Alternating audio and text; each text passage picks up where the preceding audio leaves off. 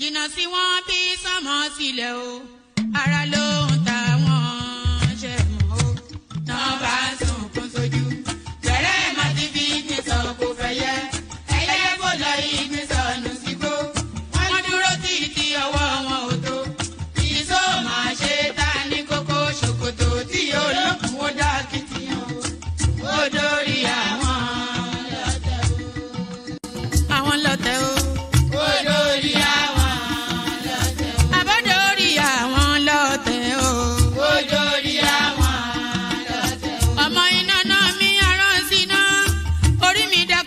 Ṣí mi lọ́nà o mo tẹríba fàdàgbà o àgbà ẹ foríjì ni ojoojúmọ́ ni mo ń pọ́n wọn lé mo ń ṣèyá sí àwọn àgbà o mi ò fojú tí rìn wọn láyé ọmọdé ẹ má fàgbà ṣe yẹ̀yẹ́ torí oníkọ́ tó yọ lání ọmọdé ń bọ̀ wá dàgbà o màmá ń bọ̀ wá dàgbà o. Máa ń bọ̀ wá dàgbà o. Ọmọdé ń bọ̀ wá dàgbà. Ọmọdé ń bọ̀ wá dàgbà o. Ọmọdé ń bọ̀ wá dàgbà. Bọ́lájú kòkòrò bá pẹ́ràn nígbó tó bá fúnra ẹ̀pín ló dára jù o. Kọ̀wé mi á jẹ́ dàgbà o. Èyí mo rí màrò ẹ̀kọ́ gbogbo náà ní ilé ayé. Sùúrù ní ṣẹ́gun ohun gbogbo. Ẹ má ṣèké mo ní ẹ má dalẹ̀. Forí wórí ìkìlọ̀ ló jẹ́ ẹ̀yin forí wórí yìí yóò ṣàbàmọ́ àwa ò ní ṣàbàmọ́ láyé o nílé ayé o àwa ò ní ṣàbàmọ́ láyé àwa ò ní ṣàbàmọ́ láyé àwa ò ní ṣàbàmọ́ láyé dẹ́bìtọ̀ rẹ̀ àtàrà ilé o àwa ò ní ṣàbàmọ́ láyé àwa ò ní ṣàbàmọ́ láyé àwa ò ní ṣàbàmọ́. Ṣòkòtò wọn múra wọn sáré kẹrù sọkọ o àyànmọ́ ògbóògùn o wọn ò béèrè lọ́wọ́ orí orí lọmọ mẹ́wàá lọ ìyàwó ohun tí ẹ wá lọ sí Ṣòkòtò ohun rẹ lágbo Ṣòkòtò mo sọ àkúnlẹ̀yàn ọmọ ẹ̀dá láyé kò lè yí padà mo ń tẹnu mọ́ o olórí làlá bàrò orí làlá bàrò olórí làlá bàrò mo lórí làlá bàrò olórí làlá bàrò orí mi gbé mi níjà o olórí làlá bàrò làlá bàrò olórí làlá bàrò oríjà jogun ìkànnì wọn rí má fi wá fáyé mu nílé ayé wa o olúwa àgbẹ̀ wa níyà o àmì nílé ayé wa ó tilẹ̀ jẹ́ pé ọ̀tá kọ́ ni wá ó tilẹ̀ jẹ́ pé ọ̀tá kọ́ lẹ́yìn ṣọ́wa nínú ọ̀pá wọn kìnìún ejò olóró àkékè ṣọ́wa nínú ìdàgìrì ayé dáàbò ẹ̀bùn wá fi ṣọ́rẹ́ ṣọ́wa o mo sádì ọba bá lókè mo sádì ọba bá lókè o mo sádì ọba bá lókè mo máa sádì ọba bá lókè o. Olúwa gbé wa níjà o. Mo sádì ọba bá lókè o. Kó má fi wá sílẹ̀ o. Mo sádì ọba bá lókè o. Olúwa má fi wá sílẹ̀ o. Mo sádì ọba bá lókè o. Àwọn ọ̀tá tí wọ́n rè rajọ ìbànújẹ́ ti bá àwọn ọ̀tá nílé. Àwọn ọ̀tá tí wọ́n rè rajọ ìbànújẹ́ ti bá àwọn ọ̀tá nílé. Àwọn ọ̀tá tí wọ́n rè rajọ ìbànújẹ́ ti bá àwọn ọ̀tá nílé. Àwọn ọ̀tá tí wọ́n rè rajọ ìbànújẹ́ ti bá àwọn. Bikin zama shakallo.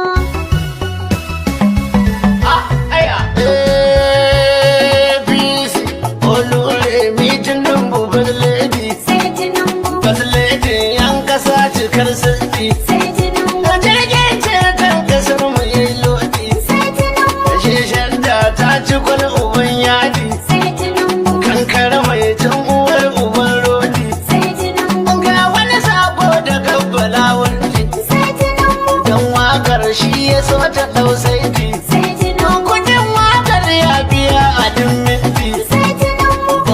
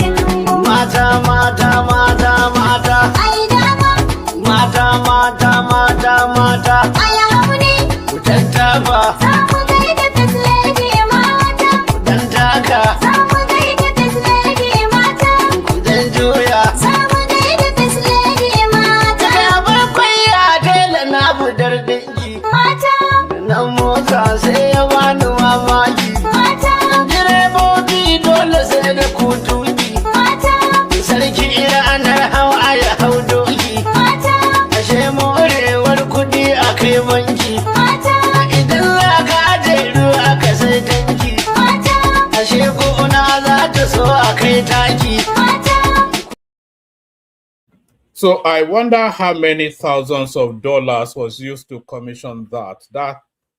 Because anytime I say all these things, I always put a dollar sign to it. And by the way, they don't spend naira in Nigeria. At that strata, that echelon, that level of society, they don't spend naira only because the transactions, the volume of because they do all these things in cash, and the volume of naira, it's easier just to spend dollars because that's also in abundance within the Nigerian space. So I wonder how many thousands of dollars, if not even millions of dollars, went into that. Oh, how am I showing? I'm not at all showing on my okay, I am showing. Oh, all right. Oh, all right. Good day to you. Good to be in your company and all that. Good day. Apologies for my rather relaxed sort of. It's 7 minutes past 1 a.m. where I am. So what will I be other than be relaxed? So, and I'm amongst friends anyway. So why shouldn't I be relaxed? So good day to you. Good to be in your company and all that. Good day to you. Good to be in your company. And how are you? I hope you've had a wonderful day. So we didn't come out yesterday. We're out today, but we will be coming out more frequently as we build into the year, because of course this is a decisive year.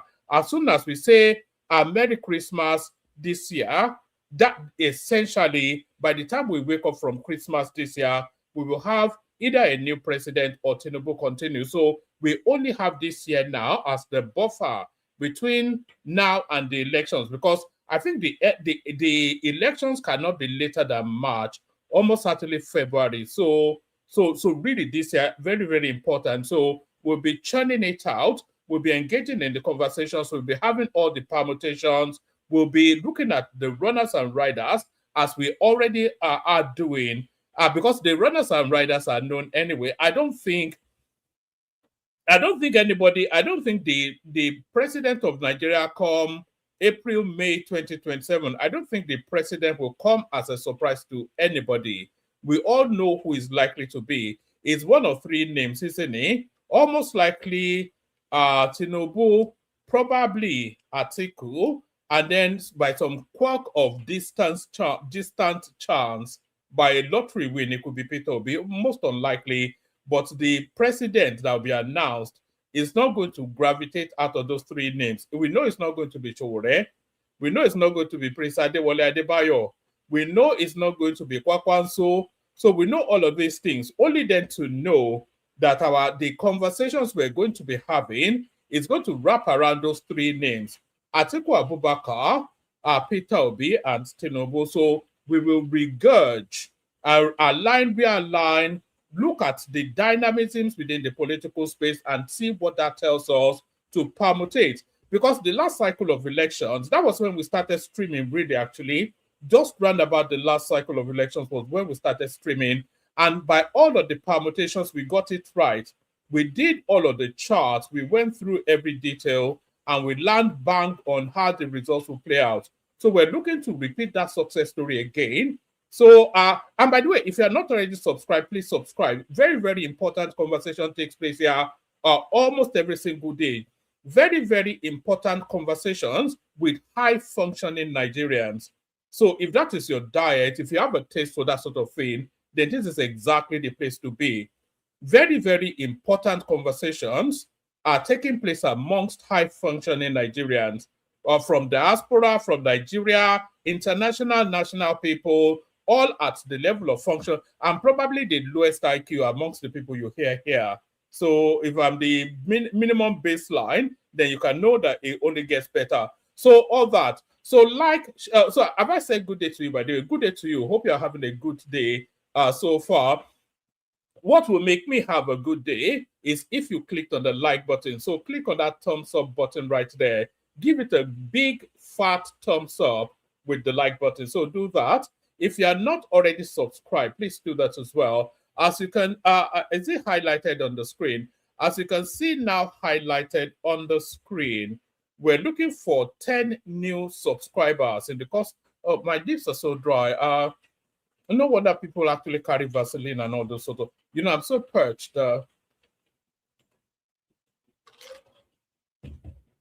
What was I saying? I didn't even know I had that level of vanity. Yes. What was I saying? Yes. So click on like, click on subscribe. Is really what I was saying. That's what I always say. I call it that so much. We want to hit real, we want to really ratchet up the platform this year. We want to hit high numbers. We want to propel the numbers. We want to expand the conversation. We want to do all those things. We've been somewhat lackadaisical over the last, however, recent months, even a year and a bit. But now we're pushing it through only then so that we can have the potency to really give it a good punch in the elections to come. So like, share, subscribe. So do those two things, like, share, subscribe. If you want to come and join me on the screen, come in. And by the way, I'll tell you what we'll be discussing in a moment. So let me just do the opening salvo first. If you want to come and join me on the screen, come in via this hyperlink that says StreamYard.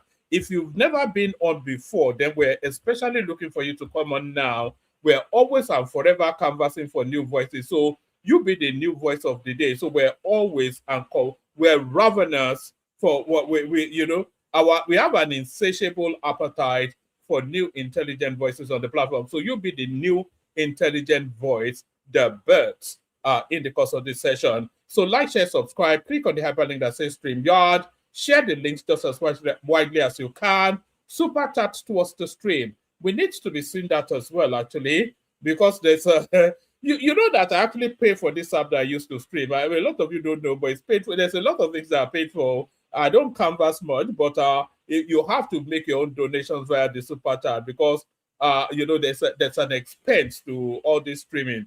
So like, share, subscribe, click on the hyperlink that says StreamYard, share the links just as widely as you can, super chat towards the stream, the dollar sign, make use of it, and most especially say hello to me in the comment section. You know I have no friends, so you be my friend just for the moments that we spend together in the course of the stream. So say hello in the comment section so I can say hello back.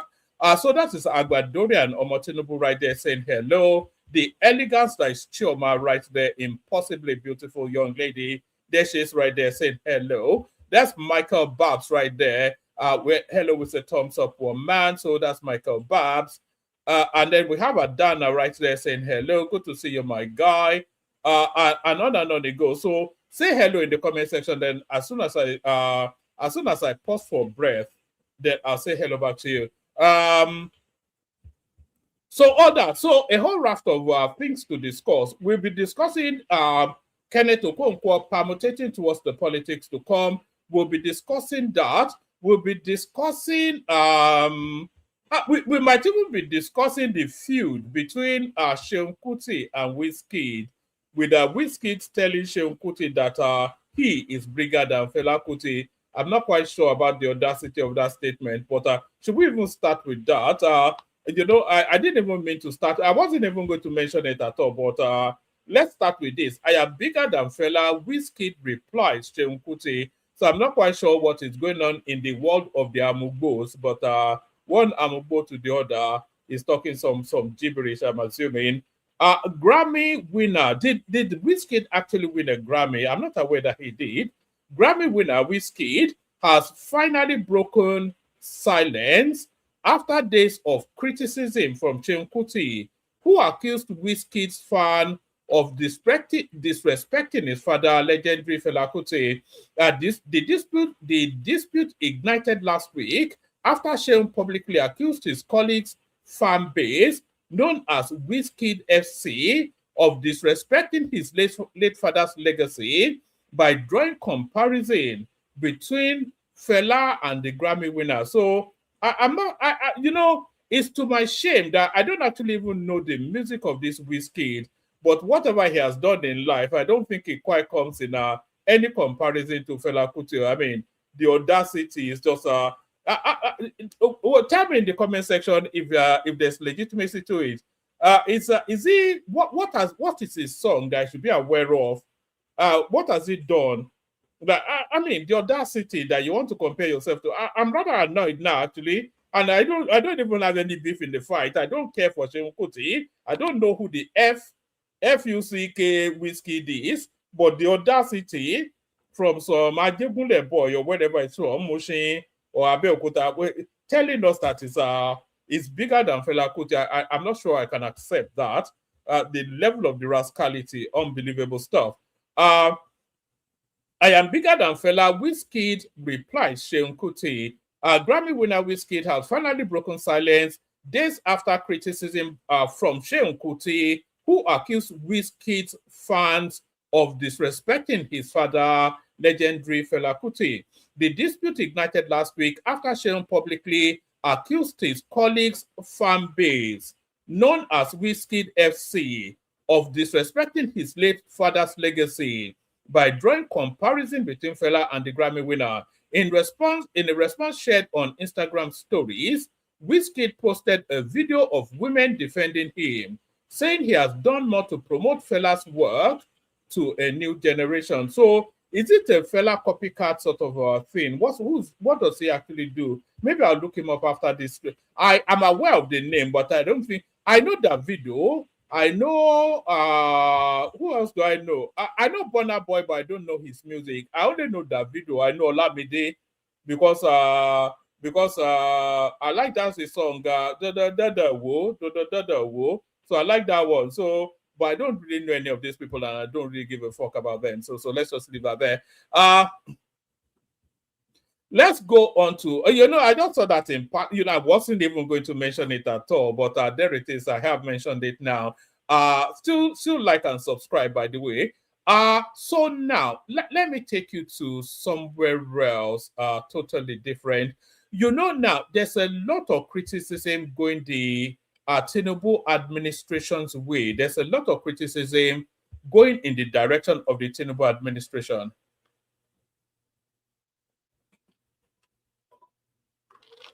Says, how would you not know Wizkid? Because I'm an old boy now. I'm not in the clubs anymore, man. I'm a married man now with kids. So why would I know who Wizkid is? It's not enough for the clubbers and the whatnot, I don't go to parties. I don't listen to music. I listen to news. That's all I listen to. That's my own diet. So I don't really care for these people. But let's go on to other matters. So, of course, there's a lot of criticism about the Tinubu administration. We hear a lot that the government has done nothing, that they have no competence, that they don't know what they're doing. We hear a lot of these criticisms, and sometimes you wonder if those criticisms are right. And then occasionally you come across something that adds credence to those criticisms. So a lot of people say, you may well disregard that their obedience are just criticizing for reasons of opposition politics. But when you see characters within the Tinubu administration, you see their performance, then you can see then why people feel that the government is not competent, and Tinubu has just packed his administration with ethnic loyalists. So why am I saying all this? I recently came across this and I was alarmed somewhat by the lack of capacity. Jumoke Oduwole is the subject matter, and here is what she did. Exhibit 1, in the lack of competence and the lack of direction that the obedience have been telling us about Tinubu's administration. So here is a good example of what they mean right here. The growth is over 4% and projected to continue growing strongly by the World Bank, not us, highest in over a decade. Inflation has been halved. She's in Davos, by the way, where they're having all this World Trade something. So this is the good example, a functionary of the Tinubu government showing gross incompetence, lack of understanding of the subject matter. So let's take it from the beginning again. The growth is over 4% and projected to continue growing strongly by the World Bank, not us, highest in over a decade. Inflation has been halved between 2024 and 2025. Several economic indicators. But what I would like to even showcase is that the investors, Nigerian businesses, the domestic investors are reinvesting into the economy across key sectors. And you also have international capital rushing in for our key projects. Do you believe, and can you say that the environment, the business environment is more transparent, that there is less corruption, that it is more open?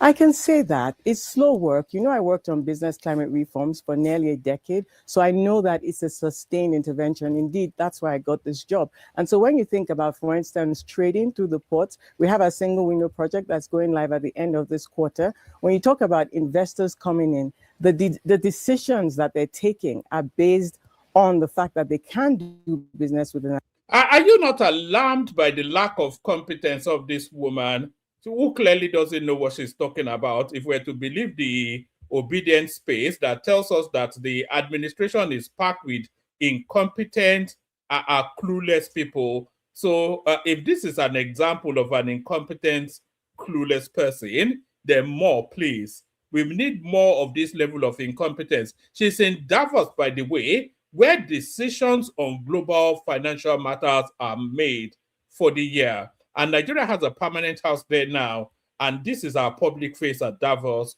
So you tell me now, if this is the face of incompetence, tell me if she doesn't know what she's talking about. Nigerians. We talk now, I mean, we cannot avoid the issue of tariffs and the United States and the difficulties. I mean, how difficult is it now for you?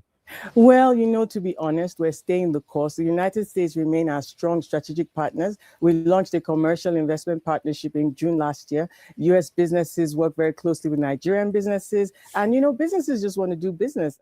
Do you worry the deteriorating global situation at the moment? You know, what we're witnessing is a renewed global order. I think every country has to look at what is best for them. We look at Nigeria first. Isn't that new global order also a race to the bottom? Only if you let it. If you're reactionary, yes. But if you're focused, you have a plan and you're executing. She's answering all these questions in real time. Oh, this is really why I'm bringing it to your attention. This is just a pure. So look at this woman right there. That is Jumoke Oduwole. Yes, I think that's her name. Jumoke Oduwole. Look at this woman right there. As impressive as she is, she's not even the best functionary in the Tinubu administration. As competent as this woman is, you have to say Taiwo Oyedele, the person that is oversighting the tax reforms, is at this woman's level, if not higher. You have to say the ZAC, something or the other, that is also within that financial cost, is of this competence or even higher. Festus Kiyamo Dito, David Umahi Dito, you know, Yemsin Wike Dito. So you cannot see at this quality of function and tell us then, you know, it is lying in the face of facts. It's counterintuitive. It's counter-fact. It's counter-evidence to suggest that somebody of this level of function either doesn't understand her subject matter or doesn't know what she's talking about. I mean, it's just beyond ridiculous. They don't have no clueless. The clueless, Tinubu, who has packed the place with the Yoruba. You see the Nigerian government. Last year, we signed the SEPA, our first comprehensive economic partnership agreement with the UAE. We've been cultivating that relationship for quite a while. You've seen us in Brazil. You've seen us in the UK. So new friends, old friends, the point is that we need to look at what is important. We need investment for our infrastructure. We need market access for our non-oil exports. And so we're focused on what it is that we want to deliver. The one problem in Africa has always been the lack of ability for free trade, the protectionism between. And by the way, there's all the right policies in place, just people don't follow them. It takes countries like Nigeria, big economies, taking the agreement seriously and leading the way. We've opened the air cargo corridor with 13 African countries, Southern and Eastern African countries, Uganda Air, which halved the cost of freight for exporters from Nigeria. So those kinds of connectivities, actualizing free trade across the continent, practical steps, that's what's going to deliver the promise of that agreement. What gives you hope? Right there. Okay. Don't worry, we're not looking at your handwriting.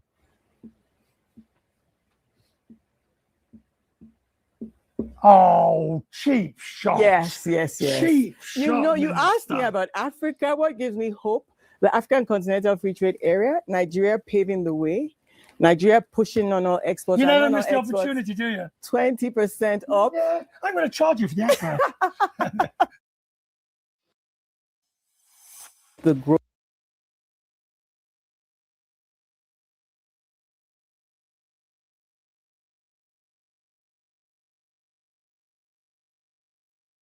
Oh, sorry, I was talking, not knowing that I was muted. I just had to bring you that is what I was saying. And by the way, it's as a result of those sort of performances.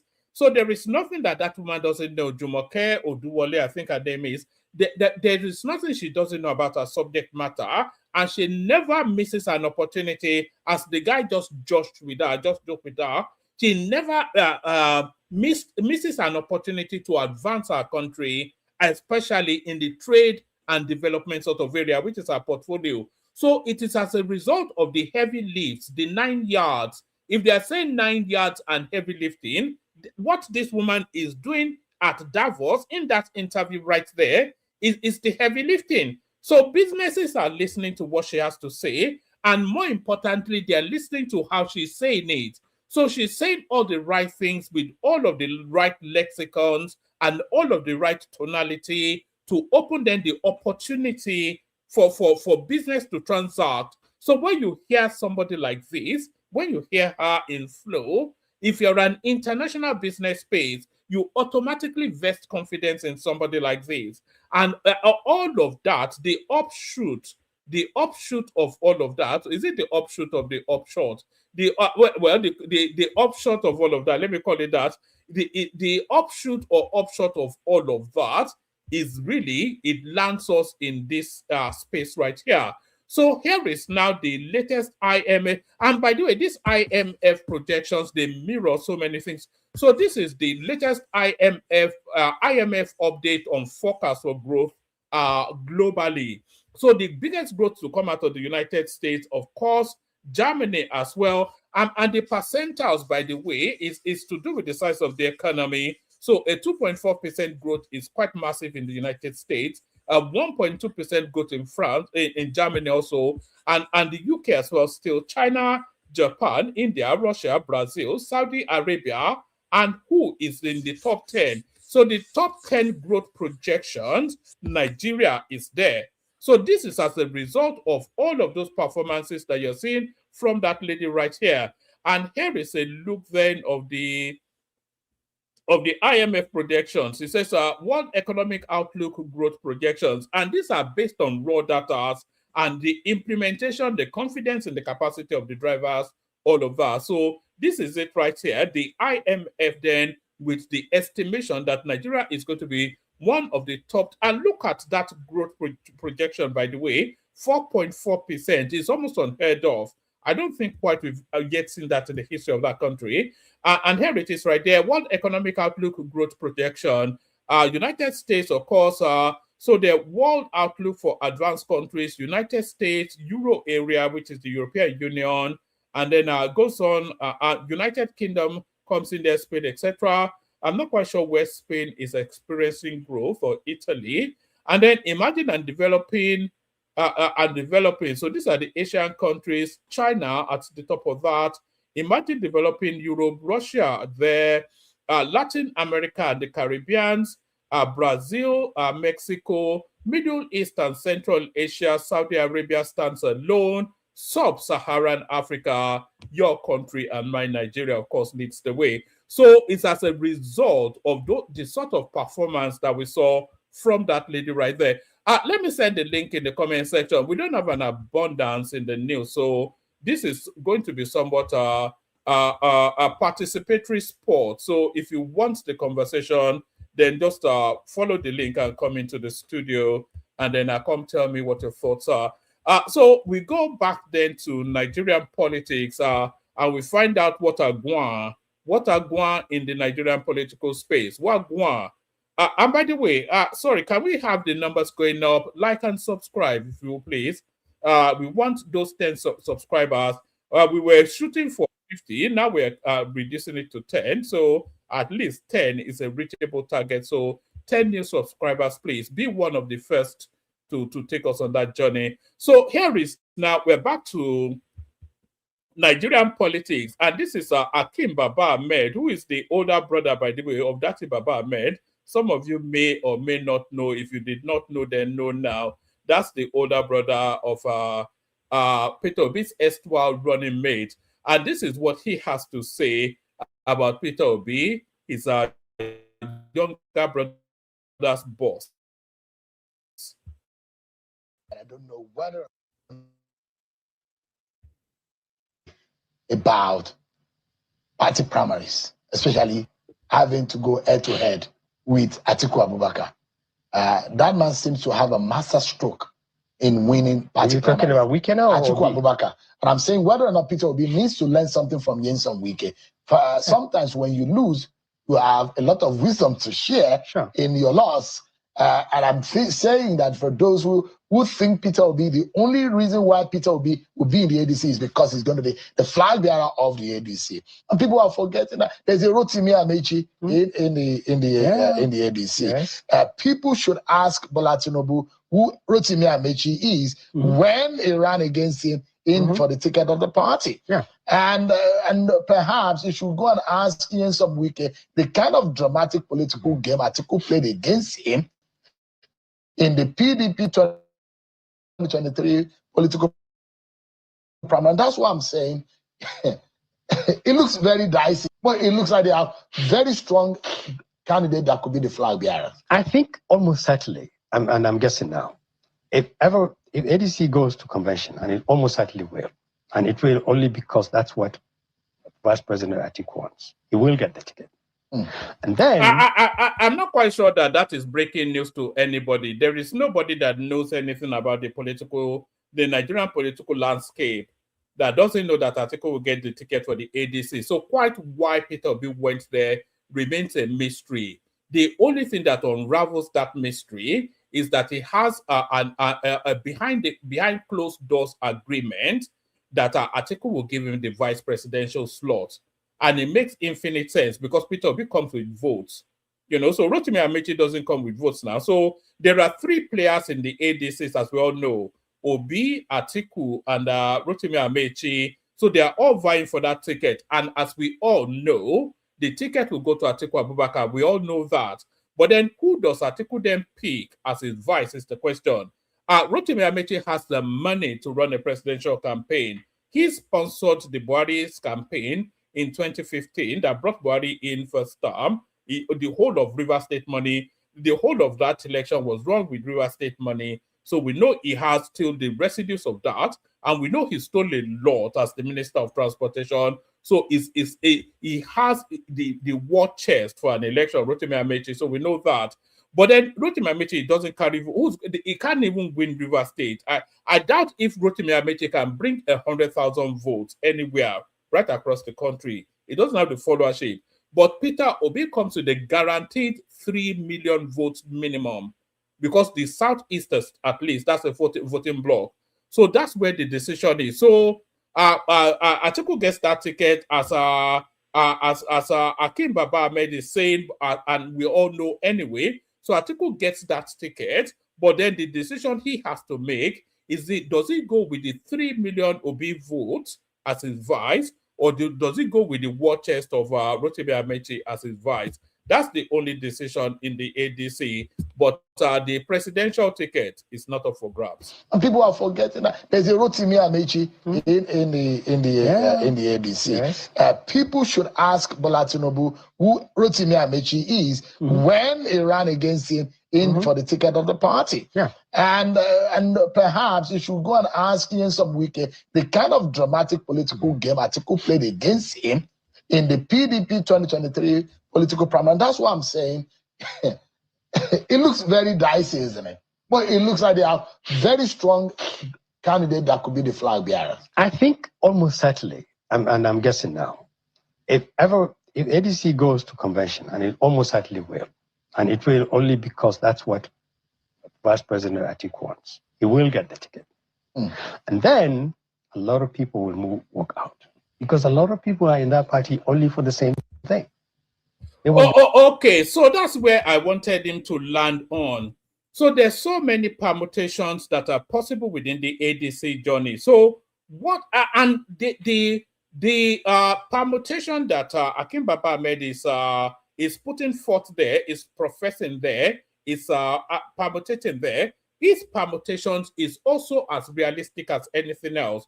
What he's saying is that after the ADC primaries, the party will hemorrhage a lot of heavy hitters.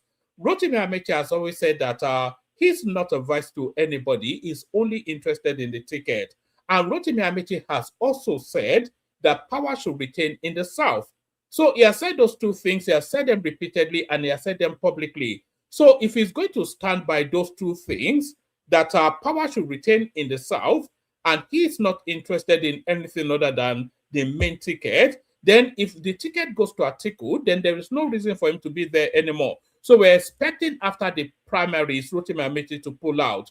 The obedient movement, they are telling us now that it's either Obi is on that ticket or nothing. So if Obi is not on that ticket, they've already lost a lot of credibility, by the way, with Peter Obi crossing to the ADCs, because he has now lost that narrative of dismantling the structures of criminality and all of these things. He has lost that narrative by now in the allyship of Atiku Abubakar and all these sort of characters, Rauf Aregbesola, all the criminals. So he's now fully ensconced within that heartbeat of criminality itself. What he told us was, so he has lost that.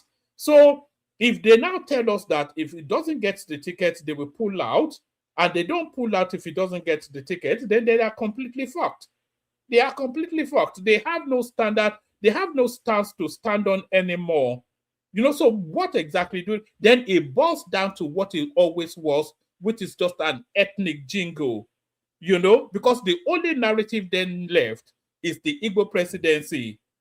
And that's the only narrative left for the obedience space as well, by the way. So they're not telling us that Obi has no reputation for competence because his life was lived in the public. He did not put up a performance in Anambra State. He succeeded in business somewhat, but so what? A lot of people succeeded in business, including your sitting president right there. So that is impressive, but not enough of a CV to be president. So the only narrative now, the only narrative that Obi was carrying before is this pious self-righteousness, like the clean guy, as he's trying to pretend that he is. But him now being in allyship with Atiku and the rest of them, so that removes that. And if he doesn't get that ticket and he doesn't leave, then they've lost all credibility. So it now just boils down to the singularity of an Igbo president. And that will be the only narrative space left for him, essentially. The ticket. So then ADC will have its own problems. But you raise the issue about the similarity and this weaker experience and what Peter Obi needs to understand. One of the reasons. And by the way, can people make sure they're liking and subscribing? We're not seeing numbers going up. Please like and subscribe. Princess Rosie, I see you there. Good to see you, Princess Rosie. Yes. And Lato Rich as well. Thank you for the super chat. I think Peter Obi is saying, hey, listen, look at me. This is Peter Obi. I'm not here for number 2. I'm not here for convention. I'm here to fly the flag. And he's getting people who are saying to him, initially in whispers and politely, and now they're saying to him, listen, join the queue. You're not the only one with ambition here. Look around you in this room. There are 1 or 2 people who have been here from day one, and they're sitting there. So what is being said essentially there, because you have to read between the lines of these commentaries, what's being said essentially there is that the noise is not going to carry this time around. We all know close to the conventions, all the skit makers of the obedience space, Atiku stepped down. Atiku stepped down for Nigerians want Peter Obi. The youths want Atiku to step down. Atiku, please, they will have a lot of that as the convention for the primary starts to gear up for the ADC. But what they're telling you right here now, and this guy is as good a voice for that space as any, because he's a conservative northerner, and that is speaking essentially as the conservative north. So they're saying, don't bother with the noise. Come to the primaries, make sure you bring your car and make sure the boots is filled with dollars, because that's how we're going to play it. So they're telling you there's no room for noise. You know, they're heavy hitters in the ADC. So Atiku step down is just a meaningless. It's just content creating. All that noise that you hear will just be content creating. You're not the only one with ambition here.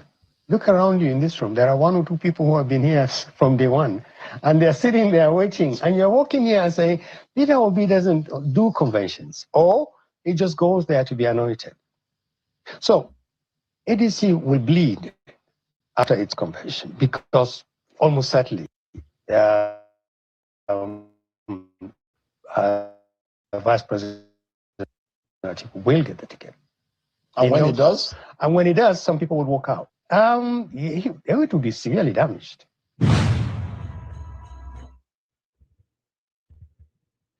Yeah, so there's nothing to disagree with in what Akim Baba Ahmed said there. There's absolutely nothing that I can disagree with. Yes, Atiku will win that ticket. I think universally we all know that.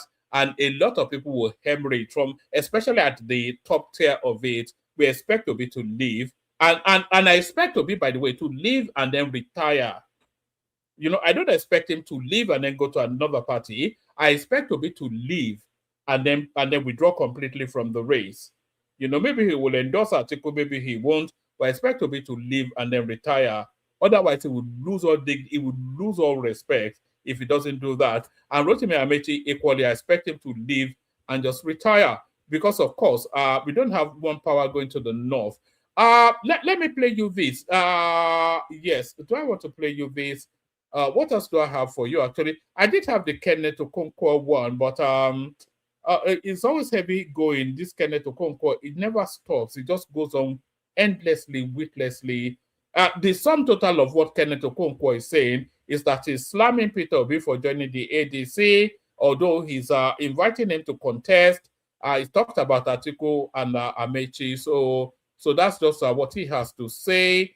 What else do I have for you, actually? Do I want to bring you this Deji Adenyoju one? Let me bring you a little bit of this Deji Adenyoju something. Let's hear what Deji has to say. Commonize people's sacrifice and there's no way I'm going to support any politician you're supporting. Even Showore himself that's sitting here. Have you ever seen me openly say vote for Showore? All I said during the last election is that my one vote is for Showore. I will not convince you that you should vote for him. My one vote is for Showore. So the fact that I'm not openly campaigning for you does not mean that you should be my enemy. And lastly, let's even say that we are not campaigning for Showore. If we are being sincere with ourselves in this country, that we want a restart button in this country, that the reason why the country is this bad is because of how rotten the system is, that we want someone that can restart the country. Okay, the person that can restart the country is the person that is going around visiting and doing coalition with Malami. The people that can help restart this country are people that are mingling with the aerofiles of this world. See, Nigerians know the truth. Know the truth. But that is why I'm not going to put my life on the risk like Showore. Of course, it's a direct dig at Peter Obi. Like I said, he's lost credibility, and that's what the political landscape is telling us. So that's the Adenyoju right there, talking gibberish, as always is the case with him. Let me bring you this one as well. This is going on as Kwakwanso navigates his way slowly to the ADC. Kwakwanso to meet Tinubu as details of Governor Yusuf meeting with the president emerge. So we're still waiting. This has been the longest defection we have had so far. It's taking the Israelites route to join the APC. This is Governor Abba Yusuf of Kano State. And it's all the entanglement or disentanglement with the Kwakwanso narrative. Kwakwanso to meet Tinubu as details of Governor Yusuf's meeting with the president emerge. Let's just let's go through this one at speed. President Bola Tinubu has reportedly invited Rabiu Kwakwanso the presidential candidate of the New Nigerian People Party, NNPP, in the 2023 general election after meeting with Governor Abba Kabir Yusuf of Kano on Monday, January the 19th. So, which was as early as I was saying yesterday or the day before. Tinubu is back now, so the politics kicks off in full gear. Recall that Tinubu's meeting with the governor on Monday was to finalize the defection of Yusuf, and the meeting with the NNPP leader was a last-minute push to bring Kwakwanso to the ruling All Progressive Congress APC. It was learned that the meeting between President Tinubu and Governor Yusuf lasted about 1 hour. The meeting was attended by Senate President Godswill Akpabio, the APC National Chairman Professor Yewatad Nentawe, and Femi Gbajabiamila, Chief of Staff to the President. Yes, it says no governor asked Tinubu for an automatic ticket. I think they got automatic tickets anyway.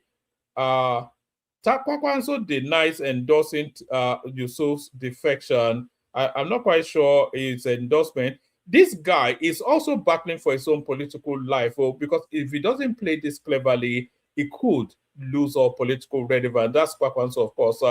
Says recently, Kwakwanso, the leader of the Kwakwansia movement and former presidential candidate of the NNPP, denied a report that he endorsed the reported defection of Governor Abba Kabir Yusuf of Kano from the party to the ruling APC. Kwakwanso, who was a former governor in the state, made the denial in a statement by his media aide, S. Hassan, on Tuesday, January 13th, saying the claim was misleading, false, and did not have any basis in fact. According to correspondents, the former governor reacted to the publication by some media, which claimed that he had supported the defection of the Kano governor from the NNPP to the APC. So he's still playing hardball, Kwakwanso, somewhat. Anyway, we'll see how that plays out. So that's Kwakwanso right there. I was going to play you this clip, but I'm not sure I want to play you it. I wanted to play you this clip. Let me play you a little bit of this clip. This is speaking to the value add that raw materials are now having. It says 50% of the $6.1 billion Nigeria's non-oil export heat is value addition. So I think that tells us all we need to know. Let me send the link again. I'll play the Kegite music. We'll see if we can tease somebody in to come and join us. We're still looking for those elusive 10 subscribers, by the way. If you haven't subscribed already, then please do that. We need numbers going up. Like and subscribe is the short form of that whatever it is I just said. So like and subscribe. So I'll play you the Kegite music. If you've never been on before, we especially want you to come up. New voices, old voices, all voices, all welcome. One man went to mow. The eagle has landed. Only water, where they see ma.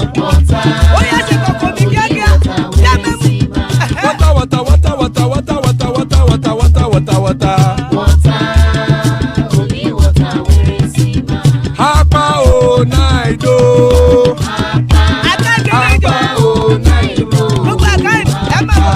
Hapa you don't come o.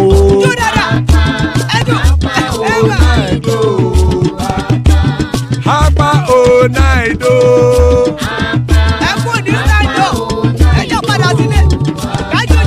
Oro kẹ̀kẹ́ ẹlẹ́mù yé o. Ibe sodi akẹ̀kẹ́ ẹlẹ́mù rẹ o. Bobby master kẹ̀kẹ́ ẹlẹ́mù rẹ o. Chief Waila ti kẹ̀kẹ́ ẹlẹ́mù rẹ o. Eruku lẹ̀lẹ̀ ẹlẹ́mù dé. Eruku lẹ̀lẹ̀ ẹgbẹ́ ẹlẹ́mù dòde ojàre o.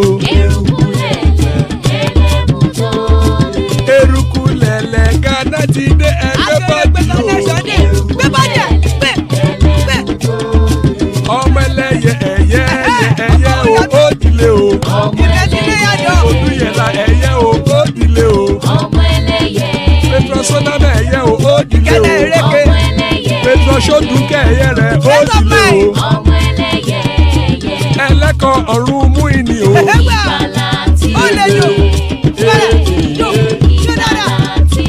àkùkọ ọ̀run mẹ́kọ̀.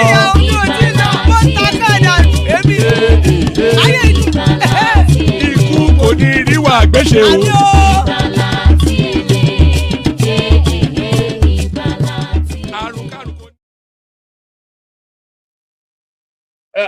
There it is right there.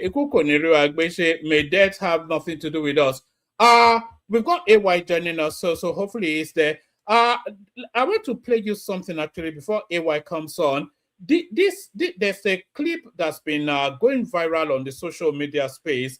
It's the wife of Atiku Abubakar. I think Atinuke, her name is Atinuke. The wife of Atiku Abubakar, Atinuke, sending now this video message to Obasanjo, which has somewhat gone viral. A lot of it is in Yoruba language, so hopefully you understand Yoruba because it's quite punchy. Watch this. Bàbá Ọbásanjọ́ ẹ káàárọ̀ ẹ kú ojúmọ́ o. Ẹ kú ètò rìkíṣí tẹ̀ ń dì káàkiri ẹ kú ètò. Ẹ ǹlẹ́. Ọlọ́run á san yín lẹ́san gbogbo ohun tẹ́ ń ṣe. Kí l'Àtíkù rà nígbà yín náà mo fẹ́ bi yín léèrè. Ṣé wọ́n bí Ṣólú mẹ́ja ni? Wọ́n fìyàn ṣe vice lẹ fi ṣe vice ó dẹ̀ ń tẹ̀lé yín ẹsẹ̀ méjèèjì. Ìgbà táwọn gọ́vnà against yín ṣe bóun ló ní ó tì pé òun fẹ́ betray yín. Ẹ̀yin ò dẹ̀ fẹ́ sowó síbi tó wá ṣó ọ̀rọ̀ ẹ̀jú third time lọ ni. Ó dẹ̀ ti bẹ̀ yín. Ó fi style bẹ̀ yín, ó fohùn bẹ̀ yín, ó fọlọ́run bẹ̀ yín. Ṣọ́lọ́run ni yín ni. Lẹ́yìn àpọ́nlé àbùkù ló kún àbùkù mo fẹ́ fi kàn yín láàárọ̀ ìtorí ẹ̀mọ̀ ètò tì àgbà yín àgbà aráàánú ni àgbà tí ò mọ létò ẹ̀dẹ̀lẹ́ ẹ lọ bible school ṣé bible school tẹ́ ẹ lọ ṣé wọ́n ní kẹ́ máa fi dìtẹ̀ ni bẹ́ẹ̀ tí ń pe Òbí lẹ́ ń pe Rábíù lẹ́ ń pe Kọ́ńkọ̀só kí làwọn ènìyàn ní ṣe pẹ̀lú yín ẹ lè jókòó gẹ́gẹ́ bí àwọn general Babangida àwọn general Abdulsalam àwọn Tiwa Danjuma àwọn general Gusau ẹ rí bí wọ́n ti sọwọ́ ọmọ wọn tí wọ́n ṣàgbéjẹ́ mọ́wọ́ àfi kẹ́ máa kúrú kẹ́ máa ga agbọ́pọ̀ hòtẹ́ẹ̀lì lóní Tinubu fún yín ẹ lò 3 days lẹ́ ń pe Òbí lẹ́ ń pe Rábíù tẹ́ǹsán tí wọ́n ti owó sí yín ẹ má fàbùkù kanra yín fa torí Ọlọ́run ló ní k'Àtíkù máa ṣe gbogbo nǹkan tó ń ṣe yìí Ọlọ́run ló fẹ́ lò fún Nàìjíríà ẹ̀yin ò dẹ̀ fẹ́ gbà Ọlọ́run lẹ́ ń bá fọ́ náà á dẹ̀ fàbùkù kàn yín èyí tẹ́ fẹ́ ṣe Ọlọ́run á jẹ́ kójú tì yín á tẹlẹ́gbẹ̀ lẹ́yìn yín kí ló dé ńgbà tẹ́ wà ń prison yìí ó là bó ti ń ṣe nìyẹn bẹ́ẹ̀ pé Ṣéwù Musa Yar'Adua ló wà bẹ́ẹ̀ bó ti ń ṣe pẹ̀lú yín nìyẹn ọ̀la ọ̀túnla tó bá fẹ́ sọ̀rọ̀ anẹ́yìn ni bóòsì ẹ̀yin ni lọ̀gá àwọn ẹ̀yin ni gbogbo ẹ̀ ṣé Kọ́ńkọ̀só lè ṣe bẹ́ẹ̀ fún yín àbóbí torí ẹ̀ ní Fáyọ̀ṣe fífi yín wọ́lẹ̀ níbi bábí ẹ̀ tó pè yín tó láàlì yín ẹ̀ kì í ṣàgbà àwọn Yorùbá wọn ọ̀dẹ̀ respect yín àṣàgbà tó ń tolé àgbà tó ń da nǹkan rúlẹ̀ everybody mọ̀ yín sí ẹ̀ ṣe question ara yín bàbá tẹ́ bá sùn tẹ́ ẹ̀ bá jí ńkọ́ torí ètè lẹ fi ń jí ètè lẹ fi ń sùn tẹ́ bá wà nínú period yẹn tọ́lọ̀ ń bá mú yín lọ ńkọ́ tó mẹ́rin kí lẹ fẹ́ lọ bọ́lọ̀ ń sọ ẹlẹ́ padà sí school ẹ̀ ń ka bible ṣé bible ètè ni wọ́n ní kẹ́ máa fi ṣe ẹ jẹ́ ṣọ́ra yín kẹ́ sọwọ́ síbi táwọn ń gbé kẹ́ fi Àtíkù lẹ́rùn lẹ̀ tẹ́ bá ní blessing tẹ́ máa fàtíkù ẹ fún tẹ́ ẹ̀ bá ní ẹ fílẹ̀ ẹ máa wò ó nà kò dẹ̀ tọrọ owó lọ́wọ́ yín kò dẹ̀ sunkún sí yín ó respect yín dọ̀la dọ̀túnla anything tó bá máa taba yín Àtíkù ò fẹ́ anything tó bá máa taba yín Àtíkù ò fẹ́ 2003 èmi wà ní campaigning àǹtí Ìyábọ̀ àwa ló tẹ̀lé èmi mo bí léèrè ní òtẹ́ẹ̀lì pé kí ló dé tí ò fi tẹ̀lé bàbá ó ní ọ̀rọ̀ òun àti bàbá ò ní wọra ẹni tá a fẹ́ yín tá a ṣe tẹ́ ẹ̀ bá sí láyé lónìí Àtíkù ò ní jẹ́ káwọn ọmọ yín ráre ẹ mú gbogbo ẹ̀ ń tẹ́ báṣubàṣu ṣọ́ọ̀bọ ni yín ni torí ẹni tí ò bá ti mẹ́ni tó fọ́ràn ọ̀bọ ni yín bàbá ṣọ́ọ̀bọ ni ẹ sọ mi ṣọ́ọ̀bọ ni yín tẹ́ bá ṣọ̀bẹ jẹ́ ká mọ̀ pọ̀ bọ̀ ní tọrọ bọ̀ ló máa ń fò káàkiri bí aláìní ròònù báyìí kí ló dé ẹ tọwọ́ yín baṣọ o mo kàn wá fún yín ní kìlọ̀ ni mo fún yín ní kìlọ̀ a lè lágbàlagbà bí yín ní nọ́ọ̀tì èmi ọmọ Yorùbá ni mí àti ìyá mi àti bàbá mi owó tí mo ní ni mò ń yá yín a lè lágbàlagbà bíi tiyín lókè ọ̀yà kó máa ṣe báṣubàṣu tẹ́ ẹ̀ ṣe bàbá gbogbo èèyàn ló identify Àtíkù pẹ̀lú yín ẹ̀yin náà dẹ̀ mọ̀ bí wọ́n ti ń wo Àtíkù wò yín tẹ́ ẹ̀ bá ní bá a ṣe nǹkan kan nípa kó di ààrẹ ẹ fílẹ̀ èwo lẹ́ ń súná sí bíbá lẹ́ ń súná sókè lẹ́ ń súná sísàlẹ̀ kí ló dé lẹ́yìn àpọ́nlé àbùkù ló kún àbùkù náà lẹ́ máa kàn tẹ́ ẹ̀ bá dẹ̀yìn lẹ́yìn Àtíkù mo ṣe léyìí mo ṣi ṣí yín létí tẹ́ ẹ̀ bá dẹ̀yìn ẹ máa rí ṣàkàṣàkà lẹ́yìn ẹ̀ ó dàbọ̀. Wow. Now be that Wow. unbelievable stuff. Eh? Wow.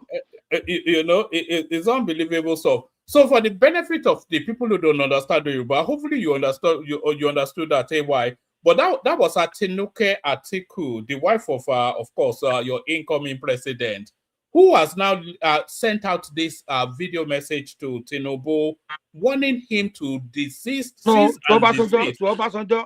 No, to Obasanjo. Telling him to cease and desist from constantly working against Atiku, especially because Obasanjo has now come out to promote the narrative of an Obi Kwakwanso ticket, and that seems to somewhat rankle them in the Atiku household. And I'm not quite sure that this lady would have done that outside of the knowledge of her husband. So the Atiku household somewhat rattled for them to send out their first wife to come and attack Obasanjo. So I'm not quite sure if you've seen that or what you're making of it. Good to have you, AY. Yeah, one more greeting. Okay, kwata. Greeting, all the commenters. All the commentarians, yes. So that's so funny, to be honest. That's Titi Abubakar. Titi, she's very close to Atiku. Titi Atiku, I mean. So I don't even know what to say about that video, but it's funny. There is fire on the mountain currently. I kind of want to align with what Baba Ahmed said, right? When he said if Peter Obi is not getting the ticket, there is possibility he's going to move out. I kind of agree a little bit with that statement. The other, I don't see any reason to threaten Obasanjo, because. So if you stay with the Baba Ahmed one for the moment, because what he was suggesting was that as soon as the APC primaries, because everybody in the ADC, they are all self-interest politicians. So what he was suggesting was that the heavy hitters, if any of them, the ones that don't get the ticket, they will just leave immediately. So if the ticket goes to Peter Obi, for instance, there is no reason for Atiku to carry on. It will just go back to Abu Dhabi. And then, of course, Rotimi Amaechi doesn't get the ticket. He just pulls out. So that was what he was suggesting. Do you align with that? I don't agree with it completely. So Rotimi is not going anywhere. Rotimi Amaechi is not going anywhere, but I think Rotimi is positioned to be the VP. This is my old thinking. Atiku, there is no way on earth, if Atiku is contesting, he's not going to get a ticket. Forget about it. It's done already, actually. If Atiku Abubakar is contesting for primaries, ADC, he's going to get the ticket. Write it on the wall. The only way Peter Obi is going to have the ticket is Atiku choosing Peter Obi. Okay, listen, Peter Obi should go. I'm supporting Peter Obi to have the ticket. That's the only way Peter Obi is going to. Peter Obi is not. It's not a typical politician. It's not a match in the primaries. He cannot. Sorry to budge in. I think after listening to that woman, I think you should change your permutation in regard to Atiku. Atiku is not stepping down. So any permutation you're gonna make, you know what I mean, just put that in your mind for Atiku to come out and lambast that man like that. That shows, you know what I mean. That tells you that Atiku is not backing down. So I've said that to one man before now that Atiku is not going to back down. I know Atiku. If you follow Atiku, there is no way Atiku is going to drop for anybody, except probably real health reasons beyond his control. But should he though? What's the strongest ticket do you think against Tinubu? Because I'm not even sure that an So Atiku Obi is the strong. I think as Obasanjo is suggesting, maybe an Obi Kwakwanso ticket might be the strongest against Tinubu. the problem right now, ADC, people are there with double mind. A lot of people are there with double mind. So if you, I don't know if you follow 2050 politics, 2040, 2050 with APC. APC came correct with United House. That's the strongest alliance I've seen in Nigeria politics. It was so strong that even the president knows that my time is up. He knew he was losing the election. So right now, that is what they are not having. But however, Peter Obi, Kwankwaso would have been the strongest ticket, but write it on the wall again. Kwankwaso is not going to ADC. Kwankwaso will be a member of APC before February 8th. Write it today. Kwankwaso is not going to ADC. It's not going to happen. So, but Peter Obi Kwankwaso would have rattled Tinubu. Tinubu self will start shaking. That is why Tinubu is going to try and make a deal with Kwankwaso. Anyhow, it's going to happen. Tinubu will make it happen. This is Tinubu, I know. So he's going to give whatever it's going to take to allow Kwankwaso the card to APC. But the only thing, of course, Kwankwaso is not going to get the VP ticket in APC. That is not going to happen. But he will be able to have some, Tinubu will be able to give him, okay, promise this, promise that, probably for the Kwankwasia movement. That's the other one. But Kwankwaso out of the equation, in all honesty, even Atiku Obi ticket would have been a very strong ticket. Atiku Obi ticket can rattle Tinubu too, but here is the problem right now. Woman, remove the tip from the AY face now. You can't see a AY face there. Peter Obi is in a real dilemma. There is a too much pressure on Peter Obi from the obedient movement. Peter Obi, ordinarily, I strongly believe he would have been able to have a deal with Atiku and be the VP. But right now, the forces behind him is actually scared of the obedient movement, because obedient movement they are gonna eat him raw on social media. So if he made a mistake and go take the VP ticket, first of all, he's gonna lose half of the obedient movement. Half of them will go. They are not going to support that ticket. This is the dilemma he's facing. Except there is a way he can really convince them in form of telling them, okay, listen, there is an agreement. Let me ask you this question, AY. What do you think the Southeasterners want more?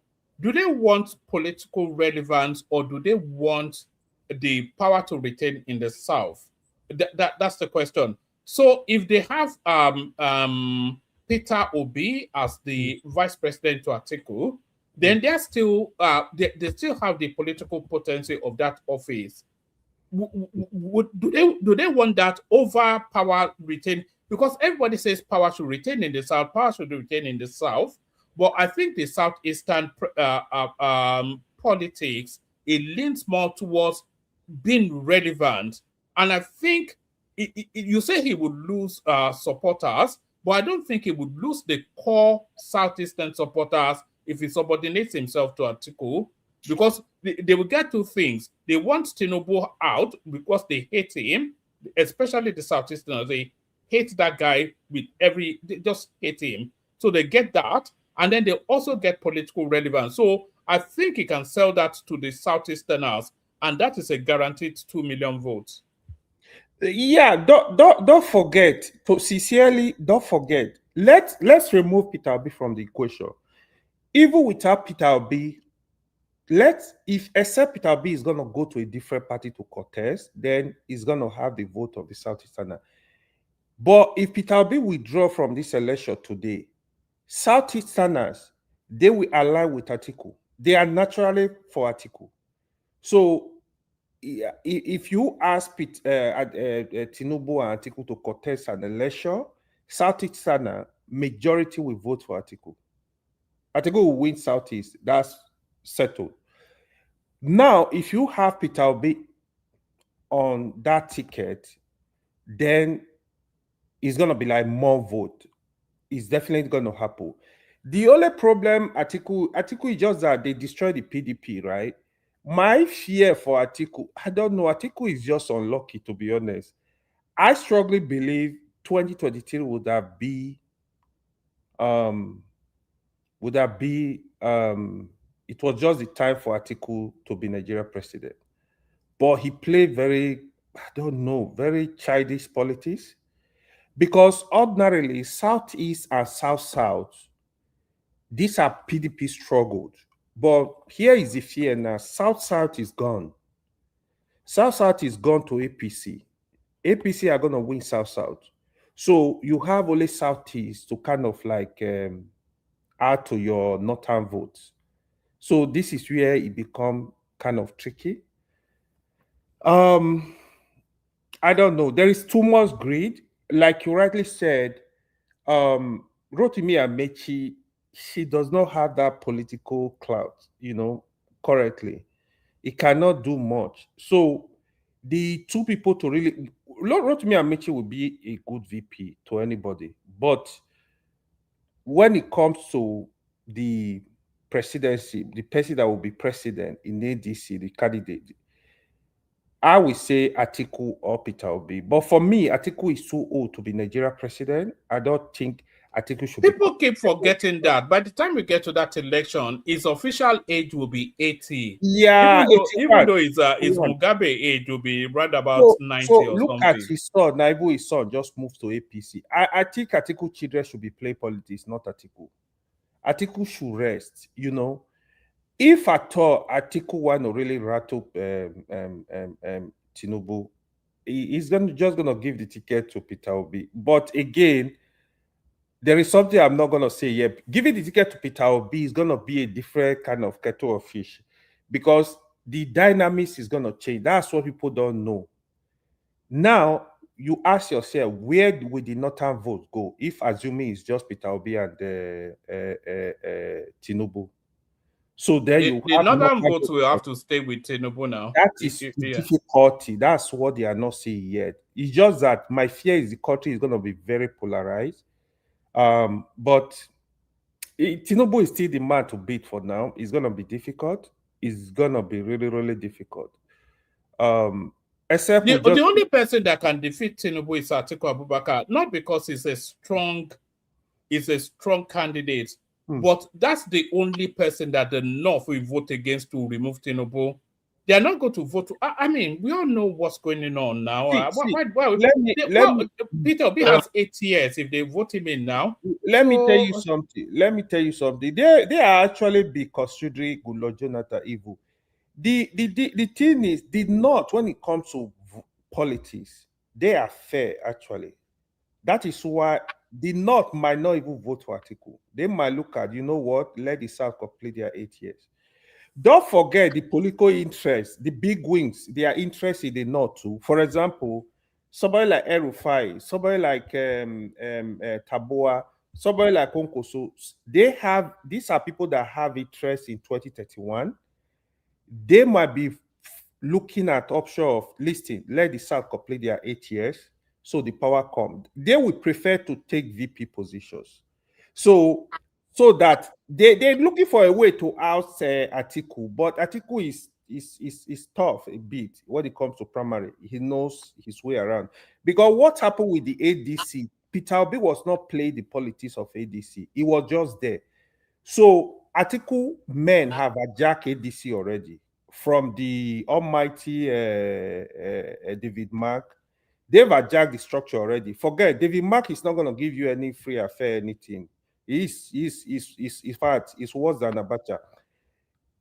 I don't listen to these people. They are jokers. When Atiku hijacked the structure already. So this is where Peter Obi is not really playing the politics. Peter Obi is playing politics of the former VP. What's his name? Osinbajo and Rotimi Amechi. The politics they played during Buhari, they were relying on goodwill. Oh, Buhari is gonna support me, he's gonna point at me. Meanwhile, Tinubu was doing the dirty job in the background already. So that's why that primary was difficult, because they were actually relying on the power of the presidency. So when Buhari did not, Buhari just like he saw what was coming, he just gave up, like whatever. So it's gonna be interesting. We are gonna see a lot. Beating Tinubu in this election. You know, I'm looking forward to it so much. AY, because if not for the enthusiasm of the opposition, then the election will be boring, because you've just described it. So there's no point in anybody repeating it. All of the permutations return Tinubu. The Northerners don't want Atiku because it will kill the ambitions of the ones ambitious to be president. The Northerners don't want Peter Obi because Peter Obi, he will tell you will take one term, but everybody knows that. Even Ruben Abati was slaughtering him that he should never say that again, because nobody believes it, so why even say it? So if Peter Obi gets there, he goes there for 8 years. So it shuts them even out more. So the politics of the North returns Tinubu. The politics of the Southwest returns Tinubu. And then the politics of the South-South also returns Tinubu for reasons of the Lagos-Calabar Superhighway. So all of the politics returns Tinubu. It's only the noise of the opposition that is making it interesting, because the pragmatism of politics returns Tinubu. Because when you watch the South-South, see, when you make this argument, people are going to tell you, oh, the South-South, PDP were like the opposition were the governor in South-South in 2023 election. Actually, what you are going to see in the South-South is different from what happened in 2023. Reason is this. In the South-South, most of the states, they collapse all the political structure in those states into APC. This is where it's going to be very difficult. I'll give you an example.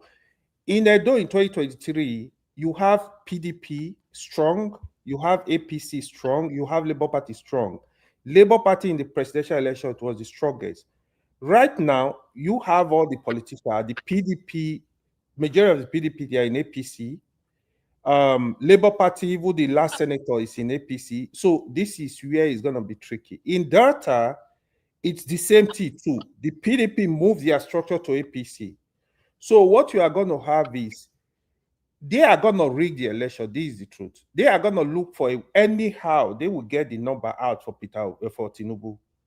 So, all right, even if the party are gonna, they will have APC to contend with in the South Side. It's gonna be very hard. In Bayelsa, in Akwa Ibom, same thing. In Rivers, same thing. That is why. Sorry to say, that is why you see Tinubu is very careful with Rivers politics, because anywhere he goes is gonna hurt him. So now he needs to stay neutral and look for peaceful solution, because if he decides to support his minister Wike against the governor, he's going to have the people to fight. If he supports the governor directly against Wike, he will have Wike structure. And you don't want to fight Wike, as Atiku found that already. Tinubu, you know, he's a rascal. Now you understand this. Tinubu is going to play safe in Rivers. He's going to play safe. He's going to try to look for settlement, because it's a win-win for him. So he is playing safe. It's a win-win for Tinubu. So now he's going to play safe and make sure he gets his vote out of Rivers. All right, brilliant. I think Kenny wants to come in. Kenny, and then we do a quick whip round so that everybody speaks as well. Kenny. Yeah, that's why, because I realized that your place is populating now. Thank you very much for the opportunity. You spoke very well. See, let me just, before I say what I want to say, let me just make this disclaimer. APC, they're not going to rig anything AY. Yeah? They will win with people voting for Asiwaju Bola Ahmed Tinubu, and that's a fact. So this mindset of people say they're gonna rig, it's not gonna happen. I disagree with that totally. Now let me not go back to Kenny. Kenny, you're so funny. Chioma, how are you? I'm fine. Do you know you're funny though, right? Yes, I know. Okay. Thank you very much. Yeah. So, listen. Let me say this first thing. Baba Obasanjo should behave as an elderly man. The man is just disgraces himself. Nobody have respect for him anymore. You know what I mean? Look at what that lady said. The lady actually mentioned the people that they are Babangida, Danjuma, the rest of them. The quiet, they are playing father figure. But this man keep junketing around, misbehaving and disgraces himself. See, let me tell you, this video you saw, or you see, is the first one. This is just the beginning. A lot of people will come out for him. If he knows is this thing, he should go and sit down and play the elderly role. You understand? He shouldn't be the one, especially you call yourself a Yoruba person, and you or more, your own tribal person is on the throne. Now you are joking around, you are misbehaving like an idiot. The man just disgraced himself. That's what Obasanjo.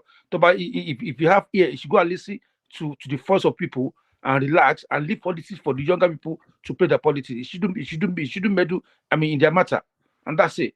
So, and as for Obi, see, I don't know whether there's a video I watched on channel this morning. We show Kimberly. I think that was this morning. The northern people, they don't even know what they're doing. If anybody is following the politics that is going on right now, all of them, they don't know what Ashwaju is doing, and they know that they lost already. So all what they are saying now is, governor don't win election. They know that they are on the losing side. The man is playing the best politics ever that anybody can ever play. You understand? The man is saying now, he's saying Atiku himself is one leg in ADC and one leg out. What did that mean? Atiku is not actually banking, is not actually relying more on ADC tickets. Atiku have another plan because his ADA, they're still working on that party. The man said is one of the founder of that ADA, that they're in court, that they're very sure, they're 100% sure that court will give them the judgment for ADA to register before the party confession. So Atiku, he has his own second plan. You understand? Because like I said to you a while, Atiku is not going to back down for anyone. He know that this is his own last chance. And that's the truth. Like Riley said, Atiku is going to be 80 by next year. So if he's going to lose this time, is he going to contest the other time? No, he's going to put all his energy on 27 election. So if anybody think, or if Obi is thinking in his mind that he's going to step up for him, no. And Obi will end up leaving the party. Now, let me tell you guys, this is another game they're planning. Yeah. Obi is not part of their plan, whether for the VP or whether for the ticket. Exactly. Obi is not part of the plan. The plan they have for Obi is for Obi to contest in ADC primary. And when Obi contests in ADC primary, he cannot go to any other party to say he wants to go and contest again. Because the law is on ground already. Once you contest in one party primary, you cannot go to another party. So Obi is going to get stuck with them, right? And Atiku is is taking his now. If Obi is out of the way, the Southeast people they are for him. He will have like Iwara said, he will have Southeast votes, and that is the plan. But Obi as stupid as he is not clever. And Obi is someone that said, I don't spend shishi. He cannot spend money. He doesn't have energy. He doesn't have the capacity. He doesn't have the internet as well. He doesn't have the brain to calculate his own politics. All what he's doing is just talking rubbish around. I don't have a house in Abuja. What? I don't know who's advising him. I think you should stop doing that. That I don't have a house. You know, I was on TikTok earlier. Somebody was just raging against all that nonsense talk. Obi is one of the largest property owners. He has housing. You know that house in GRA that was his house. Now he owned that property, the one that the lady took off him. Yes. He owns number 7 Aerodrome Road. Papa, we know that now. How can Obi not have property in Abuja? Why? We know it's a multi-billionaire. We know it's a multi-billionaire even from business, and we know he's a multi-billionaire from politics as well, from all of the money he stole from. So why? We know it's not a poor man now. So why? What is he? What's all this thing that he's doing? It's annoying, actually. Don't do that now. Of course, you have properties in Abuja. Don't be silly. Yeah, Obi is playing. Actually, Obi is relying on the energy of 2023 election and all the rhetoric, all the lie that I told people. He's still living on the lies, and he doesn't know that people already know him. They know his capacity. They know the end, and they know if Obi say hey, they know what's going to come out of it. If Obi say B, they know it's going to call Baba. If Obi say C, they know it's going to call Cat. They know him. They already figuring out. You're not going into a meeting and I say, oh, I don't have a house in Abuja. I don't even have a land. I don't even want to hold. Who is deceiving? He's deceiving himself. And what he didn't know is actually discrediting himself because they not know him.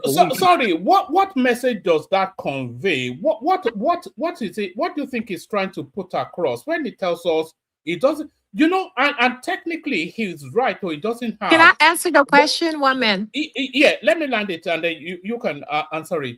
Technically, he doesn't have a property in Abuja, Lagos, etc., because all those properties are owned by proxies under company names. So he can say, like, that's number 7 Aerodrome Road at Papa, for instance, or that property in GRA that the lady took off him. All of them were in next international names. So you can say, I, Peter Obi, I don't own a property, which would be factually true, but not holistically true. Because, of course, he owns, Peter Obi is next international. You know, so I don't know, but Choma, you wanted to come in. Yeah, I was gonna say, you say what message? Well, was he trying to convey? Right. I think it's because most of the Southeast politicians are actually governing in Abuja. That's where they are based. You know, so basically, he's trying to let you all know that he's still an Anambra boy. You know, and nothing will change. You know, he doesn't have a house in Abuja. You know, he's not afraid of insecurity in the southeast or, you know. Don't bamboozle. That's what he's trying to say. I'm telling you the truth. Who's arguing with me? That is a very conservative person. That's the straight. Exactly. That's he's trying to tell us he's a conservative person. So what's the difference? What's the difference between what you're saying and what I'm saying? No, there's a lot of difference. He's trying to create the impression that he's a conservative person. He wears one wristwatch. It's the Buhari politics, isn't it? He's trying to play the Buhari politics. Exactly. Only one shoe, only one wristwatch, only one. But our main problem with the Southeast governors is that most of them are based in Abuja. And we use them. Is he actually based in? You know what? Before let me finish. Let me just. He lives in Anambra. Joma, just give me 1 minute. Let me finish my this thing there. I can leave you guys to battle out. You know what I mean? I don't actually have much to say, but I'll be now. Let me just say this for the last time. Yeah, there's nothing. There's no formula in this life that can take Ashwaji out of that power in 2027. I don't say it. Unless God call him, God will not call him at this time. And I pray for him. Right? If you like, merge Atiku, with Obi, with El-Rufai, or with anybody. If merge Obi with Kwankwaso, they will not vote for them. Atiku, even the northern people don't like Atiku. And the north, they will vote for Ashwaji massively. I can tell you that, and I know that for sure. Right? Because the northern people, they don't want to wait for a long time. You understand? And if anybody think the south our eyes are open, even the middle belt, they know that they're not part of the north. The middle belt will vote for Ashwaji massively. You understand? So if you think all the bidder, you think, oh, Obi has 6 million votes last time, now you're not bringing that this time and thinking that all those people that vote for you, all the permutation you guys use in 2023 is going to work. You're going to work this time. It's not going to work this time. The table has changed. The game is changing. The football they play this time is no more white, it's red. You understand? The color of game has changed. You understand? The man who knows how to play the game is on the throne. And no one can take it out of him. And for the Southeast, I'm not going to say Ashwaji is going to win the whole Southeast, but I can guarantee you, with what I'm hearing, what I'm seeing, Ashwaji might win 1 or 2 states in Southeast. Whether it be on the ticket, whether it be not on the ticket, and that's it. I'll stop at that. Thank you. You were doing so well. I don't think Tinubu is winning any state in the southeast, though. So Woman, go and mark it down. Tell me, say I lied to you. Go and mark it down. I saw you win 1 or 2 states in southeast. And people that are mentioning Jonathan, please don't even include Jonathan in this game. Jonathan is finished when it comes to 2027 politics. When it comes when it comes to 2027 presidential election in Nigeria, Jonathan is done. It's done politically and legally in Nigeria. It's not going to happen. Thank you. All right, brilliant, excellent. I disagree with you, but I want everybody to speak and then I'll disagree some more. But before we go on to the next voice, can you please make sure you are liking and subscribing? We need 10 new subscribers in the course of this stream. So be one of them by subscribing, like as well. We go Baba, Chioma, and then Patoski. Baba. Yes, hello, one man. How has been your day? I salute. It's been good. I salute you all, co-panelists. Chi, how are you? Patoski, AY, and Kenny Mighty. Yeah, what caught my interest actually is Alaja's video she put out.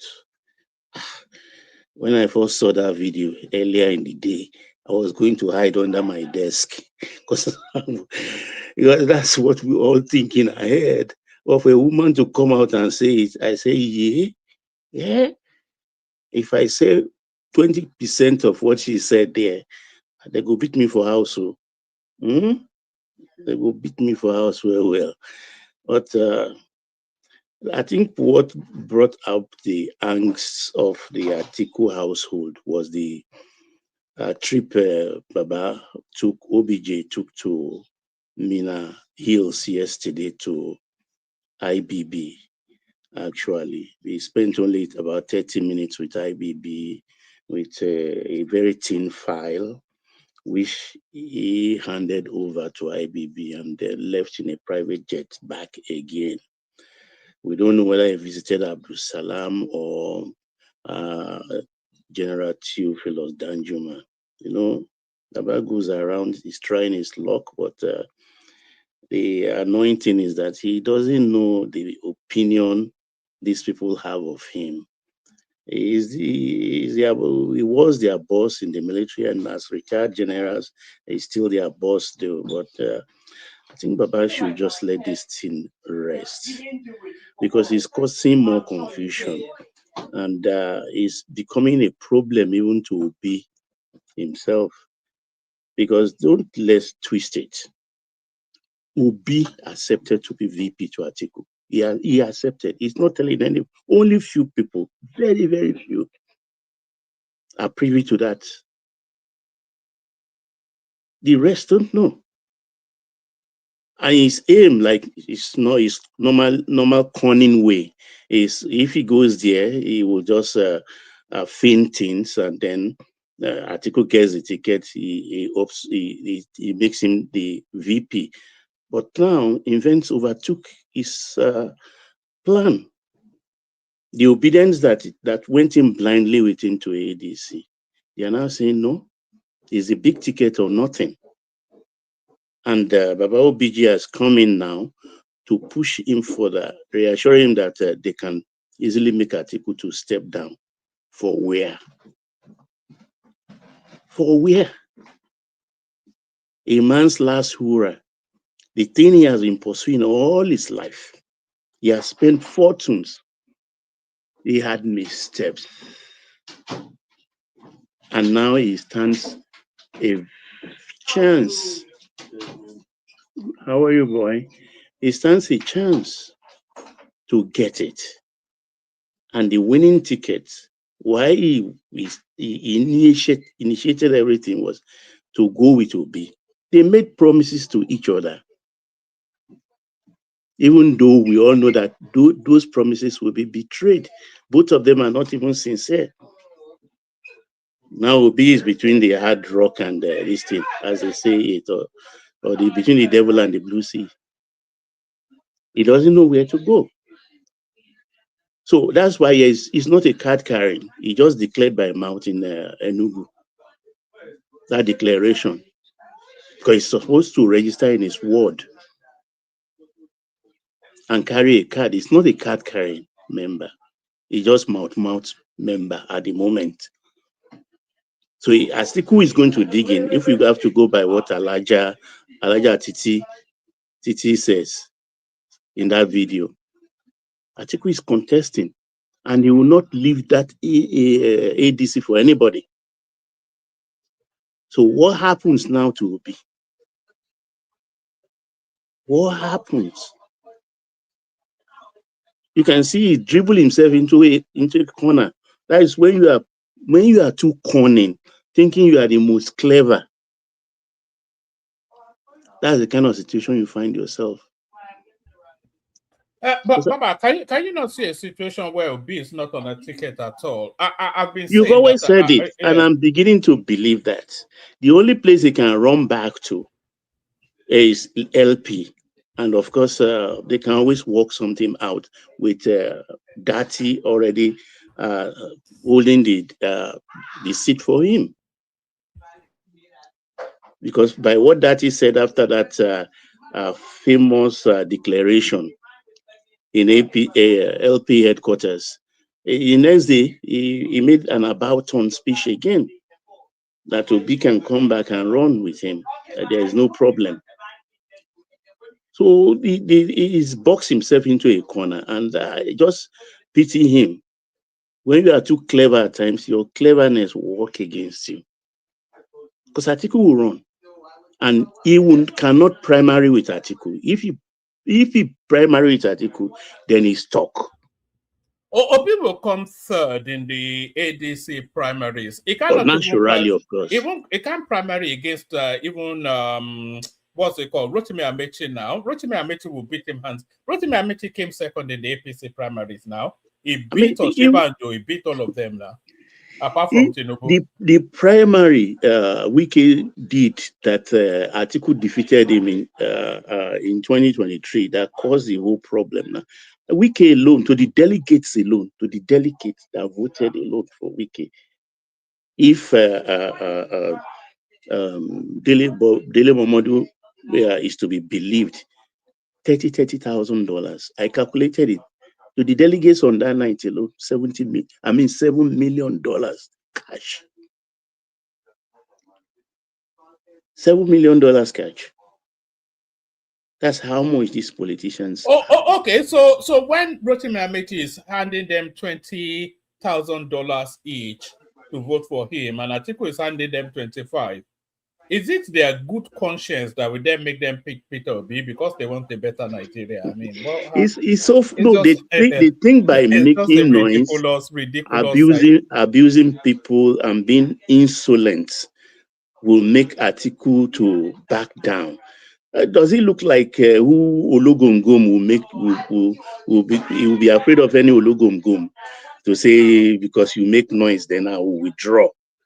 That's not going to happen. Maybe we'll take our for share to the primaries. Maybe we'll use I don't understand a politician of Atiku standing because of noisemakers who have no clout other than their Twitter space. I wonder. So let me just leave that one because I'm laughing. I'm really enjoying this. Let me talk about these northern elements that are crying about a private enterprise. A gold refiner in Lagos, somebody established one there, and they are crying in the north that. I saw that story. They are saying Tinubu moved the gold refining to Lagos. That he wants to steal their gold in Zamfara and Sokoto and other places in the north and go and refine it in Lagos. And I wonder what's wrong with these people. Do they have oil before we put Kaduna refinery in Kaduna? Do they know that the pipeline from Niger Delta to Kaduna to supply crude to that refinery, the cost of that pipeline is sufficient to build 2 refineries as of that time. 2 refineries. And it's against all economic sense about the location of industry, which is supposed to be very close to raw materials. But this person establish his gold refining thing in Lagos because he doesn't have the aim for even the Zamfara gold. He's an Ishekiri man. is eyeing the gold in Oshun and Oyo states and other West African countries. Because Lagos, they can easily fly in. Do they want that the man to bring his refining facility to the north so that the terrorists can come and bomb it? So if they are crying because of their gold, oh, then we should all worship the Niger Delta people, whose oil has been sustaining us since the late 50s. With all their cry, we only give them 13%. And you have one gold, which you are chopping yourself, not paying VAT, exporting it to Dubai, no accountability. And people just look. And then let me quickly put this fun one there. They talk of Sharia. Is it possible? I don't know. Benny, if you are listening, come any day to tell us. Can they charge people like Malami to Sharia court, where if found guilty, they have to cut his head or his hand or leg? So let's start trying these people who propagate Sharia with Sharia law, in Sharia court, with Sharia jurisprudence. So I yield, woman. All right, brilliant. I was going to go to Patoska. He's dropped. Choma's disappeared as well. But let me ask you this: did you see the Jumoke Oduwole? Anyone can pick it up. Did you see the Jumoke Oduwole performance at Davos?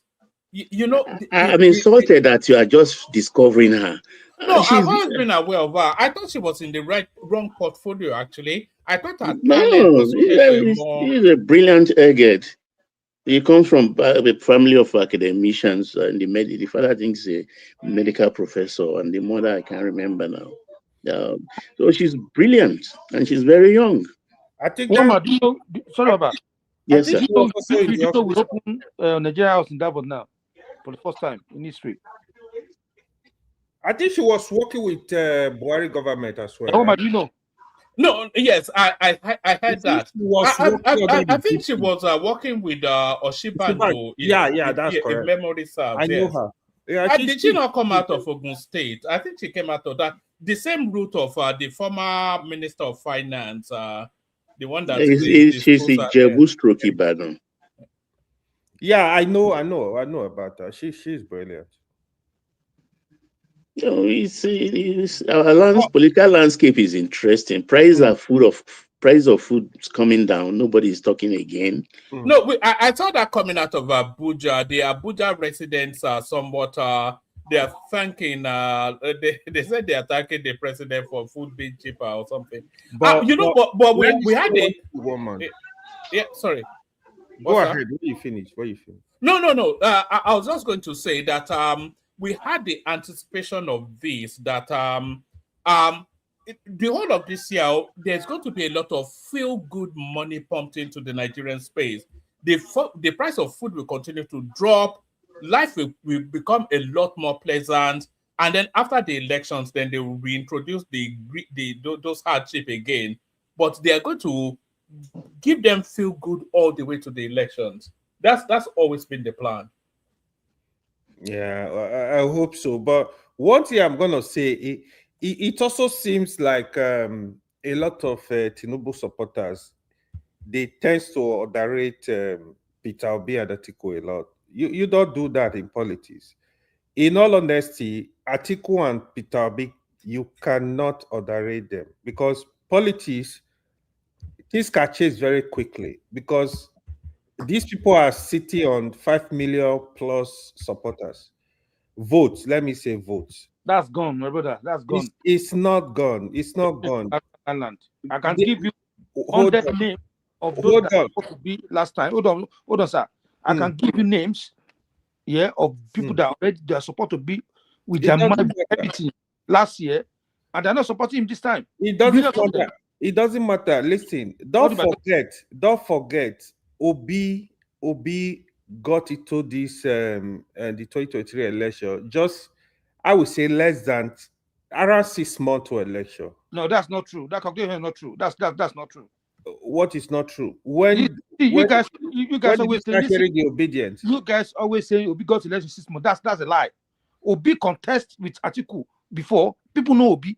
Yeah, that is and what people know Obi. People know that Obi wants to contest in PDP. So his name already there. We are not discussing emotions. He started with parties. Hold on. Okay, That's a lie. we are not discussing emotions here. When Peter This is Obi, not emotional. We're talking facts. when Peter Obi was in PDP, there was nothing like obedience. When Peter Obi left the PDP, I'm not sure about this, but definitely maybe around 7, 8 months before the election, he went and formed and moved to the Labour Party. So he started passing that message. That message was what captured the youth. Then you have the religious angle. These are Obi supporters. You have the real obedience that the message of Peter Obi actually captured them. Then you have the religious angle that was coming from the Christian cycle. Then you have the tribal angle that was coming from the east. This was what happened actually. Hey, why? This way I get you wrong.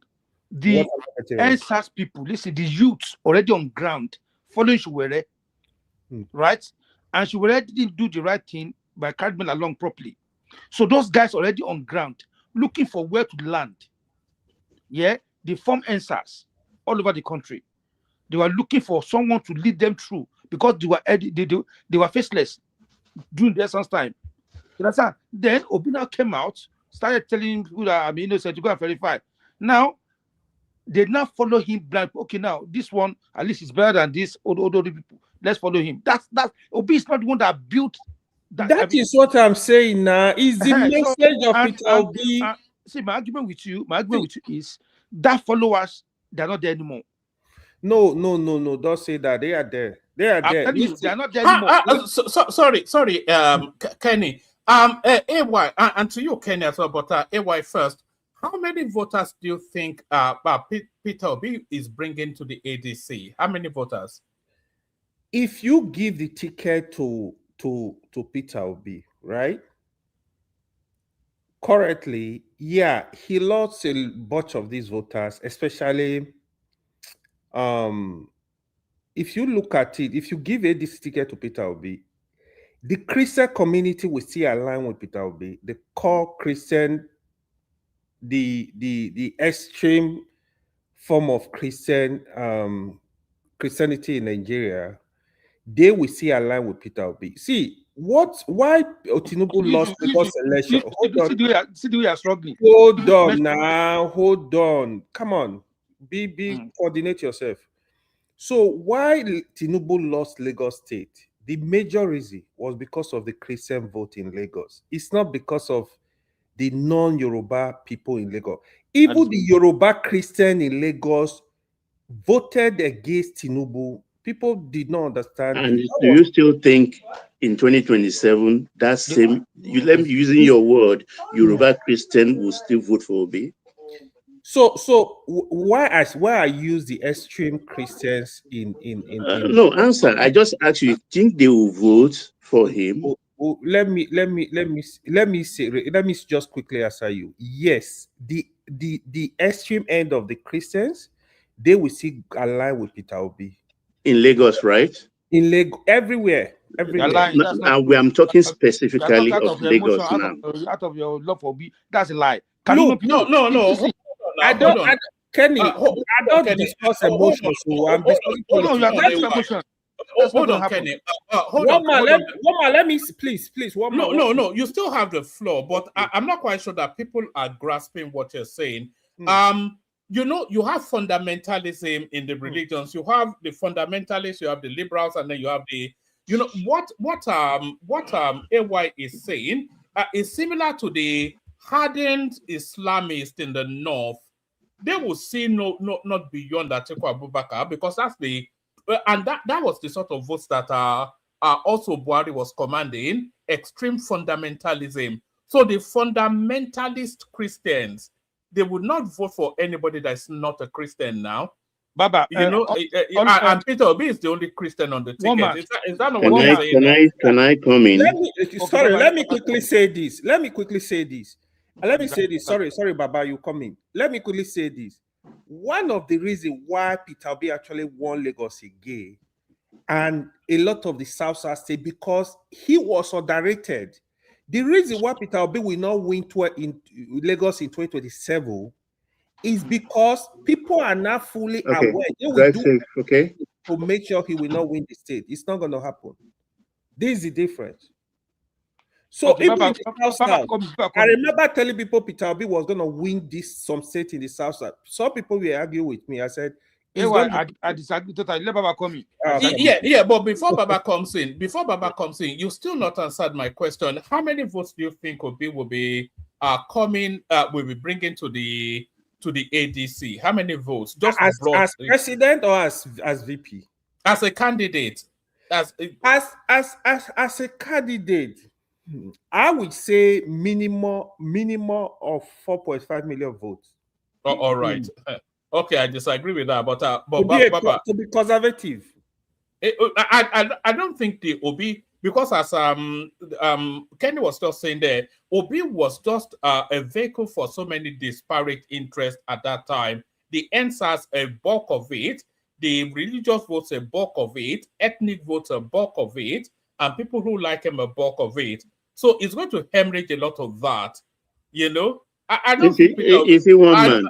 Three things actually made Obi to win, or there is a fourth one which I'll also mention. Yes, the Christian votes coming from the Redeem Camp, Canaan Land, Boju Yemade's church, Adefarasin's church. If you combine the numbers of that, it runs into 1 million plus alone. That is one. Two, the Southeasterners in Lagos. Three, the NSAS youths who were angry at the government during that period. Then four, complacency of the APC party in Lagos. Complacency. They dropped the ball. Now, let me finish. There is one notion I want to correct on our way done. Let me finish my point. One, that Christian vote, Obi's attitude has eroded it. It doesn't have, what's that word this man used many years for me? People skill. He lacks people skill. It's not in good terms now. Even with the man who helped him in Canaan land, Archbishop Oyedepo. It's not in good terms with him. A man who Okukwe fell out with. Okukwe was sick, dying. He met Okukwe in the aircraft. He will be walk past him as if he never knew him. There are several other examples. He lacked people's skill. So he has himself killed those votes, at least a high number of them.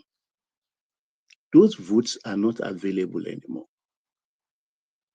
That was why we contested it here when we were to do the Lagos local government elections, 51 local councils. I said it here is going to be 100%.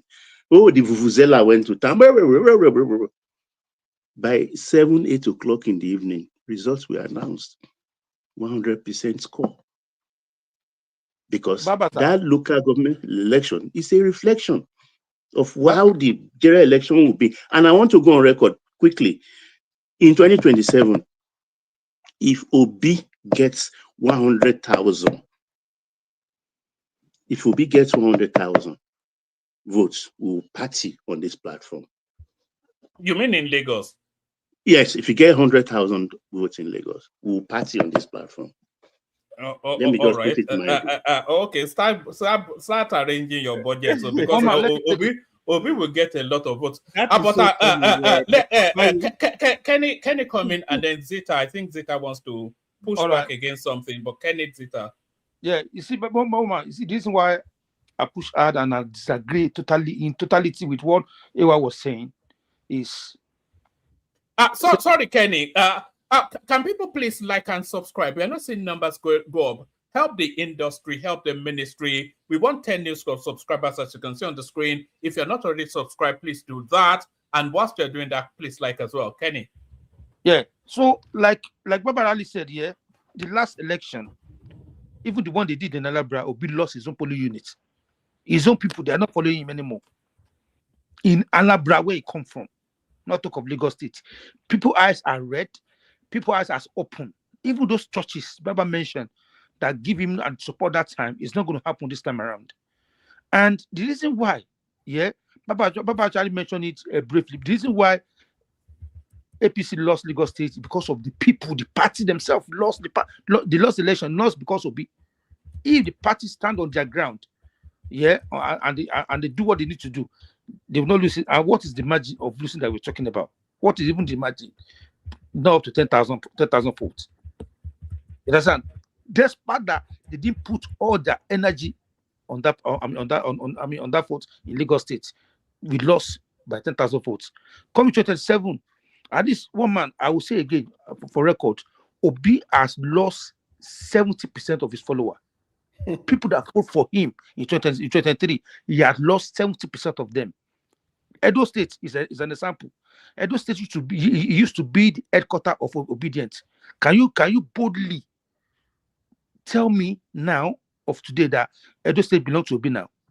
That the people there now are now Obi follower? No.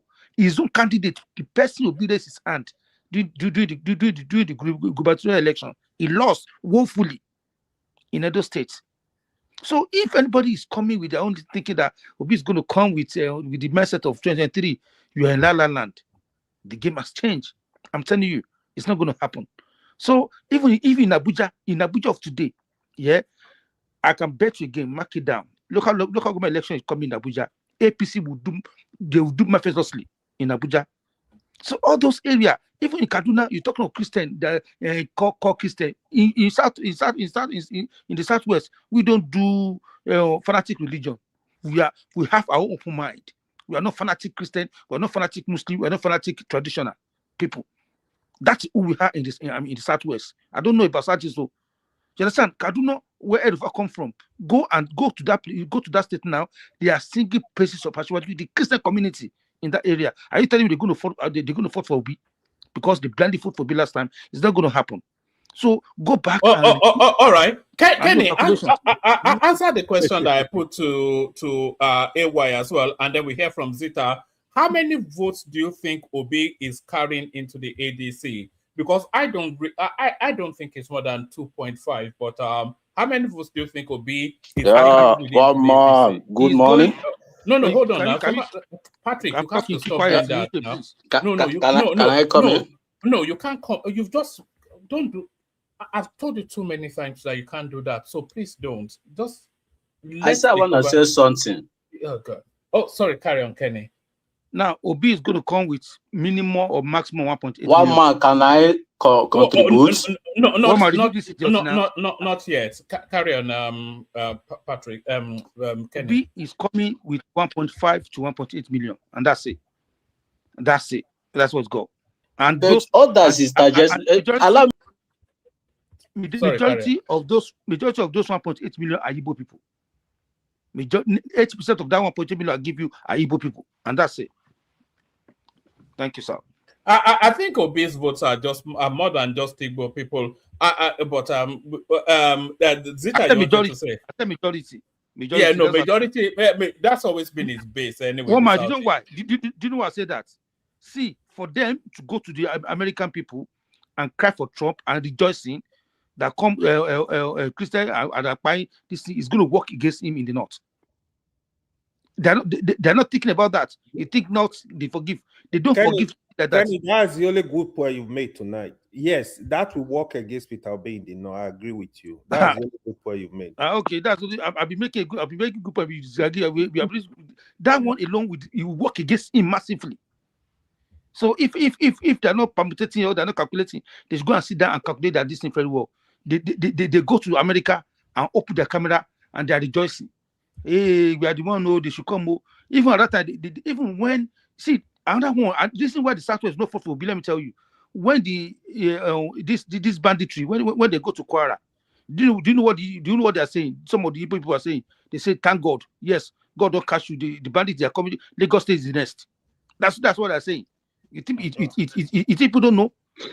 No, let everybody know you are missing it. The sloganeering was voting has consequences or election has consequences. Yeah. All right. That's what they put it, how they put it. Let me ask you this question. Is anybody here looking for a wife? Why? Yeah? Why you asking? No. Answer yes or no first. If anybody else looking for, I'm looking. Okay. If you are looking for a wife, can I point you in the direction of Chioma's village in Mbese? One man, can I contribute? Guy, no, this guy is just too much on that. No, hold on. Let me point you in the direction of Chioma's. Hold on. Mbese is Mbese. Hold on, everybody, hold on, please. So, if you're looking for a wife, can I point you in the direction of our Chioma's village in Mbese? If you want to know why, this is why. So, they have a lot of, especially if you like those light-skinned sort of Igbo beauties. So, this is Chioma in our village reporting.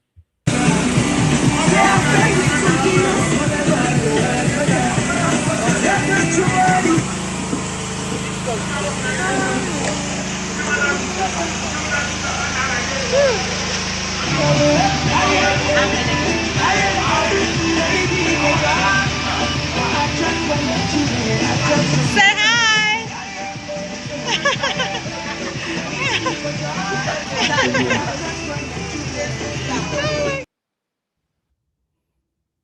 So that's Chioma right there advertising women from our village. One man, can I come in?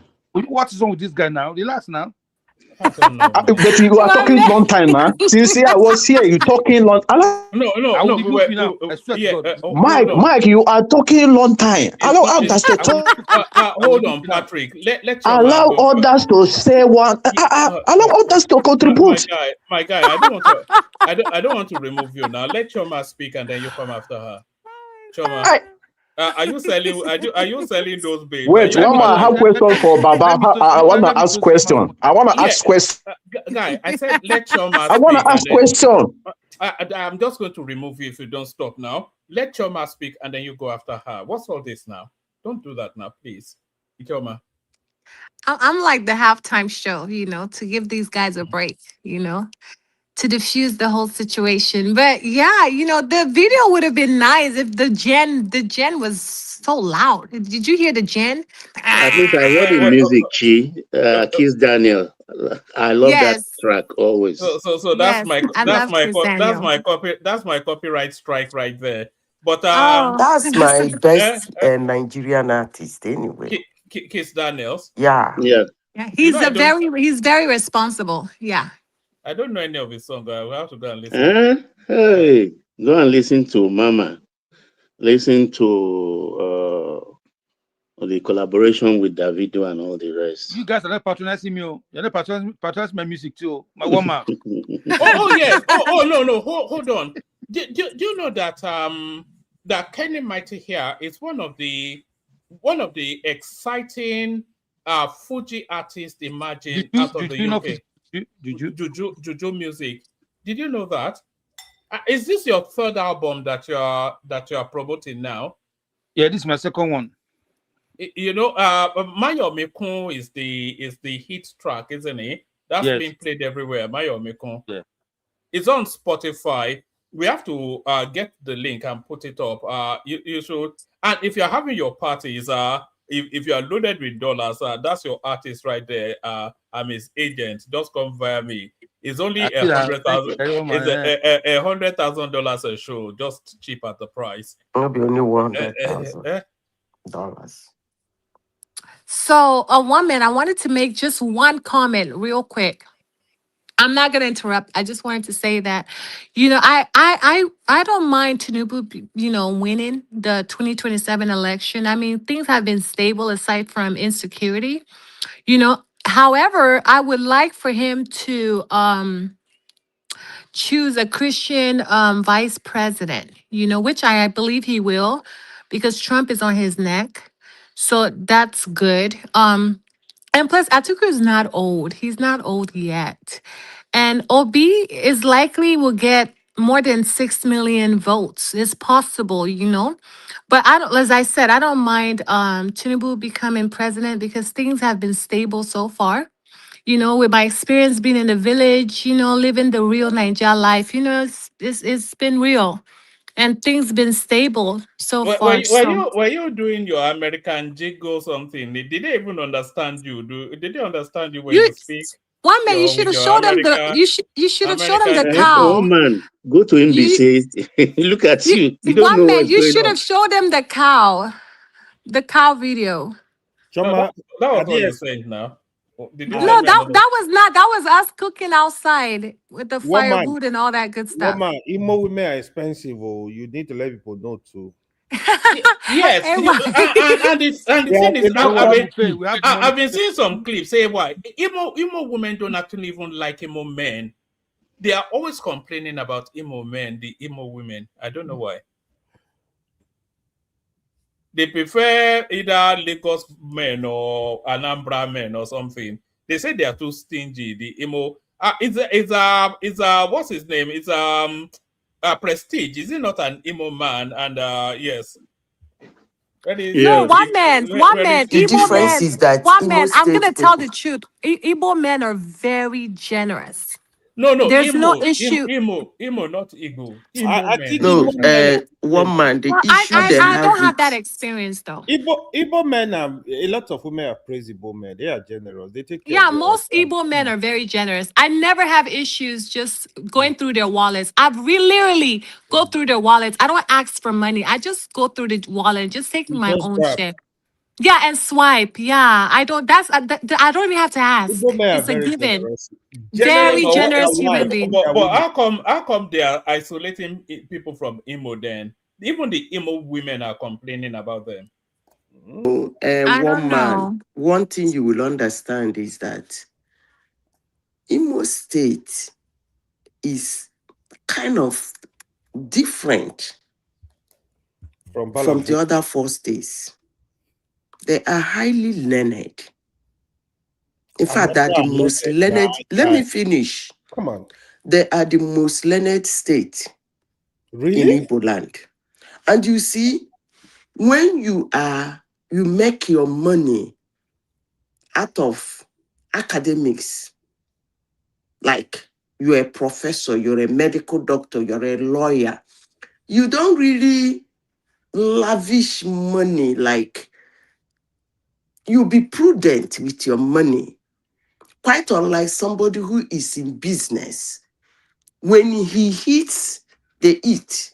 One man So is that's say the after difference. Shoma is me now. You change your topic now. Why So that is the why you not difference, give me one that man. chance? It's You not say that they are after Shoma stingy, is me. but they are, I say I want to ask one man, question. they You not are allow me to ask prudent. question. But this woman now is Do talking you now. understand? No. Hold on. Firstly, her Why name are is you not. doing They are this? not stingy, they are Hold Why prudent on. you with their allow? money. Why you cannot allow? Patrick, I've only put you to the back because you are disrupting. Firstly, you know her name is Zita, so it's not this woman. So a little bit of respect there. But let her make her point, and then after that, you ask Baba your question. But please don't disrupt this. It's been going so well, so let it continue in that fashion. I'll bring One you back man, they up. are prudent, they are not Yeah. stingy. So don't use the word. But Why you not give me that chance to say one or two things? They are Oh God. prudent, they are not stingy. All You right. say after Shoma is me. Oh, okay. Go on. Ask He your can drop question, me. He can drop me. guy. Ask your question.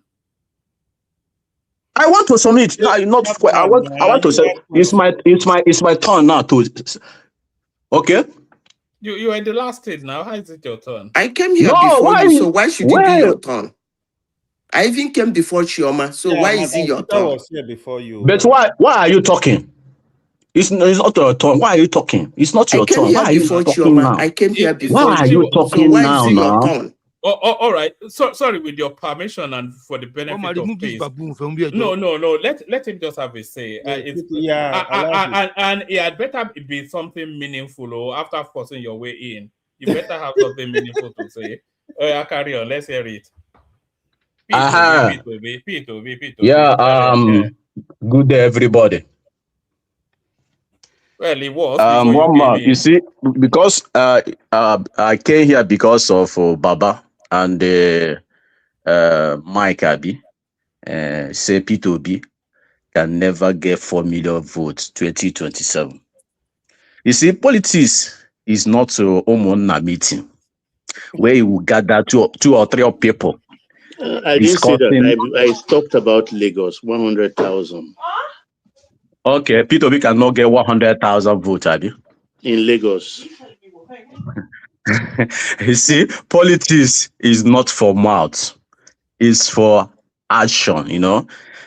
Vote, I vote. Then after voting, then you can count the votes.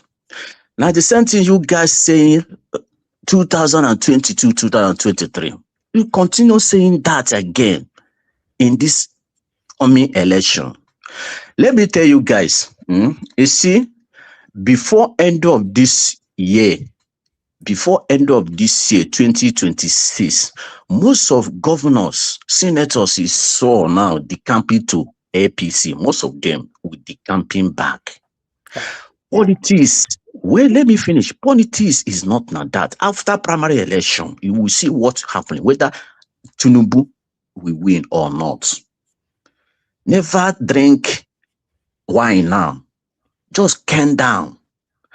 You know, Peter Obi, accept Peter Obi is not candidate of ADC. If Peter Obi became candidate of ADC, Peter Obi will win that Tinubu 2027. Go and mark it. That thing happened 2023. It will be small. Things is coming front now, but all of you now will never see it. I'm here in ground now. You know, if you say 4 million votes, Anambra, if you Anambra really votes, Anambra have more than 4 million votes, but they no votes. But now they still got BBC That's now. not. Do you know how many they have on the Wait, electoral register? I going somewhere. I going somewhere. Now I told you now they got him BBs. Go and check now. All my family now already got that voters card. Waiting for you guys. Wait for ANEC to tell you how many people got BBC in Anambra State. Wait for that day. You will see it. So politics is not that any longer. Accept Peter Obi doesn't get that ticket 2027. They can share the vote going to Atiku or going to Tinubu. But if actually they give on that ticket, leave matter for Matthias. Do you know I don't that? understand. Do you know that just Kano and Katsina cumulatively they return more votes than the whole of the Southeast? Okay, Kano and Katsina, how many votes they got in last election? I can bring the figures out now. How many Kwankwaso got in Kano State? No, I'm how talking many about Tinubu got in Kano State? Hold on. Tinubu got a lot, you know, but Tinubu got. I can give the number. Okay. Okay, one more. Let me remind you. Let me remind you. Close to a million. Around 1.something million. Yes. Let me remind you one more. You know. Hold on. What's the total votes in the Southeast? All parties. It's not in 2022. In 2022, yes. Abi. Yes. When I say now, I told you now. I don't say before. I say now. Go any local government in Anambra State, people is taking registered voters card. They are doing that nationwide. Wait, let me finish. And remember, 2023, 2022, Peter Obi party, nobody knows Peter Obi LP. No senator, no governor. But now, if actually these people give a ticket, Peter Obi, you know, Peter Obi will get people from North, from Kano, you mentioned now. Why? But you never, no. Hold on. Why would Peter Obi get people ADC. Okay. You say what? Why would Peter Obi get people from Kano? Okay, ADC from where? You see, ADC now is the biggest part after APC. is the biggest party in that country. If they give her that ticket, Who Peter controls Obi will get much weight. Hold on now. You can't just talk in abstracts. Who controls the vote in Kano? Kwankwaso. Right. So If he, okay, do you know? Hold on, just hold on. If Kwakwanso is with the APC, then why would Kano give his vote to Peter Obi? Okay, have you read? Yeah, I think you know the follow news. Kwankwaso say he will never go back to APC.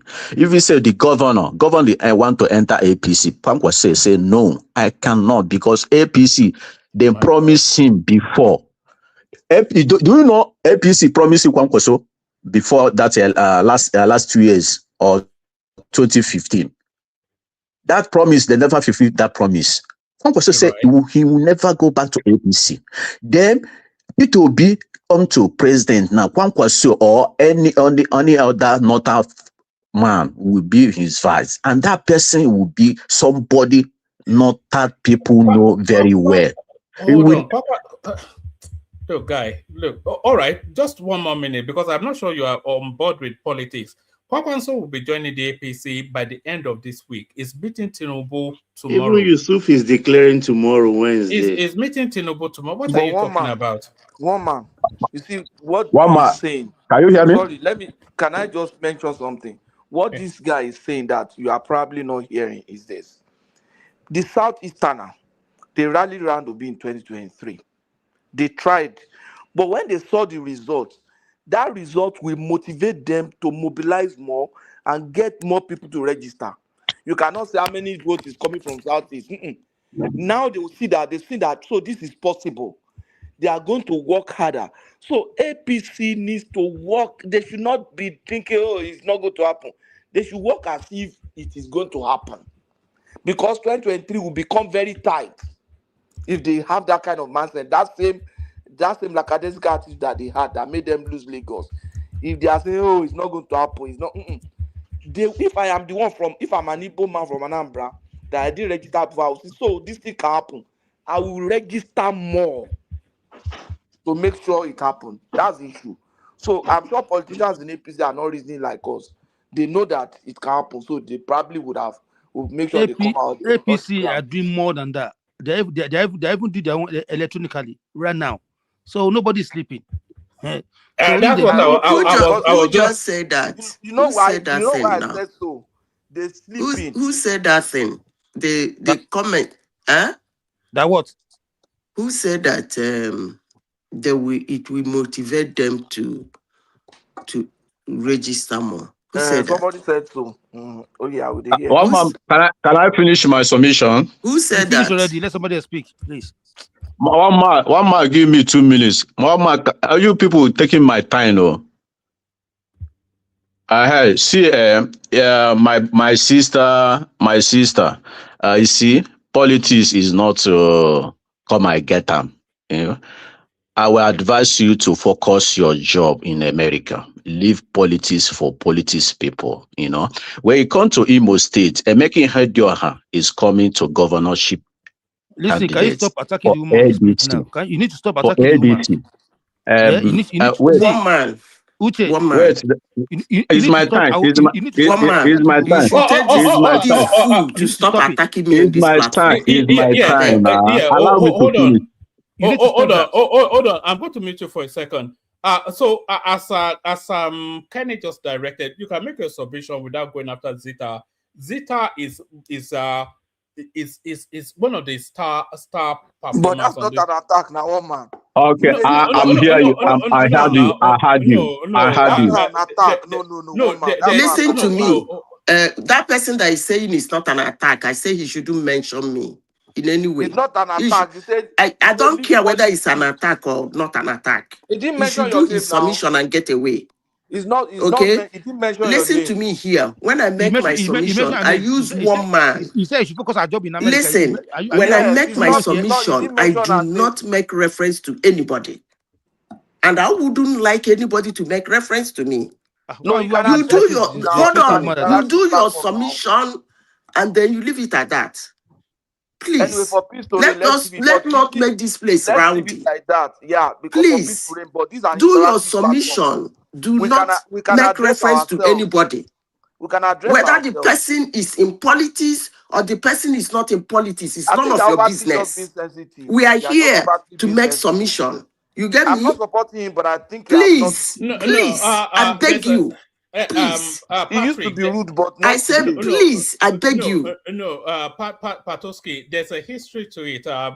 Patrick makes it a habit to come and launch at Zita at every opportunity, and I think Zita has just about had enough of it. Patrick, So, no matter how rude I am, I've never been rude to you. You get me? But if you want me to be rude to you, I'm sure you're not gonna like me. Trust me. All right, Patrick, you have one more minute. So land your point. One man. One man. When you come to Igbo culture, where a man is talking, woman not supposed to be talk. So when I came here, Go to your village now. well, I don't mention this woman. I don't mention this woman name. Are we in Anambra But here? this woman came here. Wait, let me finish. He know what I'm talking about. He come here only social media talking. But when he come to ground, he cannot talk. If he say his father's house, he not have anything to say. His father's house. Talk less of I'm came here to submit. One man, I hope he's not referring to me again. It's getting too heavy, please. One man, I hope he's not referring to me again. No. I think he's just speaking generally to his understanding of Igbo culture. He should stop using that word. Igbo culture. I mean, listen to me, woman. I say Igbo culture. This woman. Hold on. When I see some people coming to social media. All right, Patrick. I'm muting you. Don't unmute yourself. Just wait. I'm going to need your help. You know I like you. You know I do, and I want you to continue to be part of our conversation. But I need you to be on board with the flow of the thing. Leave Zita alone. One, you're not going to. She's not going to be bullied. She's too robust. So just leave her alone. She doesn't agree with your politics. You don't agree with her. So yeah. I was just going to support him.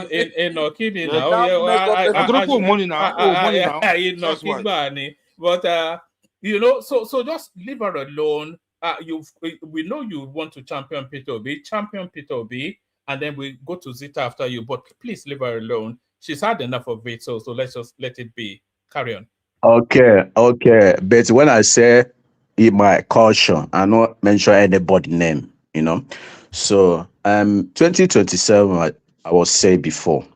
I'm come to Imo State. I don't know whether APC will got maybe 3% on 2027 in Imo State, because Emeka Ihondiaha is coming back to the seat of governorship election in that state. And my sister here is from there. So maybe I ask her now, who will bring that vote? Is it Hope Uzodinma? Hope Uzodinma is there last time. He didn't do anything. And remember, Hope Uzodinma is going. This is final 8 years now. By 2027, we will finish his term and go back anywhere, So come to Southeast, leave that area. If Tinubu got 2% or 3% in Southeast, it try. It come to the north. I come to the south. If you come to the south, if Tinubu got 15% in south, then maybe he won. Then come to the north. If actually Peter Obi become president candidate of ADC, then north, all those Atiku, Abubakar, Kwankwaso, all of them, Peter Obi will perform well than 2023, because that 2023 Labour Party don't do well because they leave everything for Peter Obi. No contribution, money they no bring. Every money they use do that campaign coming from Peter Obi and the obedient group. Where you have a biggest party like this, He cannot allow a presidential candidate do everything alone. Because I wonder, some people came here say Labour Party can go back for Labour Party for what? That man suffer enough. You know how much he give Labour Party? Still giving them money from local government to local government. Politics is not like that. He cannot play politics and win that election. But the man try enough, you know. So to him to come to this biggest party now, I wish if they give him that ticket, he will perform more than Tinubu. He will win Tinubu 2027, you know. So, and the secondly, my sister, still my sister here. Let me advise you people as Igbo culture. If you don't want to support your brother or your sister, no matter anything the person is doing, it's better keep your mouth shut as Igbo. One man. Honestly. All right. I tried. I tried. Okay, you were in Imo State. Yes, NBC sir. exactly.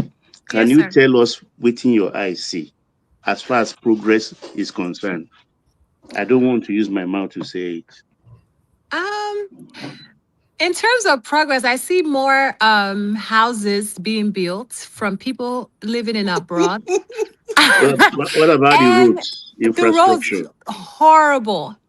The only roads that are okay are the ones leading to as you get closer to Owerri, you start seeing like nicer. The roads will get nicer, but you're literally dodging potholes, you know. But there's no insecurity in Imo State, to be precise. It's really actually very safe.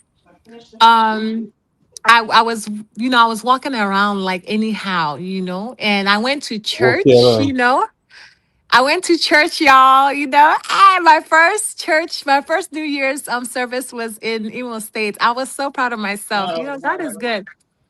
So I was happy, and that was the church I was baptized, St. James, You were baptized. yeah, my village church. I was baptized in my village. So that was the church I was baptized. So it felt like Oh, it felt so okay. I sweet, thought you were saying you were Yeah. baptized. So I didn't even get to start my stew worship before we traveled abroad, So I saw so many Are you a people. Catholic? No, Anglican. Oh, okay. Yes. So, when it comes to governorship, yes, Mr. Patrick is right. Ihedioha, if the votes are not going to be rigged, Ihedioha is likely going to, win the election. If it's not going to be rigged, if we're going to do it, fair and square, the Ihedioha, he's going to win the election. But so far, everywhere is like calm and quiet in Southeast. No drama, just peaceful. And I was just so happy being. There's Chioma, nothing like he being had in your the Hannah village. Green Hat man. I don't. Which one is Green Hat? Is that not his name? The man with green hat. I Yeah, guess. correct. The first half. That's Yes. true. That's true. Emeka Yeah, no, but I've Ihedioha, seen him Continue. before. Many people like him. Continue. But yeah, there's nothing like being in the village. It's so wholesome, so organic. Everything is just the breeze. Oh my, this. Okay, so Lagos is actually hot. Village is cool. Like the weather is so cool in the village. Would you live there? No, so I wouldn't Ah, live in a village look at because him. except for like Udara, like all the fruits, all the local delicacies, I will enjoy it in the village, but it's just not my style anymore. I've outgrown the village life, But and Did then you go to the river to carry bucket on your head and all that? I didn't care. I went to the stream. I went to the stream, got there. I didn't go all the way down. So I just watched them bring the water. And that was it. But other than that, except for the gen is so loud. Oh my God, the generator is so loud. But then we have electricity, we have Wi-Fi. Then I go fit And solar for them. No. We have lights in the village. Or we have lights. Even people that don't have gen, lights comes onto their house. They get lights. There's lights in my village. Aside from the gen, there's lights, but it's not constant. So like the gen is so loud. I've never been so annoyed by generator. Oh my goodness, that You took your boy. You yeah, took, you know. that was risky, wasn't it? You took your boy. No, it was not risky. It was an experience. And guess what? He wants to What go what was back. what was the journey from Lagos to the village? How was the journey? Well, yes. Was it with trepidation? Were you anxious? What was it? Did you feel unsafe? Believe it or not, one man, there's a lot of Oyubo people in nowhere and in Imo State. There's lots of Oyubo people. I don't know what's going on, but there's lots and more like the family. They're related to like people there, you know?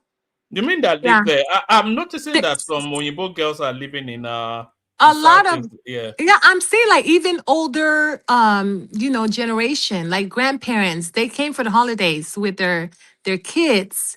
Like real Oyubo, not just like Italians, like Europeans, and we drove from so I landed in Nowhere Airport. One man, those flights. I first of Okay, all, you didn't you didn't Airpiece. you didn't go by road. One man, what me a whole? How dare you? Is that one No, man? no, Why that, would you that that insult was me what like I that? was asking. No, that was what I was asking. No, that what was the journey like? Because I only Oh imagine no, it I by road. Yeah. flew. I flew first class, and I flew Airpiece as well. But the United flight, there was so much delay. We had a 1 hour delay. But I mean, they offered us refreshments. The flights are very nice, well kept. Like the plane. And then it was actually like Oyubo flight attendants, only like one Ninja flight attendant, but the rest was just the whole crew was just Oyubo, both Air Peace and United. You know, but when it comes to traveling in within Nigeria, just anticipate flight delay of an hour because they don't take time seriously. Even anticipate flight delay even up to 2 hours. They don't take flights seriously. You know how here everything is timely. You miss your flight, you miss your flight. That's it. You How have are the chance. airports? The airport, you just make sure you wear a diaper or pee before you travel. Just never go. I've never used Nigerian airport bathroom except for the one in Lagos.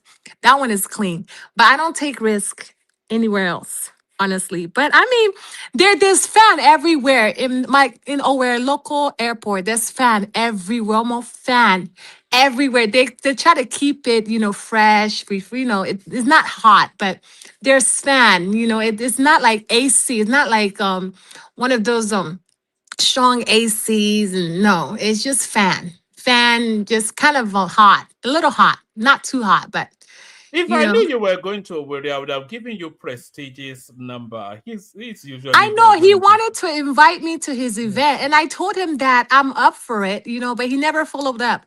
Like, listen, I'm down for meeting people, even on this platform, as long as y'all not crazy, you know.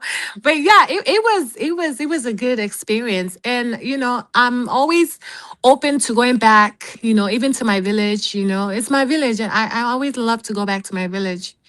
But I think the best part of my traveling back home to the village is the church. Going to church. It was such a nice experience. It was because it reminded me of my childhood. Like that was my childhood church. I was born, no, I was When, baptized in when, that when, church. when was the last time you were there before this visit? 2012. Okay. And, Yeah. and in terms of the infrastructure, you didn't notice anything in terms of improvement or No, I didn't notice any improvement. Just so many houses, so many new like how Which, like which improvement? mansions. Which improvement are you guys expecting? So no, because Baba was suggesting like there was some improvements The that she should have nah, noticed. the market square the still looks the same. The let me same. let me say this to one man. One man, Igbo people will always build in the villages. So they do that. They develop their places Bless in you. terms of building. They are always building. like heavy houses, so not like 3 bedroom, big mansions. If you go to the east, you will be surprised the kind of mansions you see there in the villages. They are big with You know, that. I wonder why they do that. Because Yeah, they my say friend told me. Igbo people only go to their village twice Actually, it come from during the. It's Christmas a and then culture yeah. It actually came from the Civil War experience. That's the main reason. A lot of people have said that to me. that it did what? From the Civil War experience, when there was Civil War, when a No, lot it's of them actually went a back home, cultural thing. when they went back home, so they were struggling to get places to stay. In Igbo land, you believe that if you are a man, you are Mm. supposed to have your own house in your father's compound. That's the cultural belief. That's true too. So they're overdoing it, kind of Yeah, now showing yeah. off. My house is It better show than up yours. exactly. And a lot of the houses are empty. Just imagine somebody spending 500 million naira to build us in the village. I will go invest my Yeah, money. because they didn't buy the land. Yeah, I know. One I minute, get I it. sent you a video. Yes, they say Igbo people only go to their village twice. Once during Christmas and the second time for their own funeral. Ah, God forbid. Some of them No, don't even no, come during Christmas. no, They only village come for life their own burial. is very Before the nice. insecurity, Igbo used to travel a lot during Christmas and New Year. A lot. East is You full. want carry me enter Nnamdi Kanu now? It's my turn, no. Don't bring The Nnamdi Kanu here now. the Because weather in the what village that is guy very did to nice. Igbo land is unforgivable. Leaving now the Kano alone is Yeah, one mad guy in London. It's one mad guy in London. Choma was saying it's quite safe now. So Nnamdi Kanu did not reach Imo State. So they're having a jolly time there, according to Choma. Yeah, I felt very safe, traveling around, the village, And What was your and conversation? What was your conversation with the locals? What were their apprehensions? What the were they thing is, anxious about? they automatically knew I was from the US. Even when I bought something, they would say, bring out the dollar now, Nemo. They how they kind of ginger you, Yeah, when you are speaking phone, how would they not I attack you for try dollars? not to speak, because I'm not trying to spend money, and I don't want to bring so much attention to myself. So I was wearing t-shirt and hairnet. I like to look a little local and blend, but man, these people are smart. They just know. They know. You can't fool Naija. Even in Lagos, It's they knew I actually was from your from the skin. US. It's the Yeah. skin. It's When the they look skin, at your yes. skin, they know that you are not in the tropics. It's the That's Even skin. just the in truth. Lagos, one man, even in Lagos, upon all the fine babes in Lagos, they just knew I was from the US. It's crazy.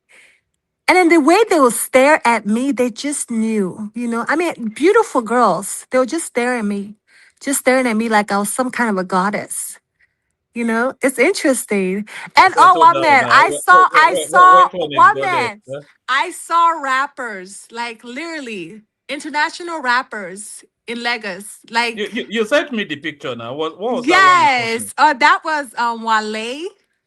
And of course, so many celebrities were in town. Wizkid, Anthony Joshua, so many. But I was literally, I saw Wale.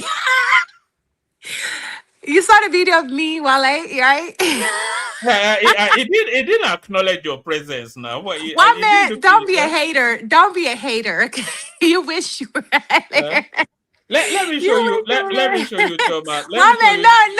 Don't show that video. No, show the goat. I mean, show Yeah, the cow. let me show you Choma's boyfriend. Like, this is goat meat. Oh my God. It's still alive. This baby is going to die in a few hours. May your soul rest in peace, bro. Aw. May your soul rest in peace. They're going to That kill this must be baby about in the next 1.4, few 1.6 hours. million. What a pity. Oh. He's going to be in my stomach very soon.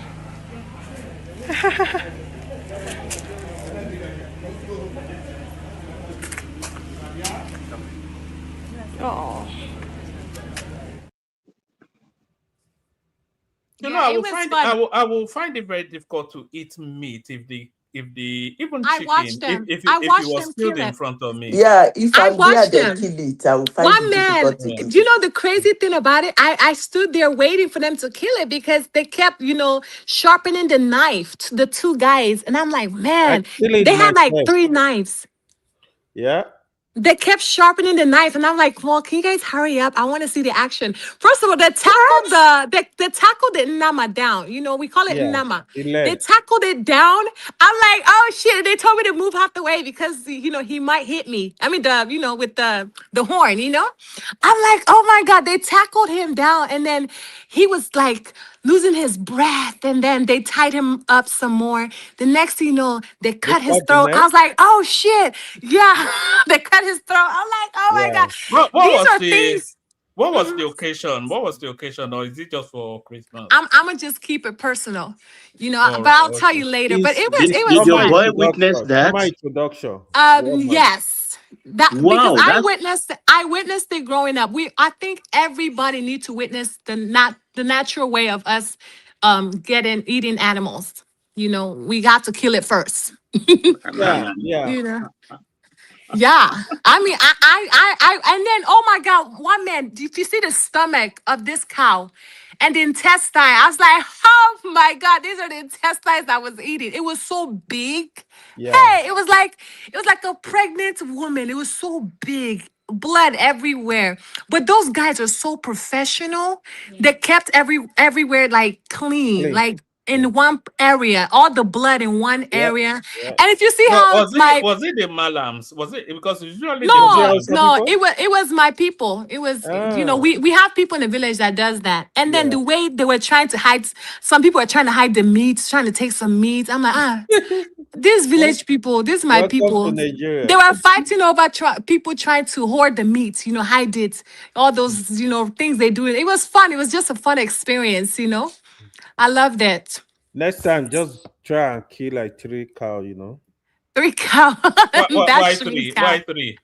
So we share for the whole village. Shoma is she's No, rich. She's no, rich. Choma is You rich. gotta feed the That's it. village when you They go to said the it village. was more than enough. They said that one cow was more than enough for my whole compound. And then some Yeah, people yeah. One took cow is some, big. and some people took some meat and Yeah. left.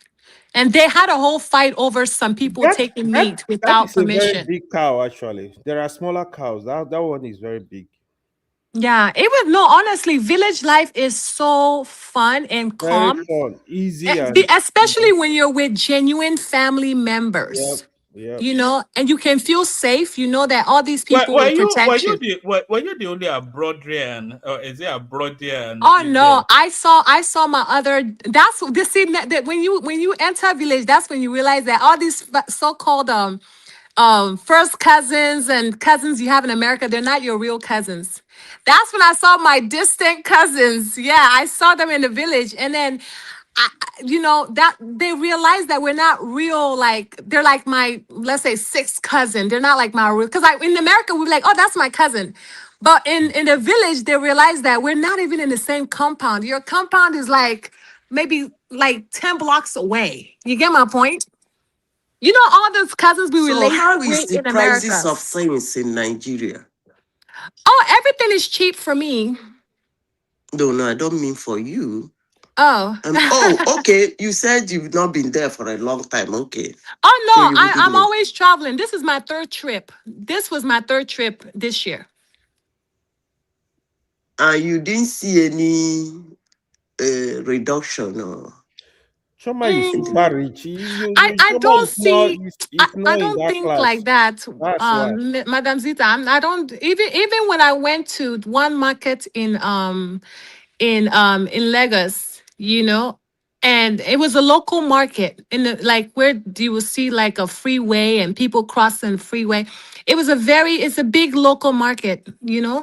I wasn't comparing prices. I just went no, there what I mean is specifically. the people are at home are still complaining. That's why I'm asking that question. Let Oh me answer yeah. it. I just got back from Nigeria too. See, people will always complain. Yeah, if you come from abroad, it's different because you change $1,000, you have a lot of money. people back home, when you compare the income of the people and the price of stuff, you see that it's really expensive for them. This is just the truth. Yeah, in general, when Tinubu came in, prices of stuff skyrocketed. Later, there was drop in price. But even that drop in price, it's not really helping the people because people don't have the money, the resources, That is the truth. All right, brilliant. So shall we bring Zeta into play? So that was Choma's excursion to Nigeria. I doubt if she even prices things, so they'll just tell her, "Madam, now this much," and she That's just what I'm saying. You can't use because Choma to compare. Okay, let me tell. I think Now rich madam. the only people that no, tried because to rip me because off, she thinks in dollars. That's what. That the a only lot of people that people try, do that. They go and be thinking in dollars in Nigeria. But carry on. one man, the only people that tried to rip me up was my hairstylist. Because I didn't price him, and he decided to change the price of the hair when we were done. And I told him, if you like, you can cut my hair, but I'm not paying you extra 100K. Like, you done lost your mind, son.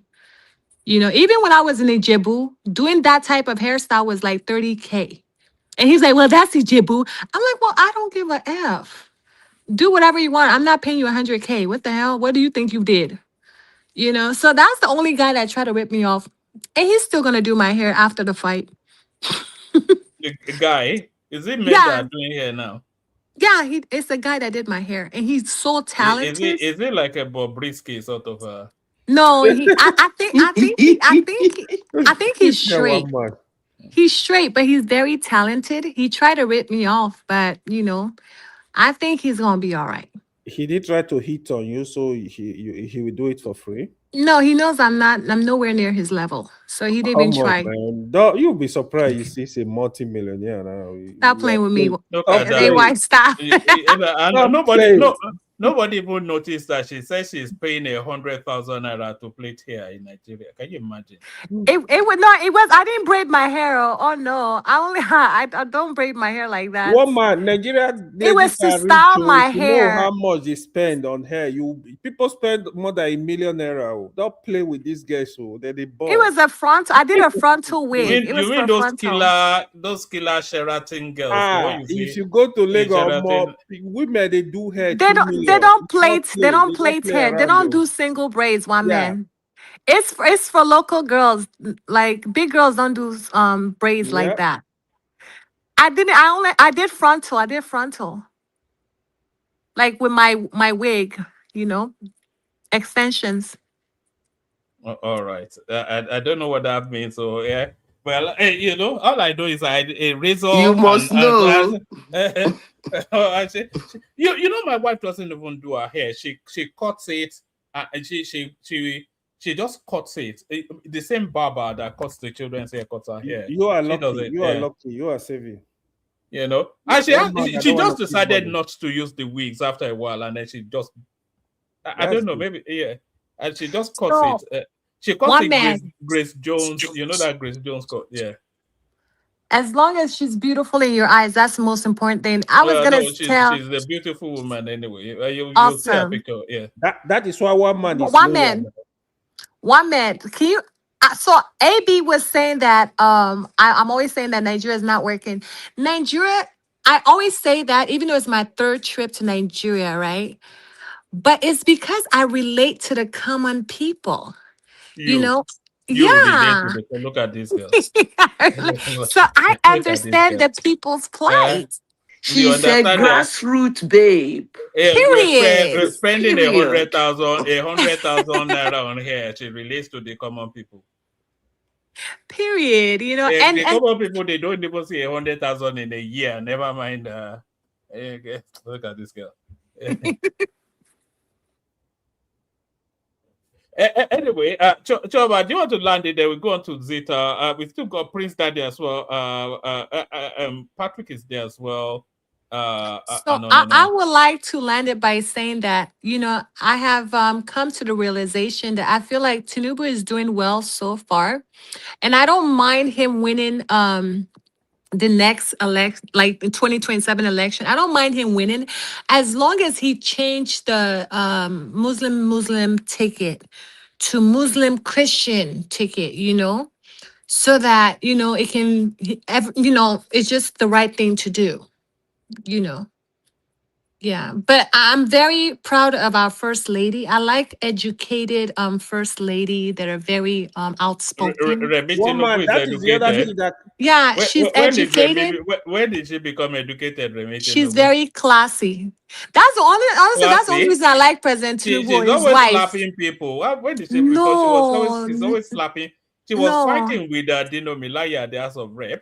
no. I Tearing like each her. other's for me, it's clothes. not classy, Joe. I Remi like is not her. classy at all. No, she's She's like classy. I an like Igbo. her. Do you remember when she said if they don't vote for her, she will set the Igbos on fire? Do you not remember? When she No, said she will use them to worship she's Ogun? human. She's human. She's gonna say what Woman, she want to say that at a certain somebody time. is brash doesn't make that person classless. Please. Exactly. Oh, She's a no. classy woman. He exactly does that See, now. one man, to be fair to Brash is Remy, the opposite of she has class now. improved this period, during Yes, this now well, 1 year of now she's Tinubu gotten what she presidency. wants. But that woman, she That used woman to feel break behave bottle. like If this they say to she the break women. bottle for ground, And I don't that's know. actually why I like her. Me She too. break She I used to love behave like her. that Oh, to I the love women. Remi Tinubu so much. I love Yeah, her. Like the I big- can relate I with really her like so people much. who are brash. Me Honestly. too. I love them. Oh, one minute. I didn't tell you my experience, Miss Doopsy. we play the clips here now. Your Miss Doopsy Yeah, something. I was gonna tell you she's awesome. Oh my goodness. Miss Doopsy is and she's very classy, she's so fun, Was you that her know. house? Did you meet her in her house? I can't say anything other than that. No, I can't say that. I can't give you more information on that, like not publicly. But you But sent me yeah, the clips now. I saw the I clips. know, but I We, can't we tell played you it where for. if it was her house or not. It's not my Okay. business to say. But she's a very nice lady in person. Like she's awesome. I love her so much. Her sons, oh my God. Miss Doopsy's sons are the best. They're so well mannered. They sound so articulate, so prim and proper, so bougie. I love them. And then she has an older son. He's so cute. Oh my God. I love her whole family, her husband, everybody. They're just awesome human beings. I love them. Oh, all right, that's brilliant. So there it is. I shall be charging you commission so many people. Who met uptown? Was it there was somebody that went to Nigeria and met uptown. They sent in clips and then you met a Kenneth, which you didn't meet this time around. You used him and dumped him and all that. I was busy. He wouldn't like that. And then I think Joel met Solly in Amsterdam. So a lot of people meeting a lot of people. But there it is. I've never met anyone though, so that's What the man? funniest You're thing. gonna Yeah, meet me soon, hopefully this year. Me and you, yeah, we yeah. have to meet. Yeah, coming over. Yes. That By that the will be special grace of God. Yes. that would be Hopefully. great. Yes. Come here, man. We'll make you pepper soup. And Yes. then all We right, can we brilliant. can, we can shoot video together. We can do the one man show together. One man is going to make Megiri for you. Don't mind him. Yes, we can be in your studio. All right. Do you want to get back to the politics, or are we just free funking Yeah, let's go now? back to the politics. Sorry. Yeah. One man, actually, when I think it was I was trying to correct some notions, like now, nobody will say they are not in the race. Obi, Tinubu, Atiku. Nobody will, even Kwankwanso, you can't come and say they are not in the race because they have not said they won't be in the race. That being said, this notion that Obi in 2023 entered the a presidential election, they say 6 months or 7 months before the election date is actually wrong. LP did their primaries on the 30th of May. That same day, APC started their own. APC own lasted for 3 days. After then, PDP did their own. So all of them went to the rest at the same time. Because for you to come out to pick primaries means you've been planning to be part of it. That doesn't mean you enter the race late. The moment you pick the primary ticket, they have a timeline when everybody picks the primary ticket. So all of them pick that primary ticket almost the same time. So they enter the race the same time. So I don't know what they mean by he entered the race late. Anyway, that's by the way. One man, what's the topic you have back for today? You said Okonkwo did what? No, it was Kenneth Okonkwo running his well, I was going to say running his mouth on Peter Obi joining the ADC, and then it was permutating it towards how the politics will weigh amongst him, Atiku, and Rotimi Amechi. And by the way, we're still chasing those 10 new subscribers. So can people please like and subscribe? The numbers are not going up as they should. So if you haven't done that already, please do like and subscribe. So we were looking at that.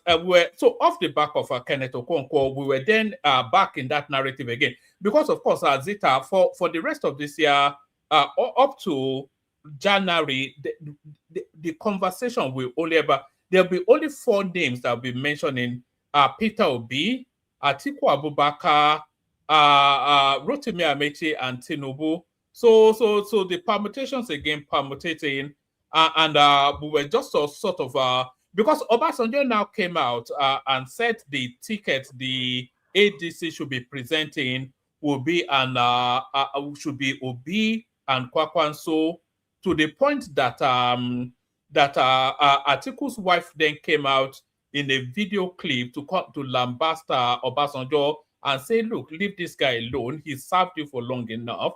If you can't back him, then shut up. Otherwise, I'll drag you in the gutters.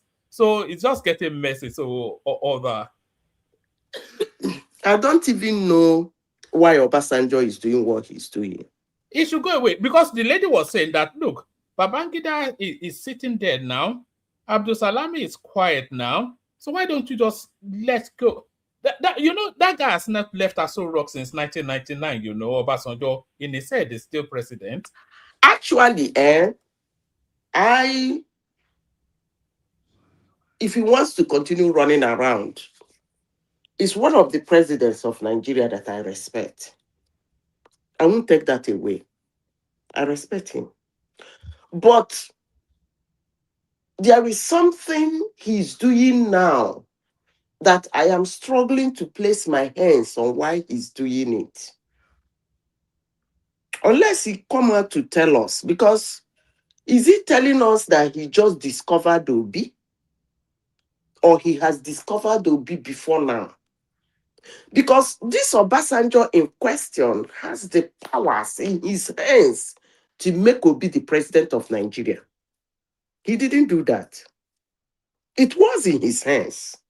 Because as at the time, Obasanjo was looking for a running mate for late Musa Yar'Adua, Peter Obi was crying about running from one court to the other for his mandate, a claim taken from him.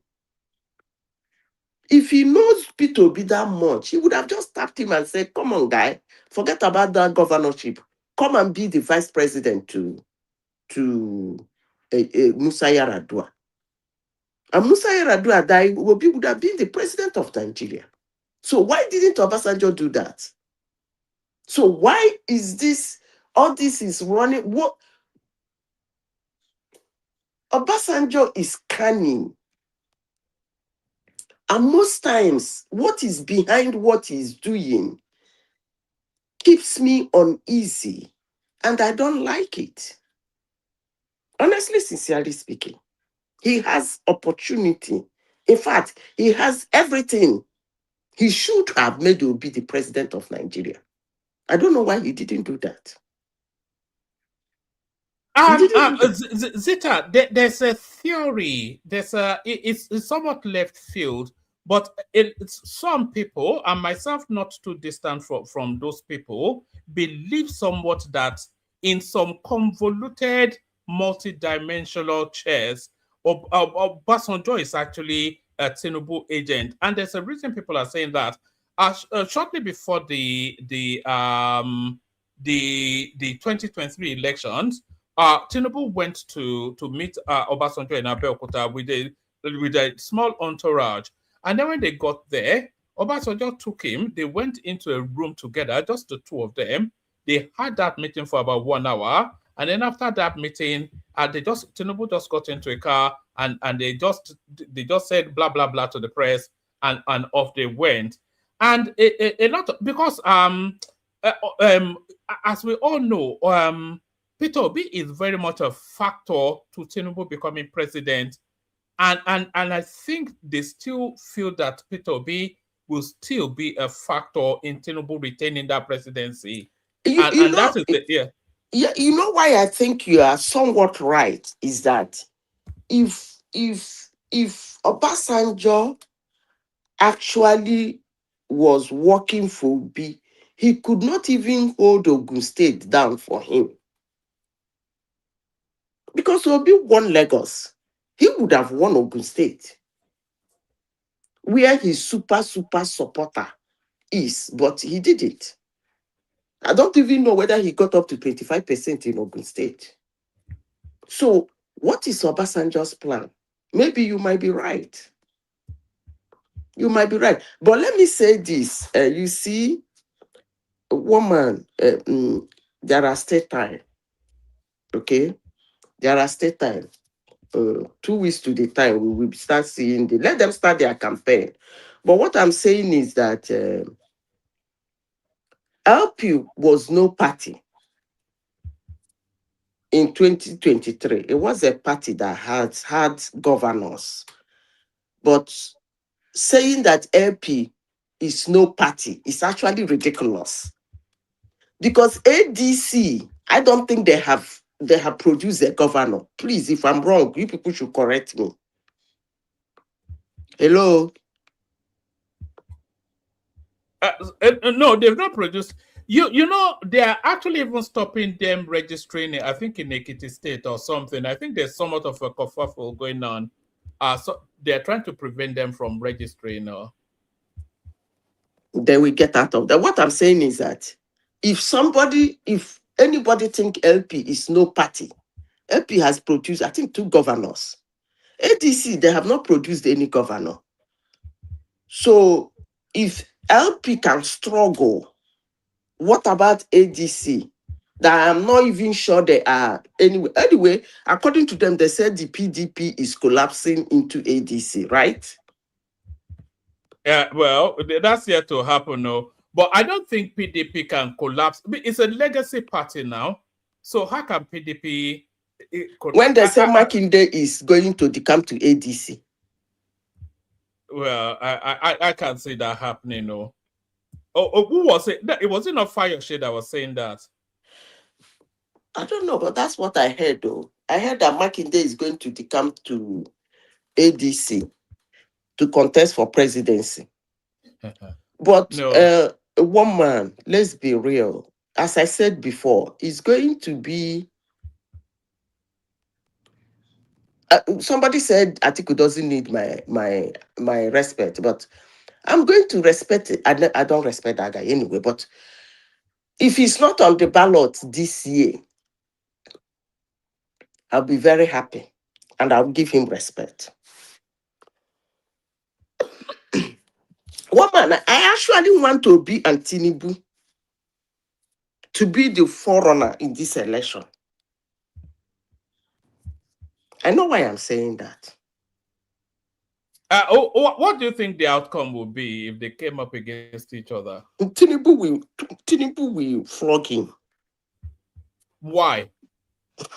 Let me tell you why. No, because hold on, you tell me why. But I agree that Tinubu will beat him, but maybe not for the same reasons that you're suggesting it. I think Tinubu will beat him because the North would not want to be there because he has 8 years and Tinubu only has 4. So that would be very much the differentials, and then they'll split this out between the two of them. But why do you think Tinubu will beat him? You see, one man, when it comes to politics, don't push your opponent. You know, somebody was saying that, was it last week? Somebody was writing an article, and the person was saying something about Southeast. One man, that thing was quickly corrected immediately after the presidential election. During the presidential election, it was free for all. Immediately after the presidential election, they saw the result. It was only Abia State, by force with fire, that AP was able to win. By force with fire. Lagos State flogged them. Boom, boom, boom, boom. You see, the moment it is two of them, that is what when you people will see what is called politics. And I want Nigerians to see what they call real-time politics and politicking. I want Nigerians to, woman, this idea of after election, they talk about rigging, they demeaning our institutions, they disrespect our law enforcement agencies, they insult our legal system. They don't just do it by doing it within us, the Nigerians.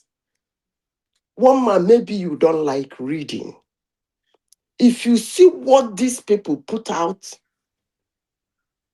in the media houses, and when I mean media, I mean both mainstream and then social media.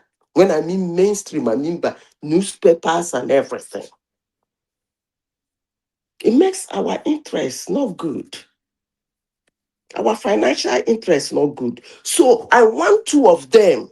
If this article will help us, if he can calm down and hand over ADC to Peter Obi, and let Obi look for one northerner, maybe Herufai as his vice, or probably Kwankwanzo Or Tambuwal. I want Nigerians, if they will watch, because they don't watch, if they will watch, they will see what they call Chicago style politics. I've been mentioning it here for over 3 years now. One man, they will see what is called real politics. At the end of the day, who win, they will not say the person truly win if they will watch. I actually want that, because when they do it, I don't like this fact that Tinubu is not having real opposition. Because what I am seeing now, if he this hands, they want to come and meet him, trust me, he's gonna lose them. Gonna whoop them.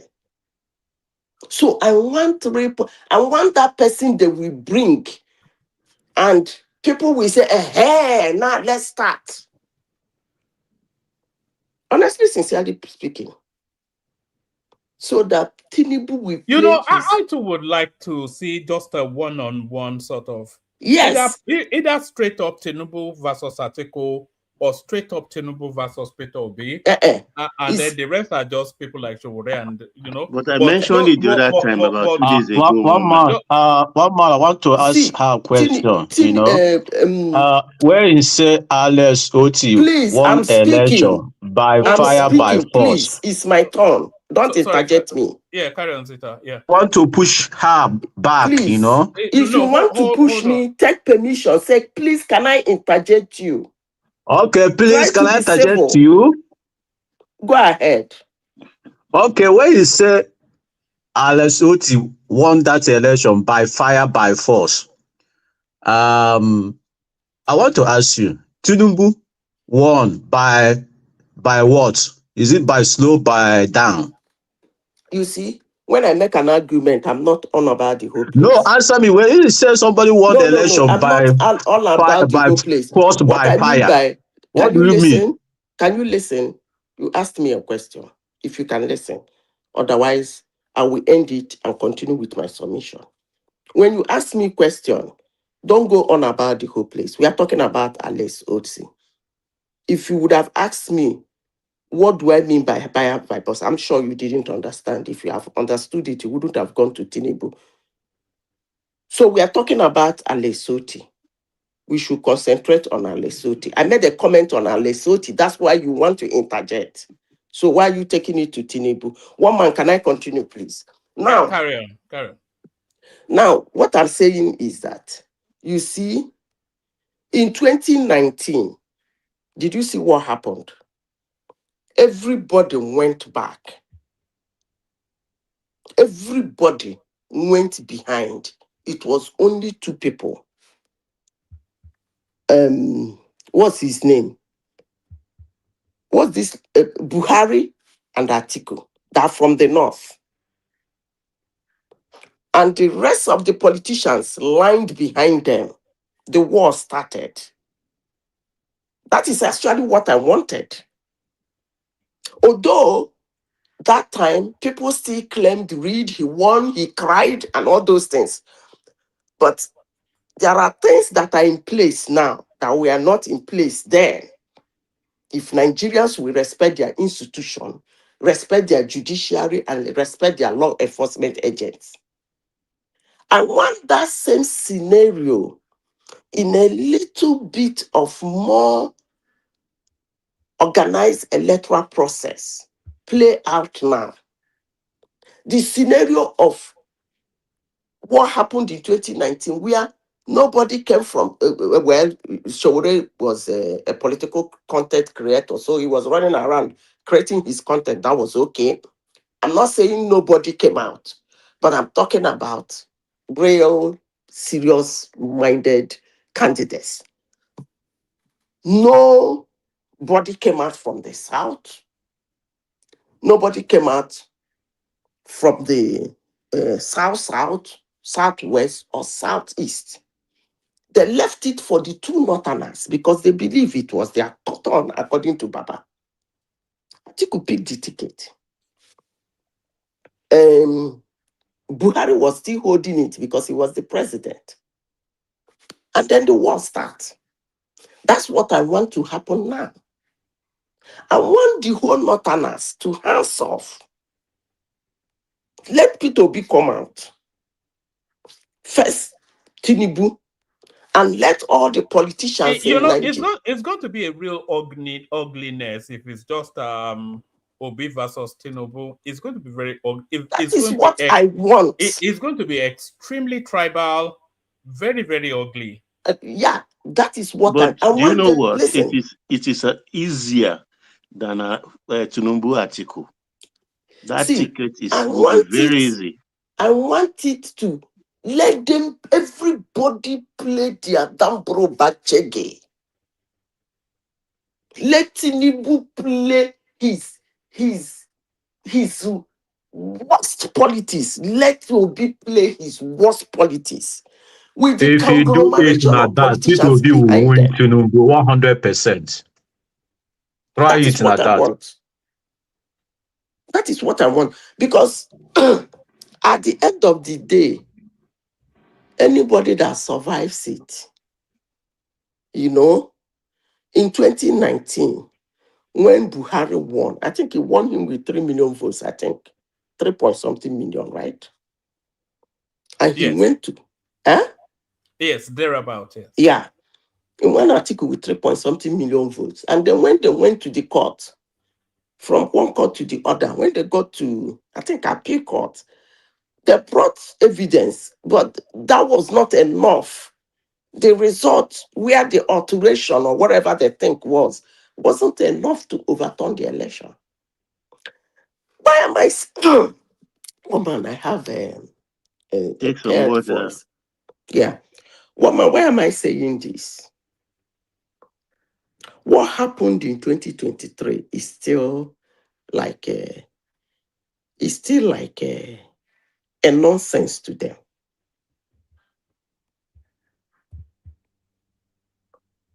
Nobody ever believed that Tinubu will pull out of that election.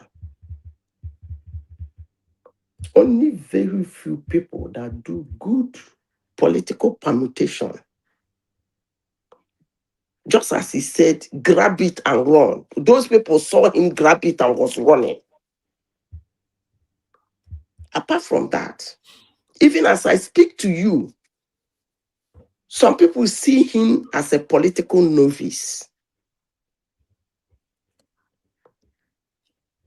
So I want them, if they can help us, let them give Obi that ticket. One man, you won't believe You know what they did not follow, Zita? Huh?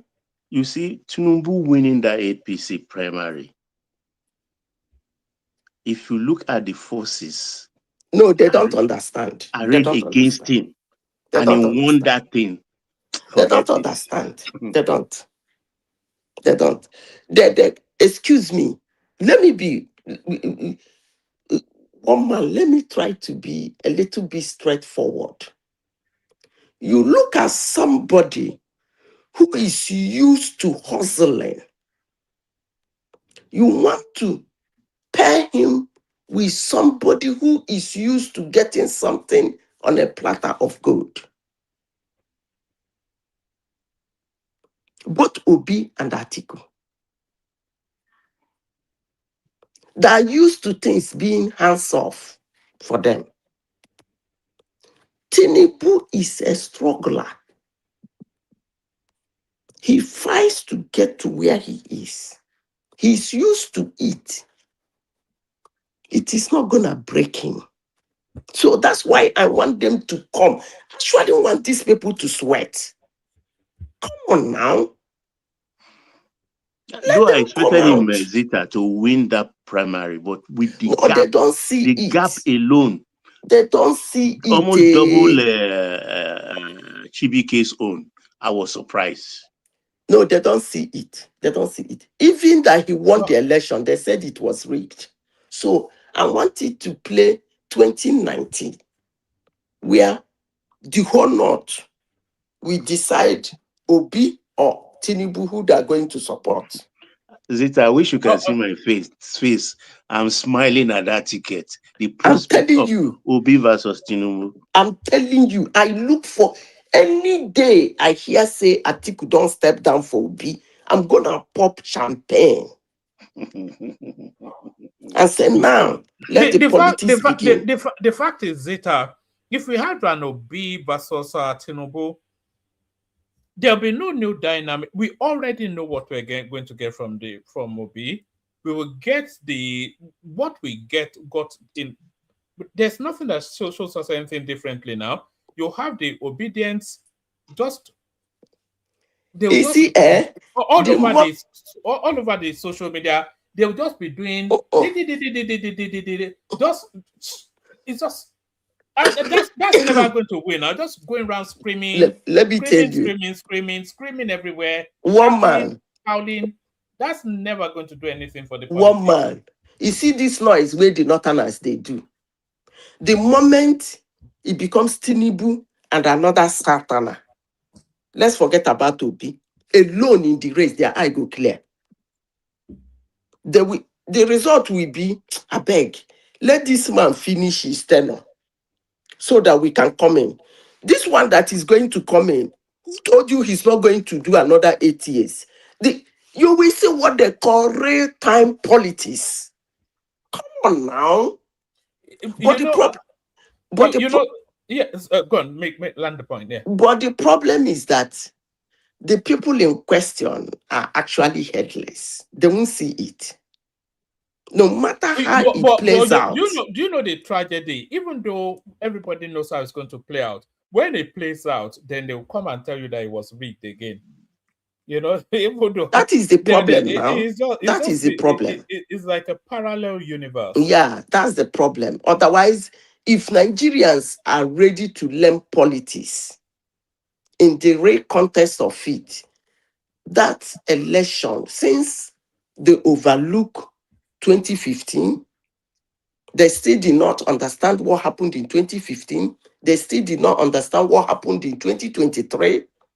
I believe now that most of them claim that 2023 brought them into politics. I believe that if the 2027 play out, I beg them to watch, put head for ground and watch the drama. Listen to others, watch the drama.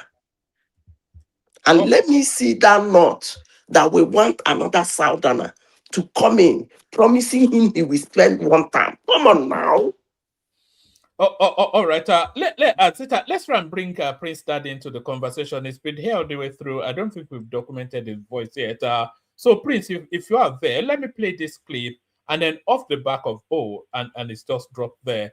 Let me play this clip anyway, and then when Prince comes, he can take it on, or you can take it on, Zita. This was what we started with.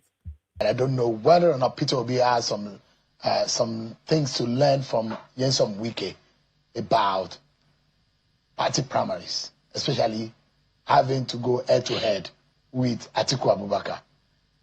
That man seems to have a master stroke in winning party You're talking primaries. about Wike now? Atiku Abubakar. And I'm saying whether or not Peter Obi needs to learn something from Nyesom Wike. Sometimes when you lose, you have a lot of wisdom to share in your loss. And I'm saying that for those who think Peter Obi, the only reason why Peter Obi will be in the ADC is because he's going to be the flag bearer of the ADC. And people are forgetting that there's a Rotimi Amechi in the ADC. Yes. People should ask Bola Tinubu who Rotimi Amechi is when he ran against him for the ticket of the party. Yeah. And perhaps you should go and ask Nyesom Wike the kind of dramatic political game Atiku played against him in the PDP 2023 political primary. And that's what I'm saying. It looks very dicey, isn't it?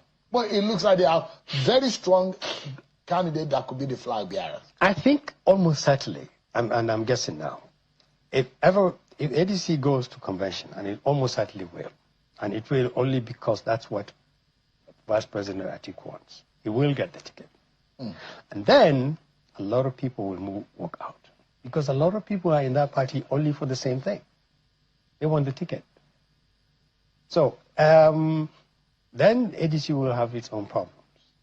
But you raise the issue about the similarity and the weaker experience and what Peter Obi needs to understand.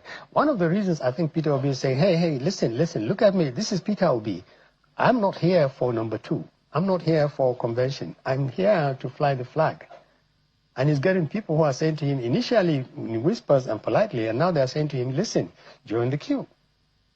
You're not the only one with ambition here. Look around you in this room. There are 1 or 2 people who have been here from day one. And they're sitting there waiting. And you're walking here and saying, Peter Obi doesn't do conventions. Or he just goes there to be anointed. So ADC will bleed after its convention because almost certainly Vice President Atiku will get the ticket. And when he does? And when he does, some people would walk out. Because the party might crumble. It will be severely damaged.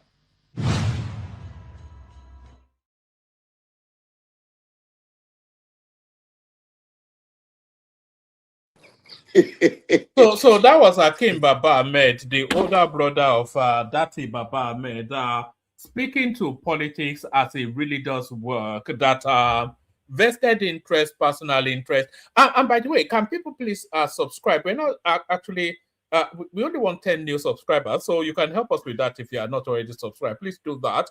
And the like figure, please push up the numbers. We're getting reasonable views, but it's not reflecting in the likes and subscribe. So please like and subscribe. So that was Akim Baba Ahmed, the older brother of Dati Baba Ahmed, speaking to the realism of politics, that at the core of it is just self-interest overarching everything else. And what he was saying there was that after the ADC primaries, that party will hemorrhage a lot of its big hitters.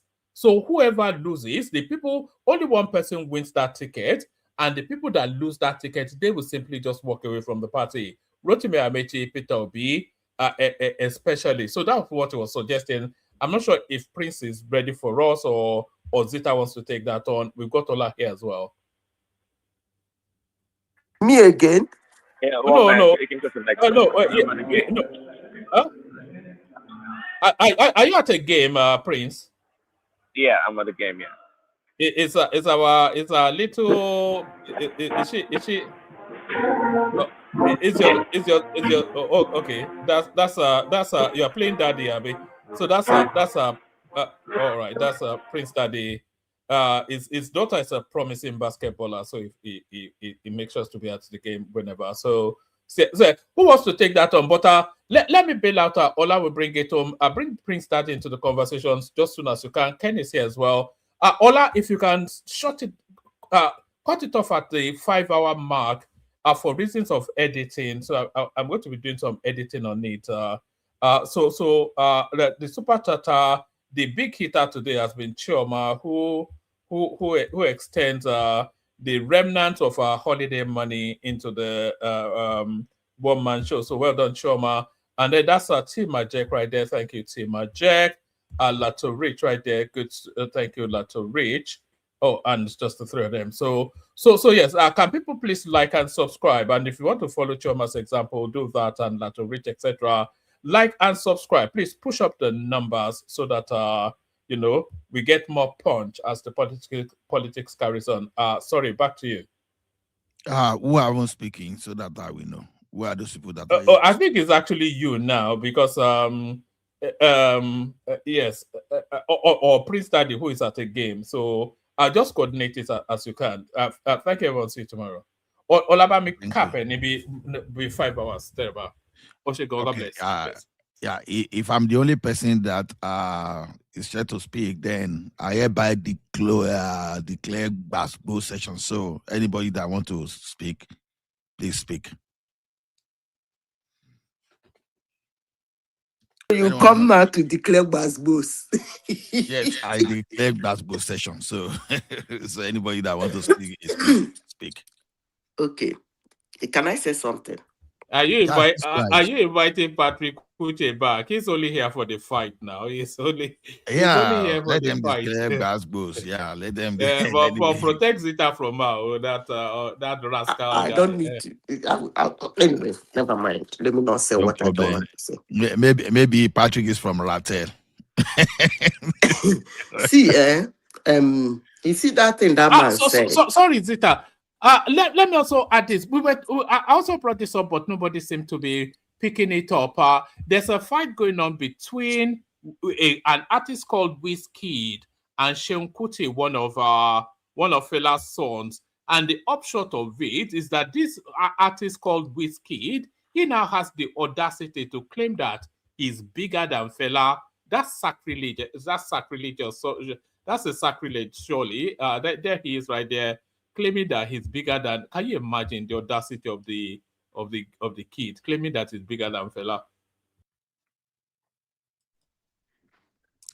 That's a very funny one. No, okay. It depends. Right. It depends on what when people make comments, you try to find out. These people are kids. If he means in pocket, yes, he's richer than Fela. Fela did not own private jets. Fela, then we are people who are more conservative. They are focused. They know what they're doing. But in music, in the Afrobeat, no, he's not bigger than Fela. But there is something I want to tell the Yorubas. I've said this before in this platform, and I'm saying it again, even when they don't want to believe it. You people are losing what made you. 10, 30 years ago, a little boy like that wouldn't say something like that in Yoruba land. The only people holding a little bit closer now, trying to manage, they too are shaky, is the Northerners. 10, 20 years ago, 20 years ago, 30 years ago, this little boy will not screw this trash. Because when it comes to respect, respect is not all about how much you have in your pocket. No, that's not respect. That you have so much money in your hands doesn't mean you have conquered wisdom. No. And that's exactly what he's saying. They strive, they conquer the spirit, the culture, and the affluence and the influence fella had. To him, it doesn't mean anything. He's more of what he has in his pocket. So he's right. Yes. He's richer than that's what he would have used the right word. I am richer than your father. If I use that right word, that's okay. But saying I am bigger than your father, I don't even know what he means by being bigger, because he's just one little rat and he's tiny. So I don't know. I'm sure fella is bigger than him in size. So I don't know what he means by that. And then the kind of strife fella made in life, he has not made it. All he does is to sing. So anyway, if you people want us to give him attention, we will. Okay? I don't even know I don't even know what really brought out that crazy statement, because when we were talking of whether the person that is bigger, there's a way to analyze it, because number one, the fact that Whiskey owns a jet today does not necessarily mean that it's richer, because we have to travel back. If we travel back and see the value of money and I see the bigger things that fella created that time, because the impact on people and the economy around fellas at that time, if you bring into the current to today's value, I still doubt it whether Whiskey is actually bigger than fella in any way. So go ahead, please. I think you guys you guys don't know what really happened, or the genesis of this fight, right? I think what's his name? Shehu. I think Shehu is the problem. Is the one that created this crisis. Whiskey, ordinarily, Whiskey will not come out and speak up. Whiskey is very reserved, right? So Shehu, for over a week, I'm aware that he kept bashing Whiskey, bashing his fans, making a lot of, to the point that it got to the point where they made the statement about Whiskey's father, the late mother. That was what pissed Whiskey off. There is no comparison between Whiskey and fella, in all honesty. Fella is a legend. He's more like he opened the door for Afrobeat, a kind of. Whiskey is big. You also give it to him. He's a Grammy Award winner. In terms of wealth, he's rich, but still there is no basis for comparison between fella and any Nigerian artist today. It doesn't make sense. I will not even speak about the comparison. It doesn't matter. Fella is fella. Whiskey is Whiskey. Davido is Davido. They are just unique their own way. But I think it's Shehu that's the problem. You see Shehu fighting Whiskey fans every time.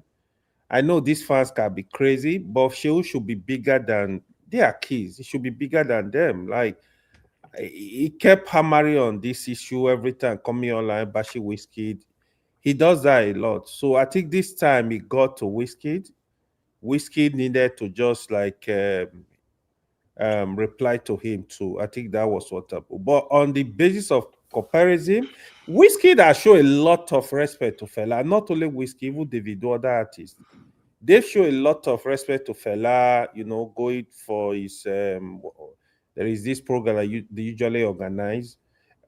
To be honest, they've given a lot of respect to fella. People know the work fella put in,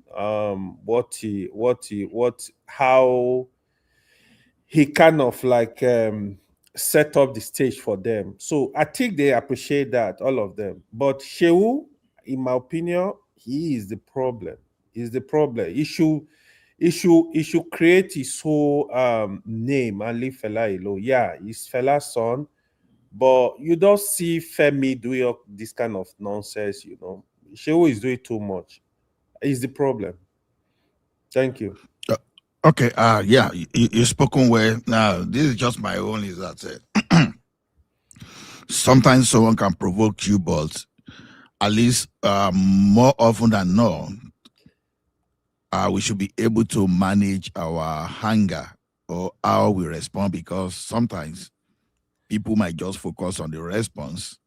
I would not even try to know where the issue was coming from. Like me, Yes. to be honest, I never knew. I don't even know where the issue was coming from.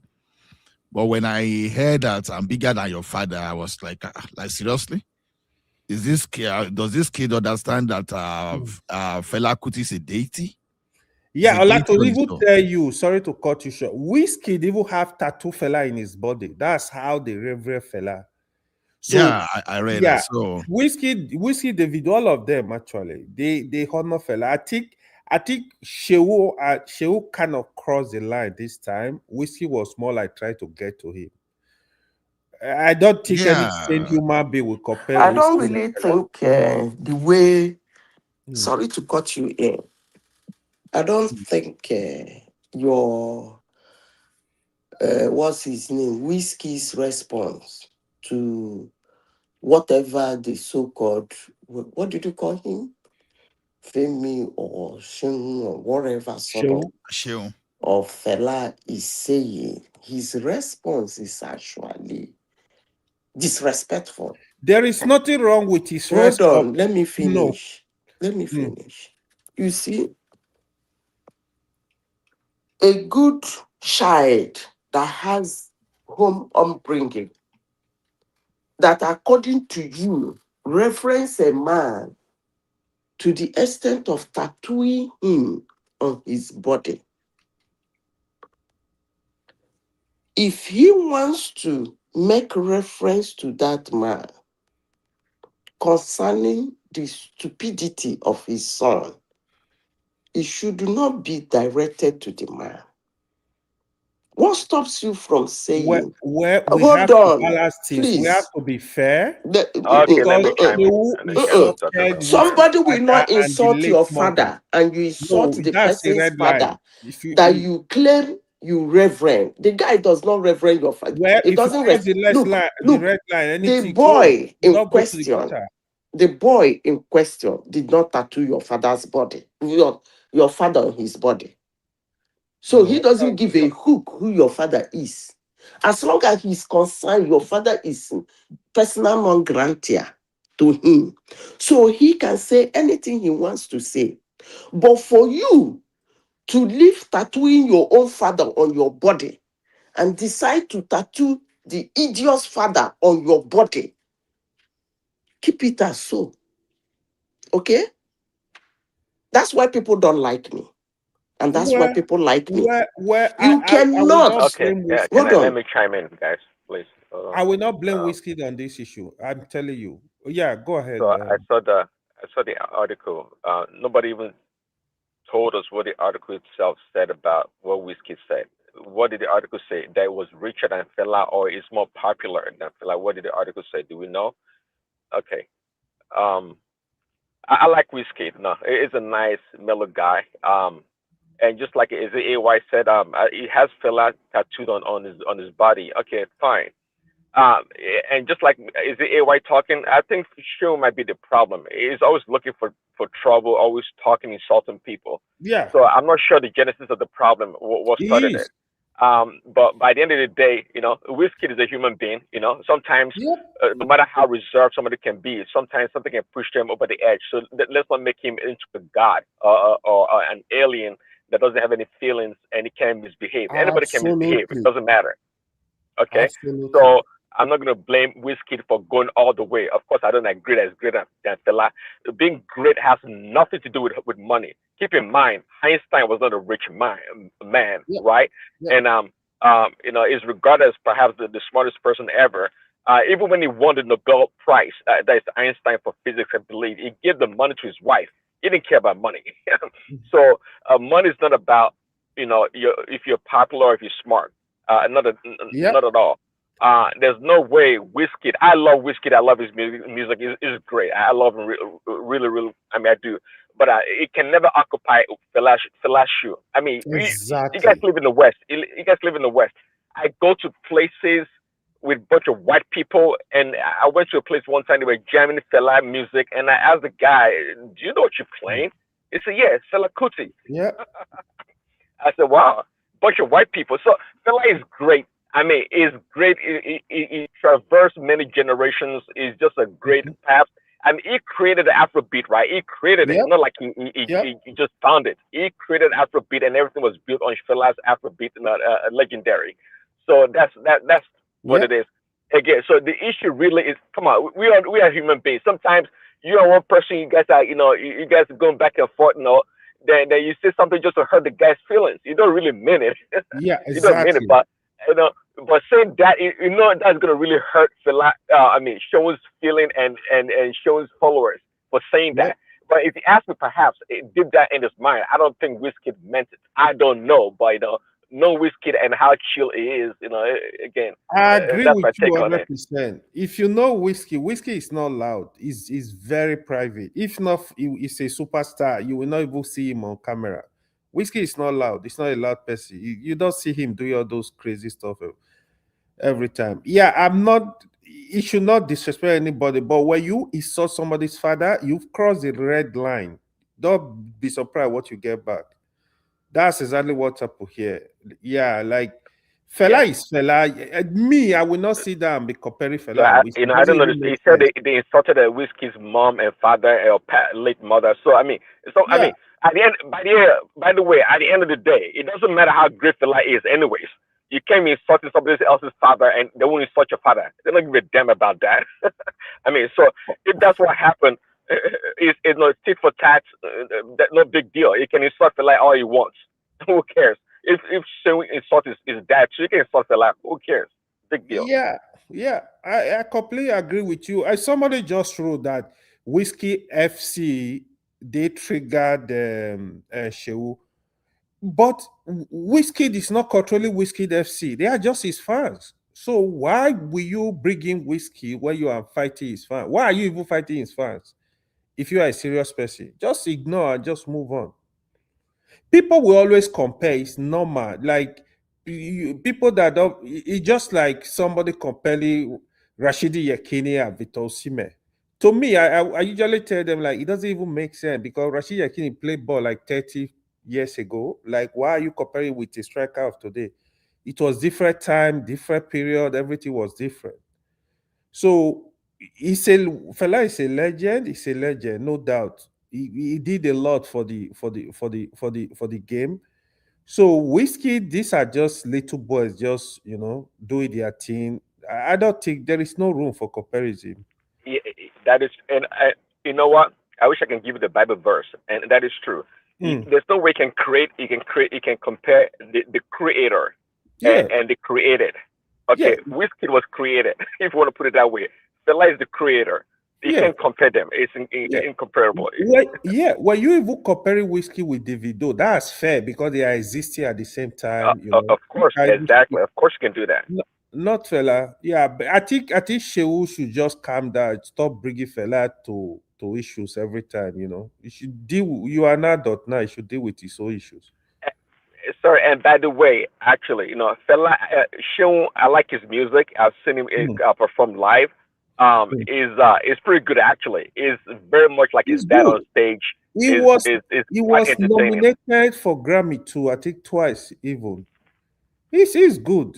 He's good. Nigeria artists, they are doing very well. Why are you fighting yourself for nothing? Why are you fighting yourself? There's always beef, like the rap game, the rap music. There's always beef amongst these artists. But Sean, I don't know what Sean's beef is. I like Sean too, right? But I'm not sure if Sean's fans are I'm not sure what Shinwo has to do with whiskey. Quite frankly, You know, I don't know where they cross paths. I don't know. let me tell you, whiskey. When you hear Whiskey FC, you don't get to see them, but they are very tough. He has the biggest fan base, the most loyal fan in Nigeria, in all the artists. You don't get to see them. They are tough online, man. They go after you. They're gonna slaughter you. Whiskey FC can change election in Nigeria. I don't know where they are. You don't get to see them, but they are a lot. They are in their millions. They know how to attack. They come for you. You go for it. That's what they do. Yeah, they can, fast can be very troubling. Even when you hear fight between Davido and Whiskey, most time it's fast that we try to like hit this one head against this one. Oh, it's better than you. It's not better than you. You don't know how to play music. This kind of stuff. Yeah, Whiskey's fans are very tough. When you hear Whiskey FC, it's a very big pool of people. Yeah, I think. I mean, let should let fella rest. I beg. They should allow him to rest. Whiskey is big too. It's not that it's big, but comparison with fella, it doesn't even make sense to me. Whiskey is big. No, we just have to say it because, like I said the other time, fella is a deity, and when we talk of African culture, because there's no basis for comparison, like as you rightly said, because we are talking of someone that that's used to give a very big cultural and ideological impact, you know. His music is kind of like resistance to colonialism, corruption, and all about Pan-Africanism. Yeah. So then when you talk of his political influence, what that guy did alone, when he used to challenge the Nigerian military regime, it was jail, beating, censored, and this guy is even being studied in the universities, right? Just when you study music and you want to study something about Afrobeats, you will mention fella. So when you look at all those legacies, there's no way you can say such thing. Then, other than that, even the part of the work that fella did, his children are still getting the royalty. So to me, I understand what everyone said, but then sometimes we just need to manage our own emotion better. I think I think it's a very funny situation though. It's a very funny situation, but then I think I understand the hunger. But then okay, back to politics. Yeah, no, I'm coming, Madam Zita. What do you want to say about politics before I even introduce my own? But you came here and said we are in Basbos. I now Basbos you now. You are shouting, okay. You are coming. Okay, madam, why are your boyfriends in the north? Why are they in romance with terrorists? How come they like sponsoring terrorists? You know what I mean? So I have one crazy idea. Can't Tinubu do what Obasanjo did to him? Because for merely creating local government, Obasanjo stopped allocation to Lagos. Right? But now, these guys, they are using the money that they don't even make in their states to pay terrorists.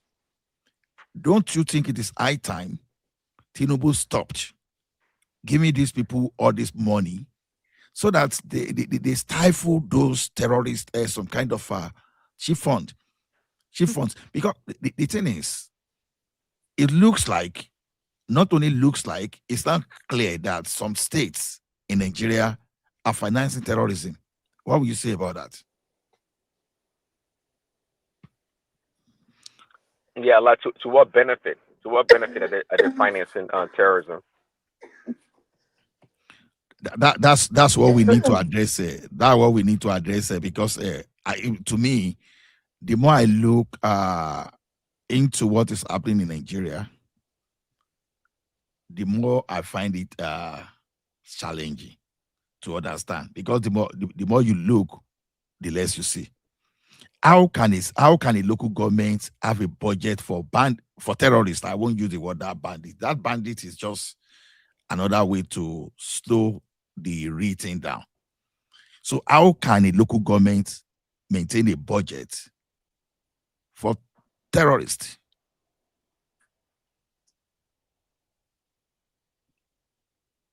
No answer. Nobody can say anything. I don't understand your question in the first place. Madam, I said, okay, maybe okay. I said the northern governors, they are sponsoring terrorists. And I said, don't you think Tinubu should step up and be a man enough and act like a CEC, behave like Obasanjo, stop giving them the allocation, stop it, and let them go to court. Let them go to Supreme Court. You will have proof that they're sponsoring terrorism now. Is it by saying it? At least there's a publication that the local government budgeted No. 300 million. It doesn't work that way. No, but the local government should go and the local government should go. They should go. The local government It doesn't work that way. Media now. So all of them that is going to Aso Rock to meet him. Do you know where they are going to meet him? You don't know what they're discussing now.